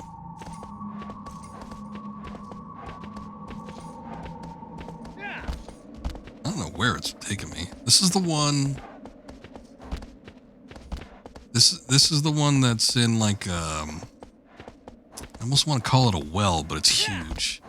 It's like a big sort of ruin area, and it's got multiple levels in it. Yeah, it's like an arena. There you go. It's like an arena or a Colosseum. Big circular thing that kind of goes down. And you have to shoot the Colossus off the walls. They're in the walls! Looks like another tree where you can get some fruit, maybe. Not actually in the walls. We're in the walls in that one. You can go into the walls and then shoot it off. But he's on the wall. Oh, there's fruit up here. What do you know? Not even super imperative that I get, like, health upgrades, but it's not a bad thing. These don't look like pine cones. Stop switching to the sword. Bastard.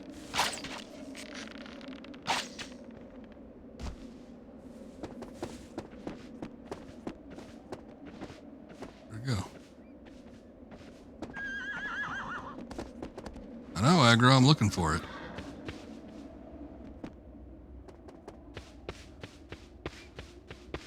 What the hell? Okay. So we just lost that one. Did aggro eat it? It was over that ridge for just a second. He coulda. Super fast. I don't know where it went. They don't roll. There's like no physics.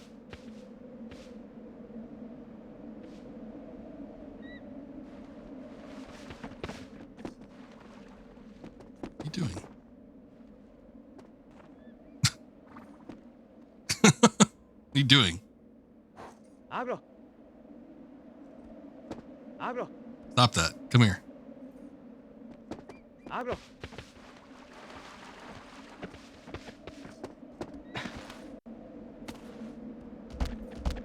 All right.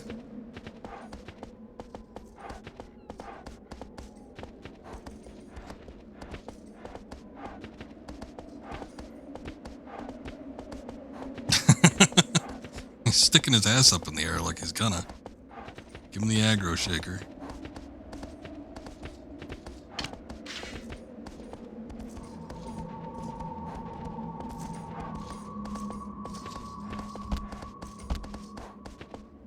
Oh, is it not a boy? I don't know. I don't remember if they ever revealed any kind of gender or not with the horse. As with most people, we usually just default to male. Aggro's your horse wife, okay. What about Mono? Might not be a horse, but still.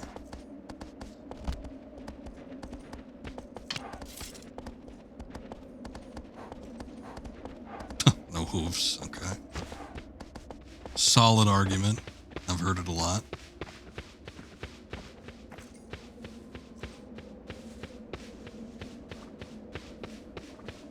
We haven't been to this one yet, have we? I don't remember if we came here or not. I don't think we did. Maybe. Let's give it a once over. I don't see a lizard.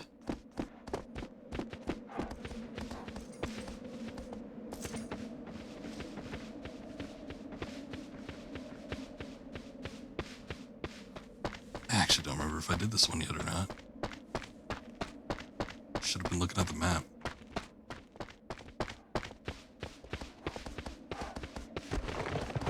I think we did this one already.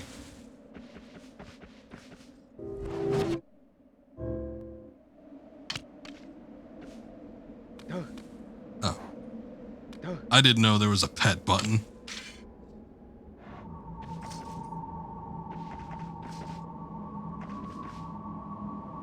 The hell? Alright, start digging.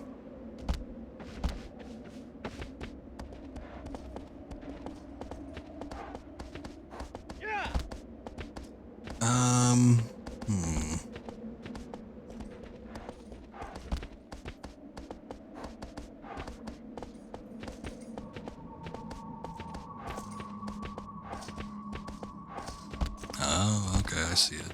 Maybe. Yeah. Yeah. Yeah.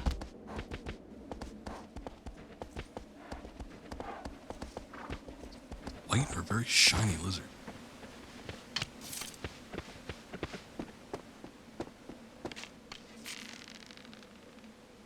I think it's... I think it's just shiny.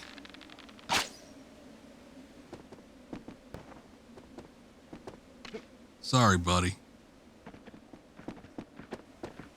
I don't know, it looked unique though. Let's see if something happened. I think this is the right way.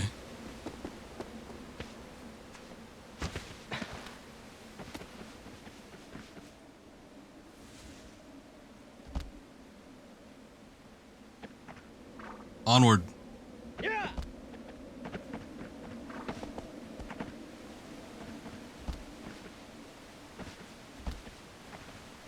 Yeah.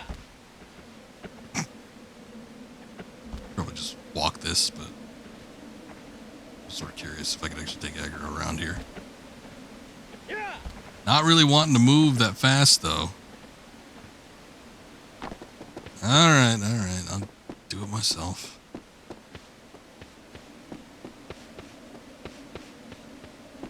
Abro.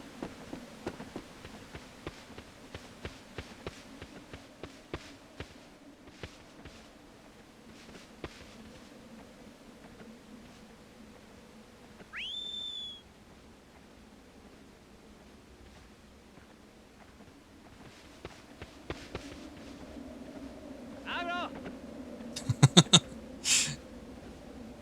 Just end up waiting for aggro anyway.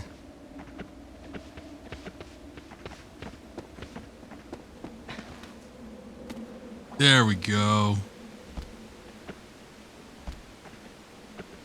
Did it all on your own. Yeah. Yeah. Didn't even need my help. Not moving very fast after we cleared it though. Psycho streamer forces terrified animal to walk precariously near cliff edge. Well, if it's capable. I want to see if it could be done. Can you blame me? It's actually looking like we're gonna have to ditch aggro here. Yeah. Seeing a lot of water. Oh, wait. We got a little path around here.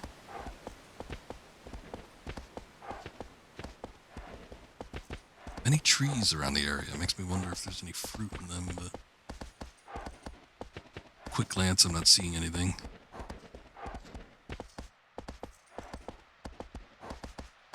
Oh, look. That's what we're looking for. End of the line, unless you can get in that, can you? Yeah. Oh, look at that.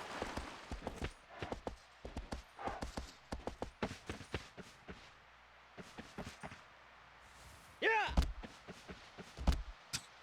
All right.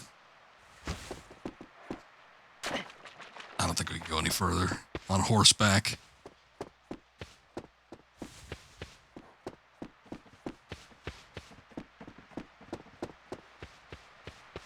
You gonna prove me wrong? Oh, you did. How'd you get around that? I guess it was shallow enough. That must have been it.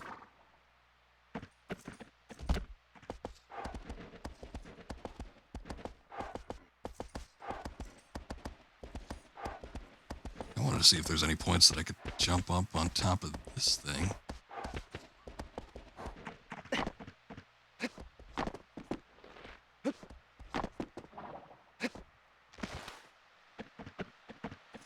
I don't know. Must know where to go. Yeah. Aggro gets back to the temple every time.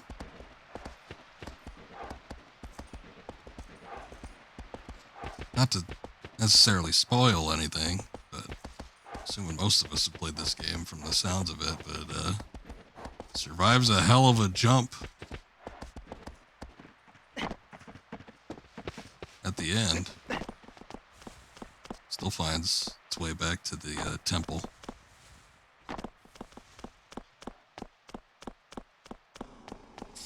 Alright, enough dicking around. Holy shit, we got 4 hours here. Yeah, horses always land on their feet, so I've heard.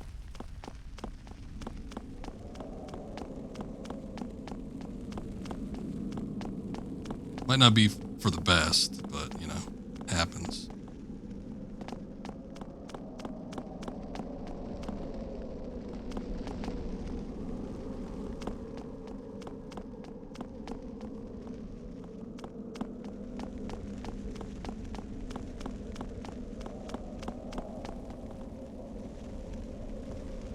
Oh, here we go. Okay, I'm like, how do I get up there?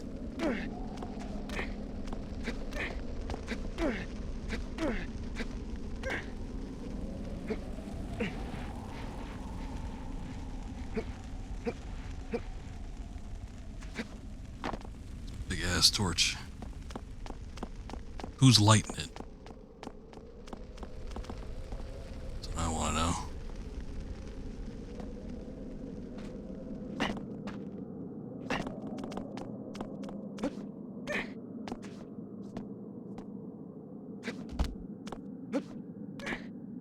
Never use the roll feature. Probably should in some instances, but it always throws me for a loop when I press R1 and triangle at the same time and it just goes diving. Okay, finally. We made it.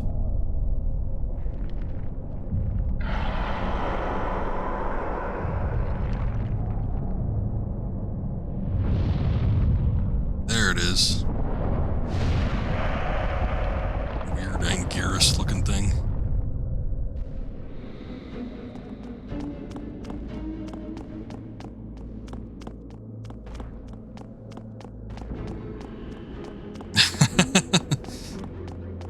This Colossus is the big daddy of the lizards I've been indiscriminately murdering. No, there's some discrimination. I am specifically going after the white ones.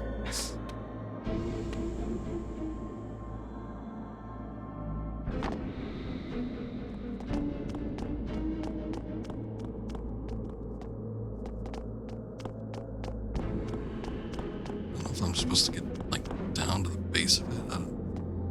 I know what you need to do, but it's probably better if I get a little closer to the ground, I think.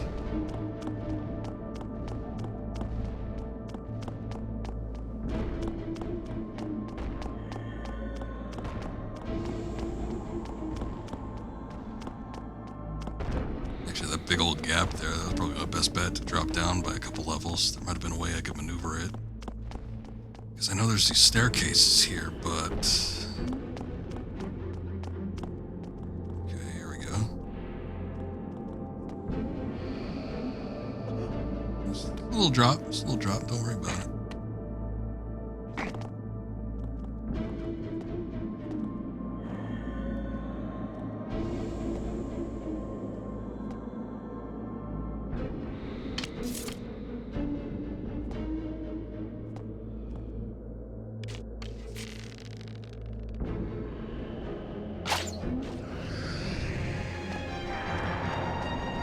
I seem to remember this one, like, releasing some sort of noxious fume.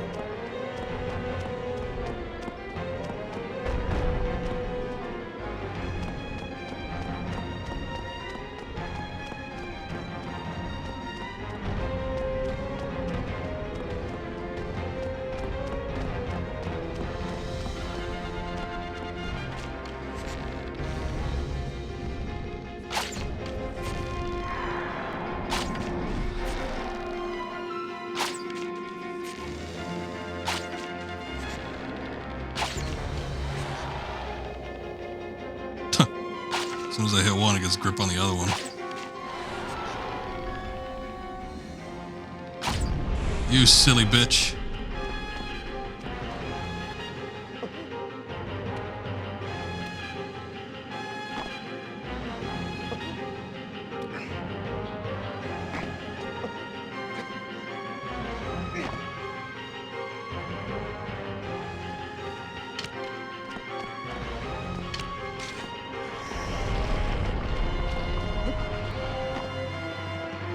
Too long. Actually went down pretty damn fast.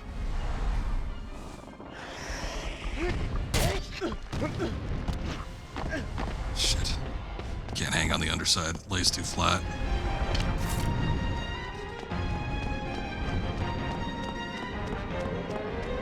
at least get up one level. I don't think it's gonna work if we aren't at a certain height.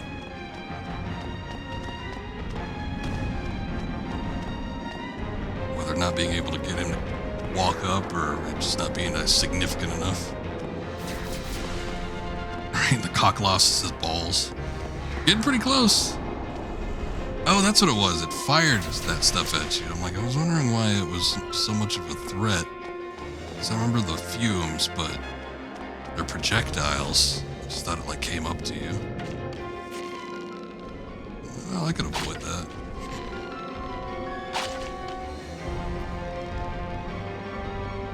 Yeah, I don't like the look of it. It's static brap gas, as you put it.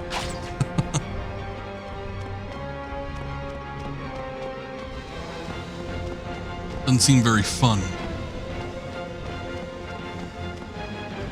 Might give you a little buzz, though.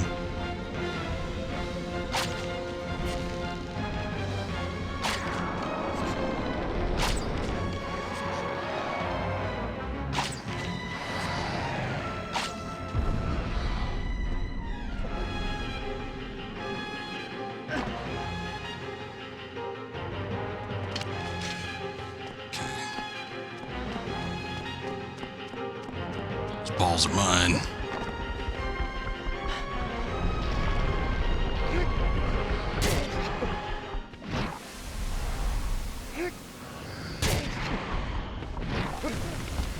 Damn, he flips over quick. Where did the music get muted? Oh, okay. Ah!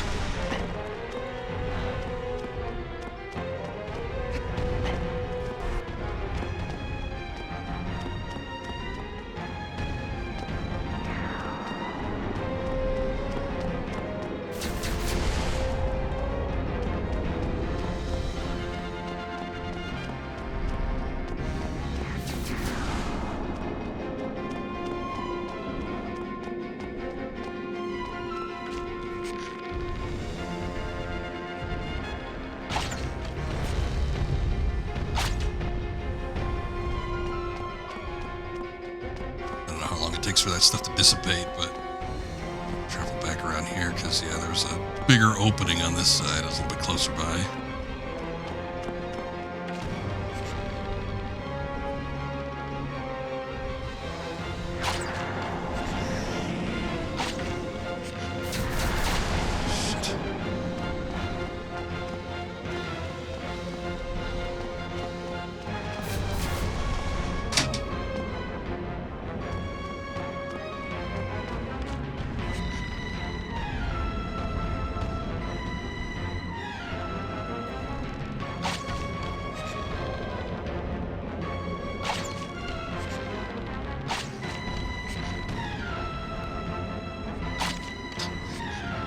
Knock him down, like, from that level. I wonder if it'd even work.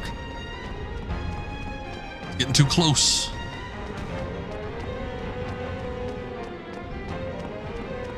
He's still climbing up, though.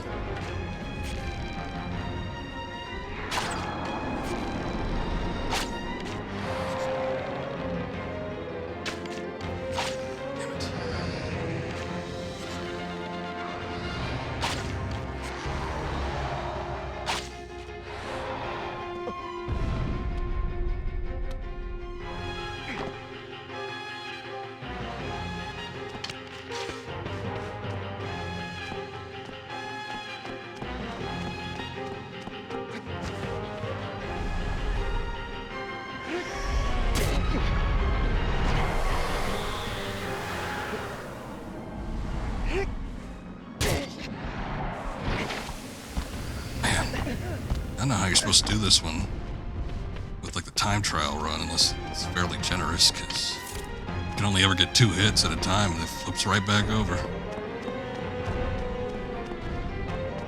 Would that do it more if he climbs up higher? Would it disable him a little bit longer? I want to try it then. The only thing is that it'd just take me longer to get down to him in that case. Feel bad for the dick stabbing. It's alright, he doesn't actually have one. We're just kind of like approximately in the area where it would be if it did exist.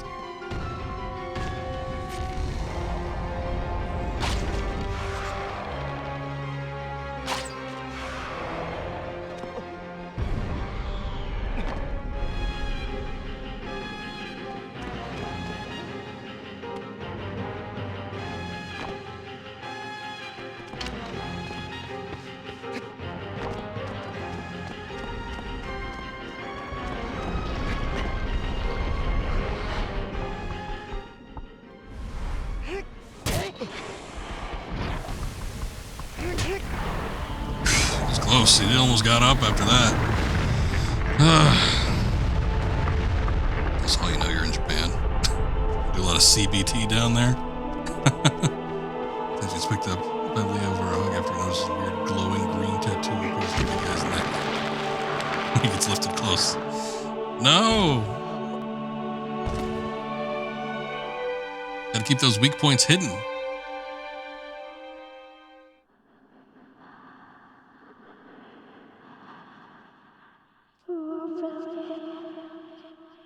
What?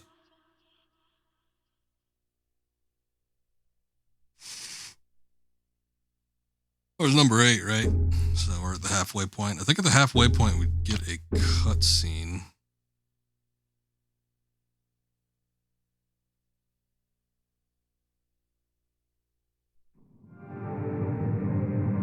What do you know we do?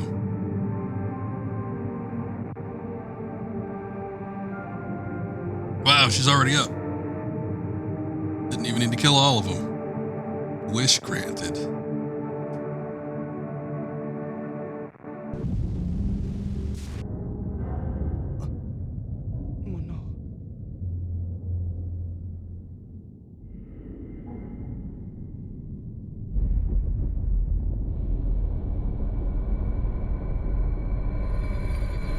He's got to be awake for this part.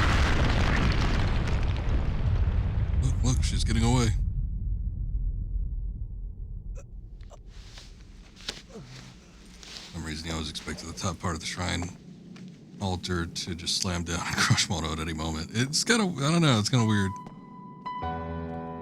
Like it's a flu or something.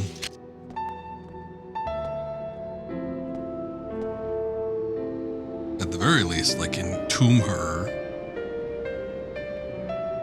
I wouldn't want to like be laid under it, but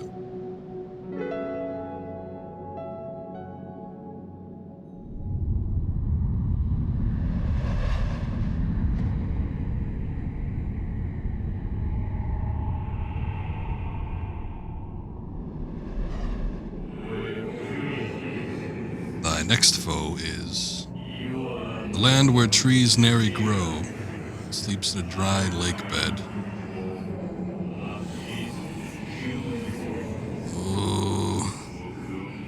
A rude awakening. I don't know that I remember this one. Maybe. This might be the dog one. Weird one that's scared of fire. Right, lake bed, though. I'm trying to remember what that was. I don't know. Oh, it just unlocked a memory of me doing another one, though. The one where you don't even get to hit it for like the longest time. You just have to like parkour over a bunch of shit. And you have to like across a whole level before you actually get to do something that actually affects it. I forget if you like push something over or you make it knock into something. I remember like yes, it unlocked a memory. I'm retracing my steps and now I'm remembering this game somewhat. But I remember liking that one. I was wondering how exactly does one view this ending from her POV. Basically, Stranger here. And I guess there's plenty of lizard tails and tree fruit. So she survives. And she's got aggro and, you know, child. Yeah! Yeah! Yeah!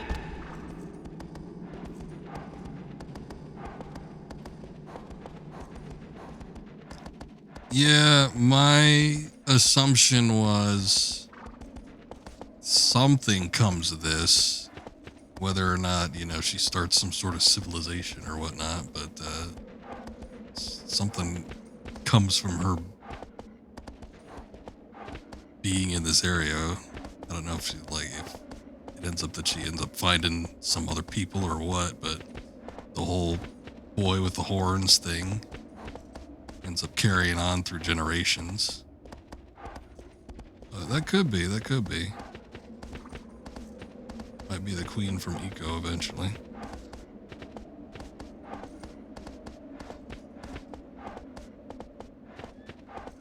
Oh, is it the same exact beach? I didn't even realize that. Well, I guess I wouldn't have because I never seen the ending to Eco until 2 days ago.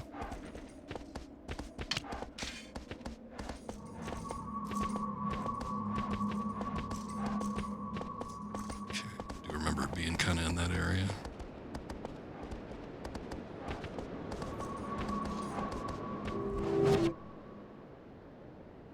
All these shrines I've picked up.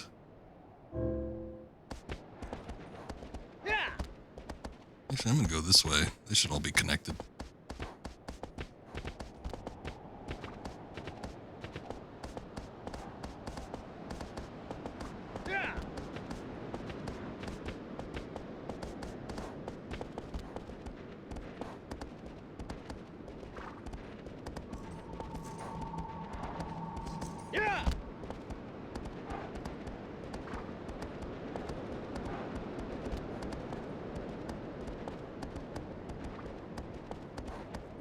Too, but damn, wouldn't appreciate this save. Well, I'm sure it didn't exactly work out like Wander intended it to either, so. And who knows, she might wake up and she might not retain any of her memories. They're not super explicit on what happens at the end. She might just wake up and say, oh, there's a horse and a kid here.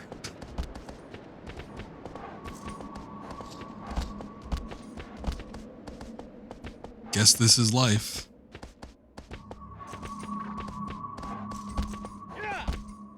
And this is supposed to be one of the ones that's like somewhere in this valley here. Might not be the one I was thinking of.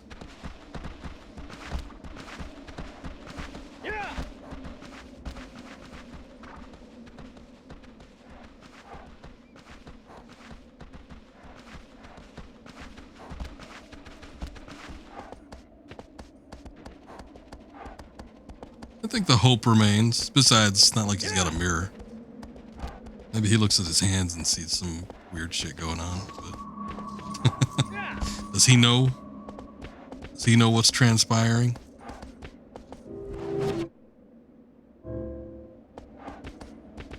He must have done that shrine.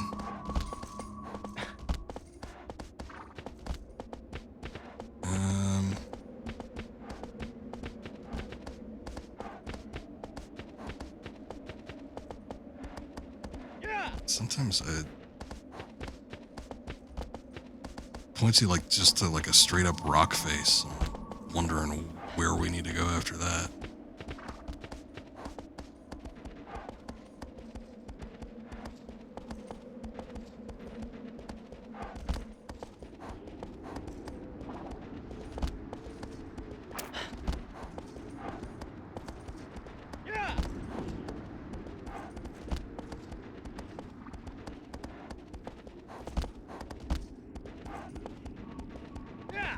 No light.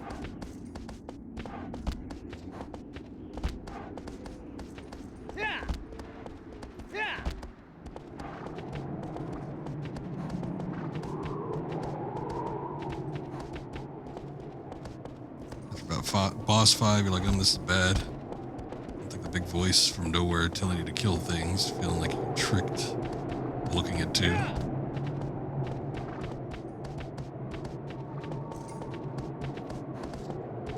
Oblivion and Skyrim have been improved if, instead of an omnipresent compass radar, you lifted your sword toward the air to be led to your next chosen objective.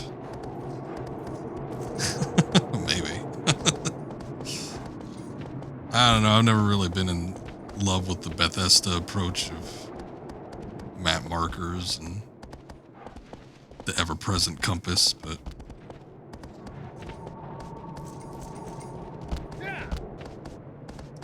this is still, I mean, it's an objective finder, but it's still vague enough because it's not showing you exactly where you need to go. So I'm still like pointing this shit around and thinking, I don't know where that goes.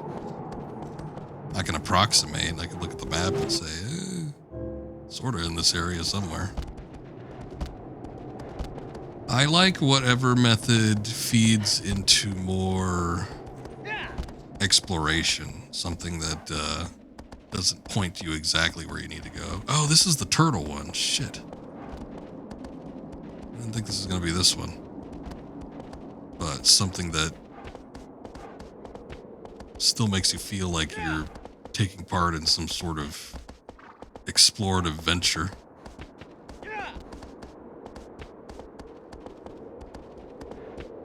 Yeah, from that description, I just didn't get it. Alright. I don't know, mentally. Again, and we had done the water serpent one, and I remember that one being a lot worse than it actually was, but I remember this one being a pain in the ass, too. Yeah.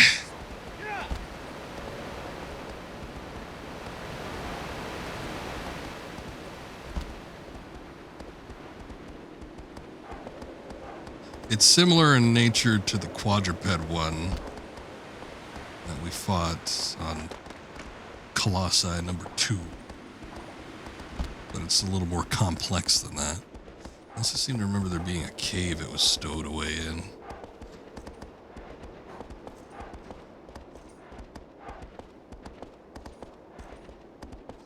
Furling Marwin's map and following some vague directions, some request giver, locate some stupid cave in the middle of nowhere really does fit a better vibe for you.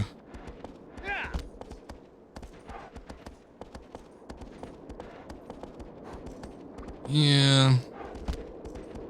Especially given the setting too, I mean, when you have something that's high fantasy, even if you were to call, you know, quest markers magic or whatever, some bullshit like that. It's like, I don't know, you don't really expect to, you want it to be an adventure, you want it to feel like you're exploring, you don't want it to just be checklists. I don't like games that feel like checklists. It's not very fun for me.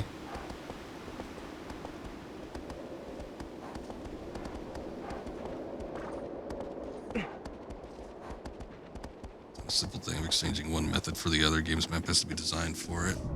Yeah, when you're making a game, I mean, it's very simple just to make a map and, you know, give you explicit directions on where to go, though. I think that's, not only is it just become an industry standard, but it's also probably just simpler to do. Games are so big nowadays. Oh shit, he has projectiles too. God damn it, I forgot about that. That's why it was a pain in the ass half the time.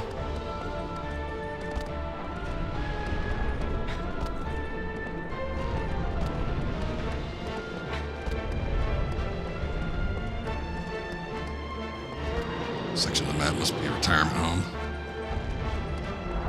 It's full of old guys area. Anytime a gimmick that pops up, you know you're gonna have to end up using it, but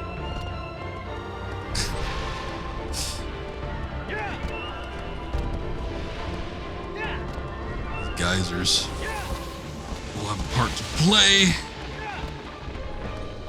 I gotta start dodging and weaving though. Maybe. I don't even know if that's gonna help.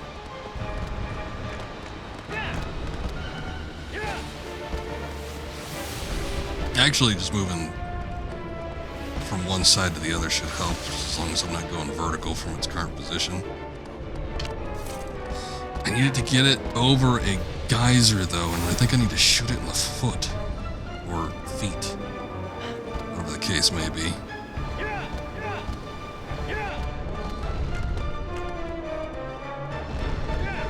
It was slightly nerve-wracking because you have to do it while on horseback. You cannot evade its shots just by running.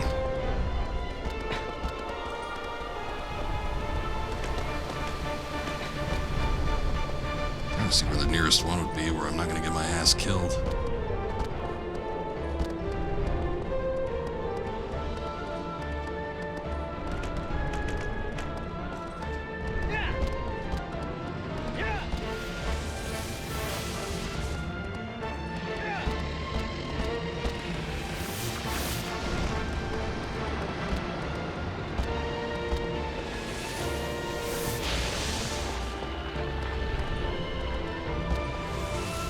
Just like the particle effects and shit look so good in this game.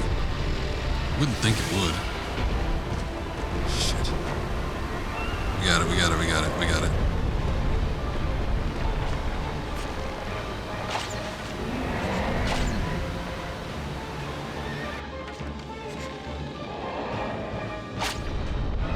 Damn it!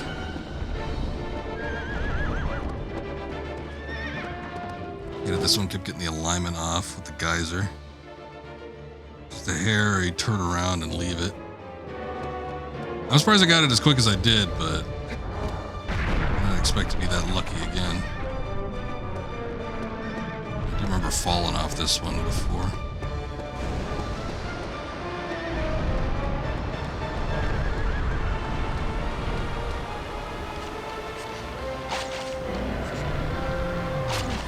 There we go. Quicker than I was expecting.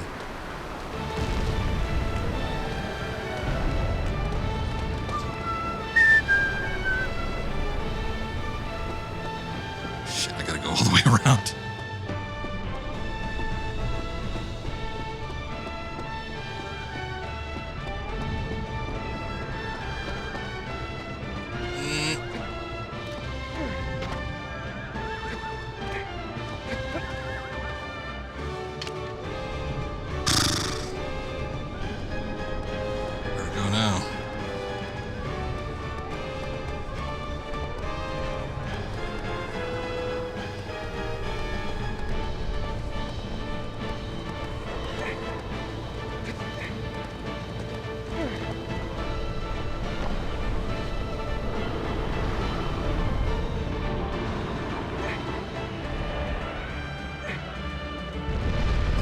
Oh,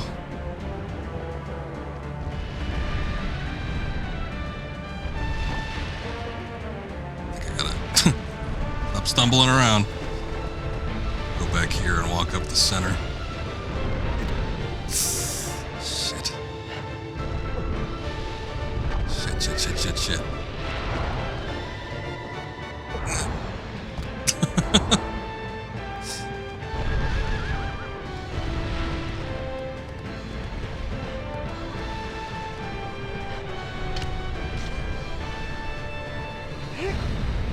I wonder if there was one on the stomach. I didn't have the sword out. Oh, damn it.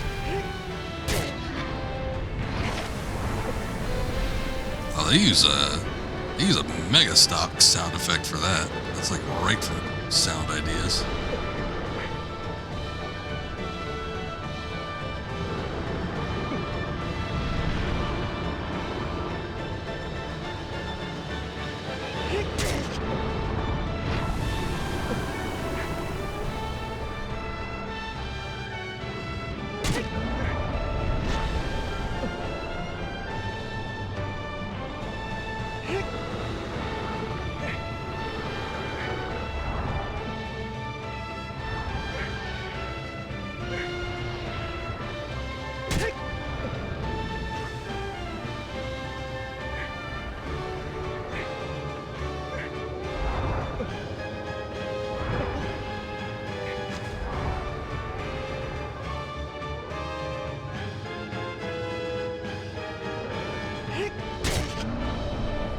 It's just the one?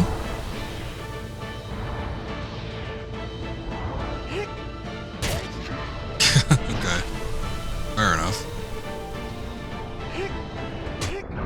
Alright, easier than I thought it would be.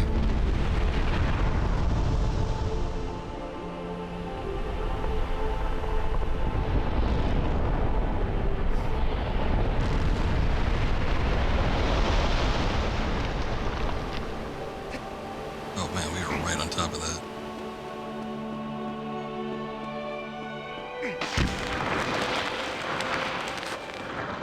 It's possible to fly off, so I think they had one as a mercy. In case you had to flip it and climb up. I've done it before. I've had to do it before. I think most of the time I do this one, I end up getting thrown off. So yeah, just having the one is helpful. That one's partially trying to figure out what to do. And sometimes you have to like like Vale was saying, you know, it's hard to kind of get it positioned right over the geyser, because I know I've done it before where it was like just a hair off, and if it's like not right over the center. So we were fortunate enough to get it like pretty much right off the bat, centered over a geyser, and then knowing what to do after that. I mean, it's kind of obvious when you see it, but it's a fairly small window where you can shoot at the openings in the feet there, and then you have to take the time to like wrap around the sides. So it's partially knowing what to do. I mean, it helps with any of these other ones, but still, I think we got lucky with that one, because yeah, that one could be a bitch sometimes. Tip him with the geyser, stab him in the visor. Really as simple as that, isn't it? His ankles forever before you were like, oh, geyser. Yeah, and again, it's one of those things. It's like once you start catching on, being observant to the environment, it's like there's definitely anything that pops up that's unique to the area is probably going to end up being used in some fashion against the Colossus. Thy next foe is an isolated sand dune. Its tracks are well hidden. The sand serpent. I like this one. This one's fun. Checking the earth, its gaze is upon thee. There's a version of the casting couch wanders surrounded by the dark silhouettes. It does give off that vibe, doesn't it?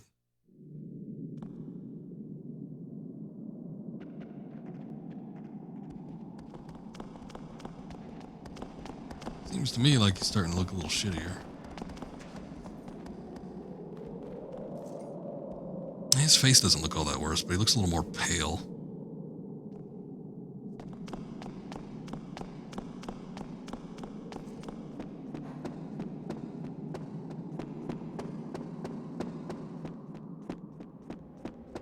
Poncho's a mess. You get all that shadow blood on it, stuff's hard to clean out. Ice water and what do people use? Some sort of citrus?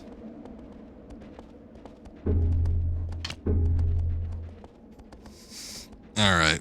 Holy shit, we've been almost going for 5 hours. A little surprised by that, but I am going to end the stream here. Because it's been a long one. I love this game so much, though, that 5 hours could go by without me taking a break, and I don't even realize it. So that's how you know. Sometimes even if there's a game I like, I look at the clock and I'm like, better start looking at ending it here. But this one, I mean, I could potentially just keep going. I've got nothing to do tomorrow. Well, I got some shit to do. I shouldn't say that. But I think I'm gonna call it here.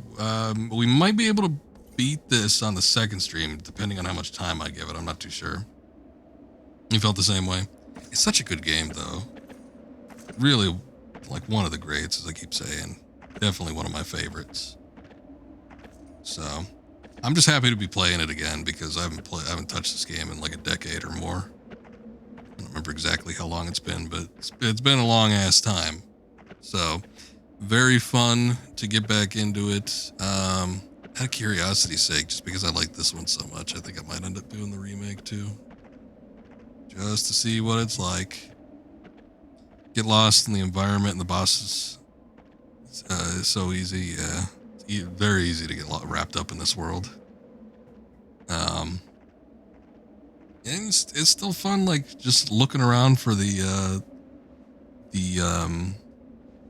shrines and stuff and the trees, and just looking for little extra tidbits that you can get involved with. It's not like there's like a whole lot of this game outside of the core content going on, but everything that is there is fun.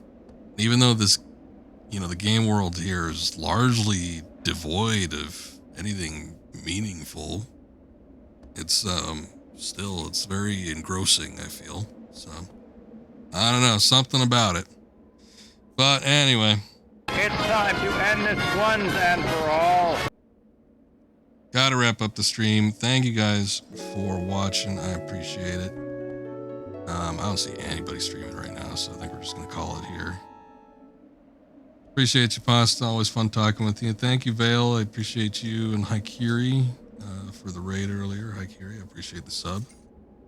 Also, you just rode around and explored forever, just fruit hunting. Yeah, I know. I feel like doing that right now.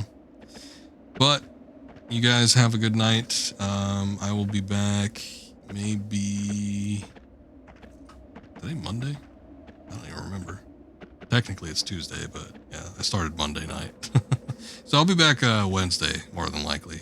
We'll come back with this on Wednesday, and I might have to start a little earlier, because if it still takes us like 4 or 5 hours to get through to the end of the rest of the Colossus, it's gonna be a little rough on the next day, because I gotta get up early that day. But anyway, you guys take care. Have a good night. Appreciate you all, and hopefully we'll see you next time. Until then, later.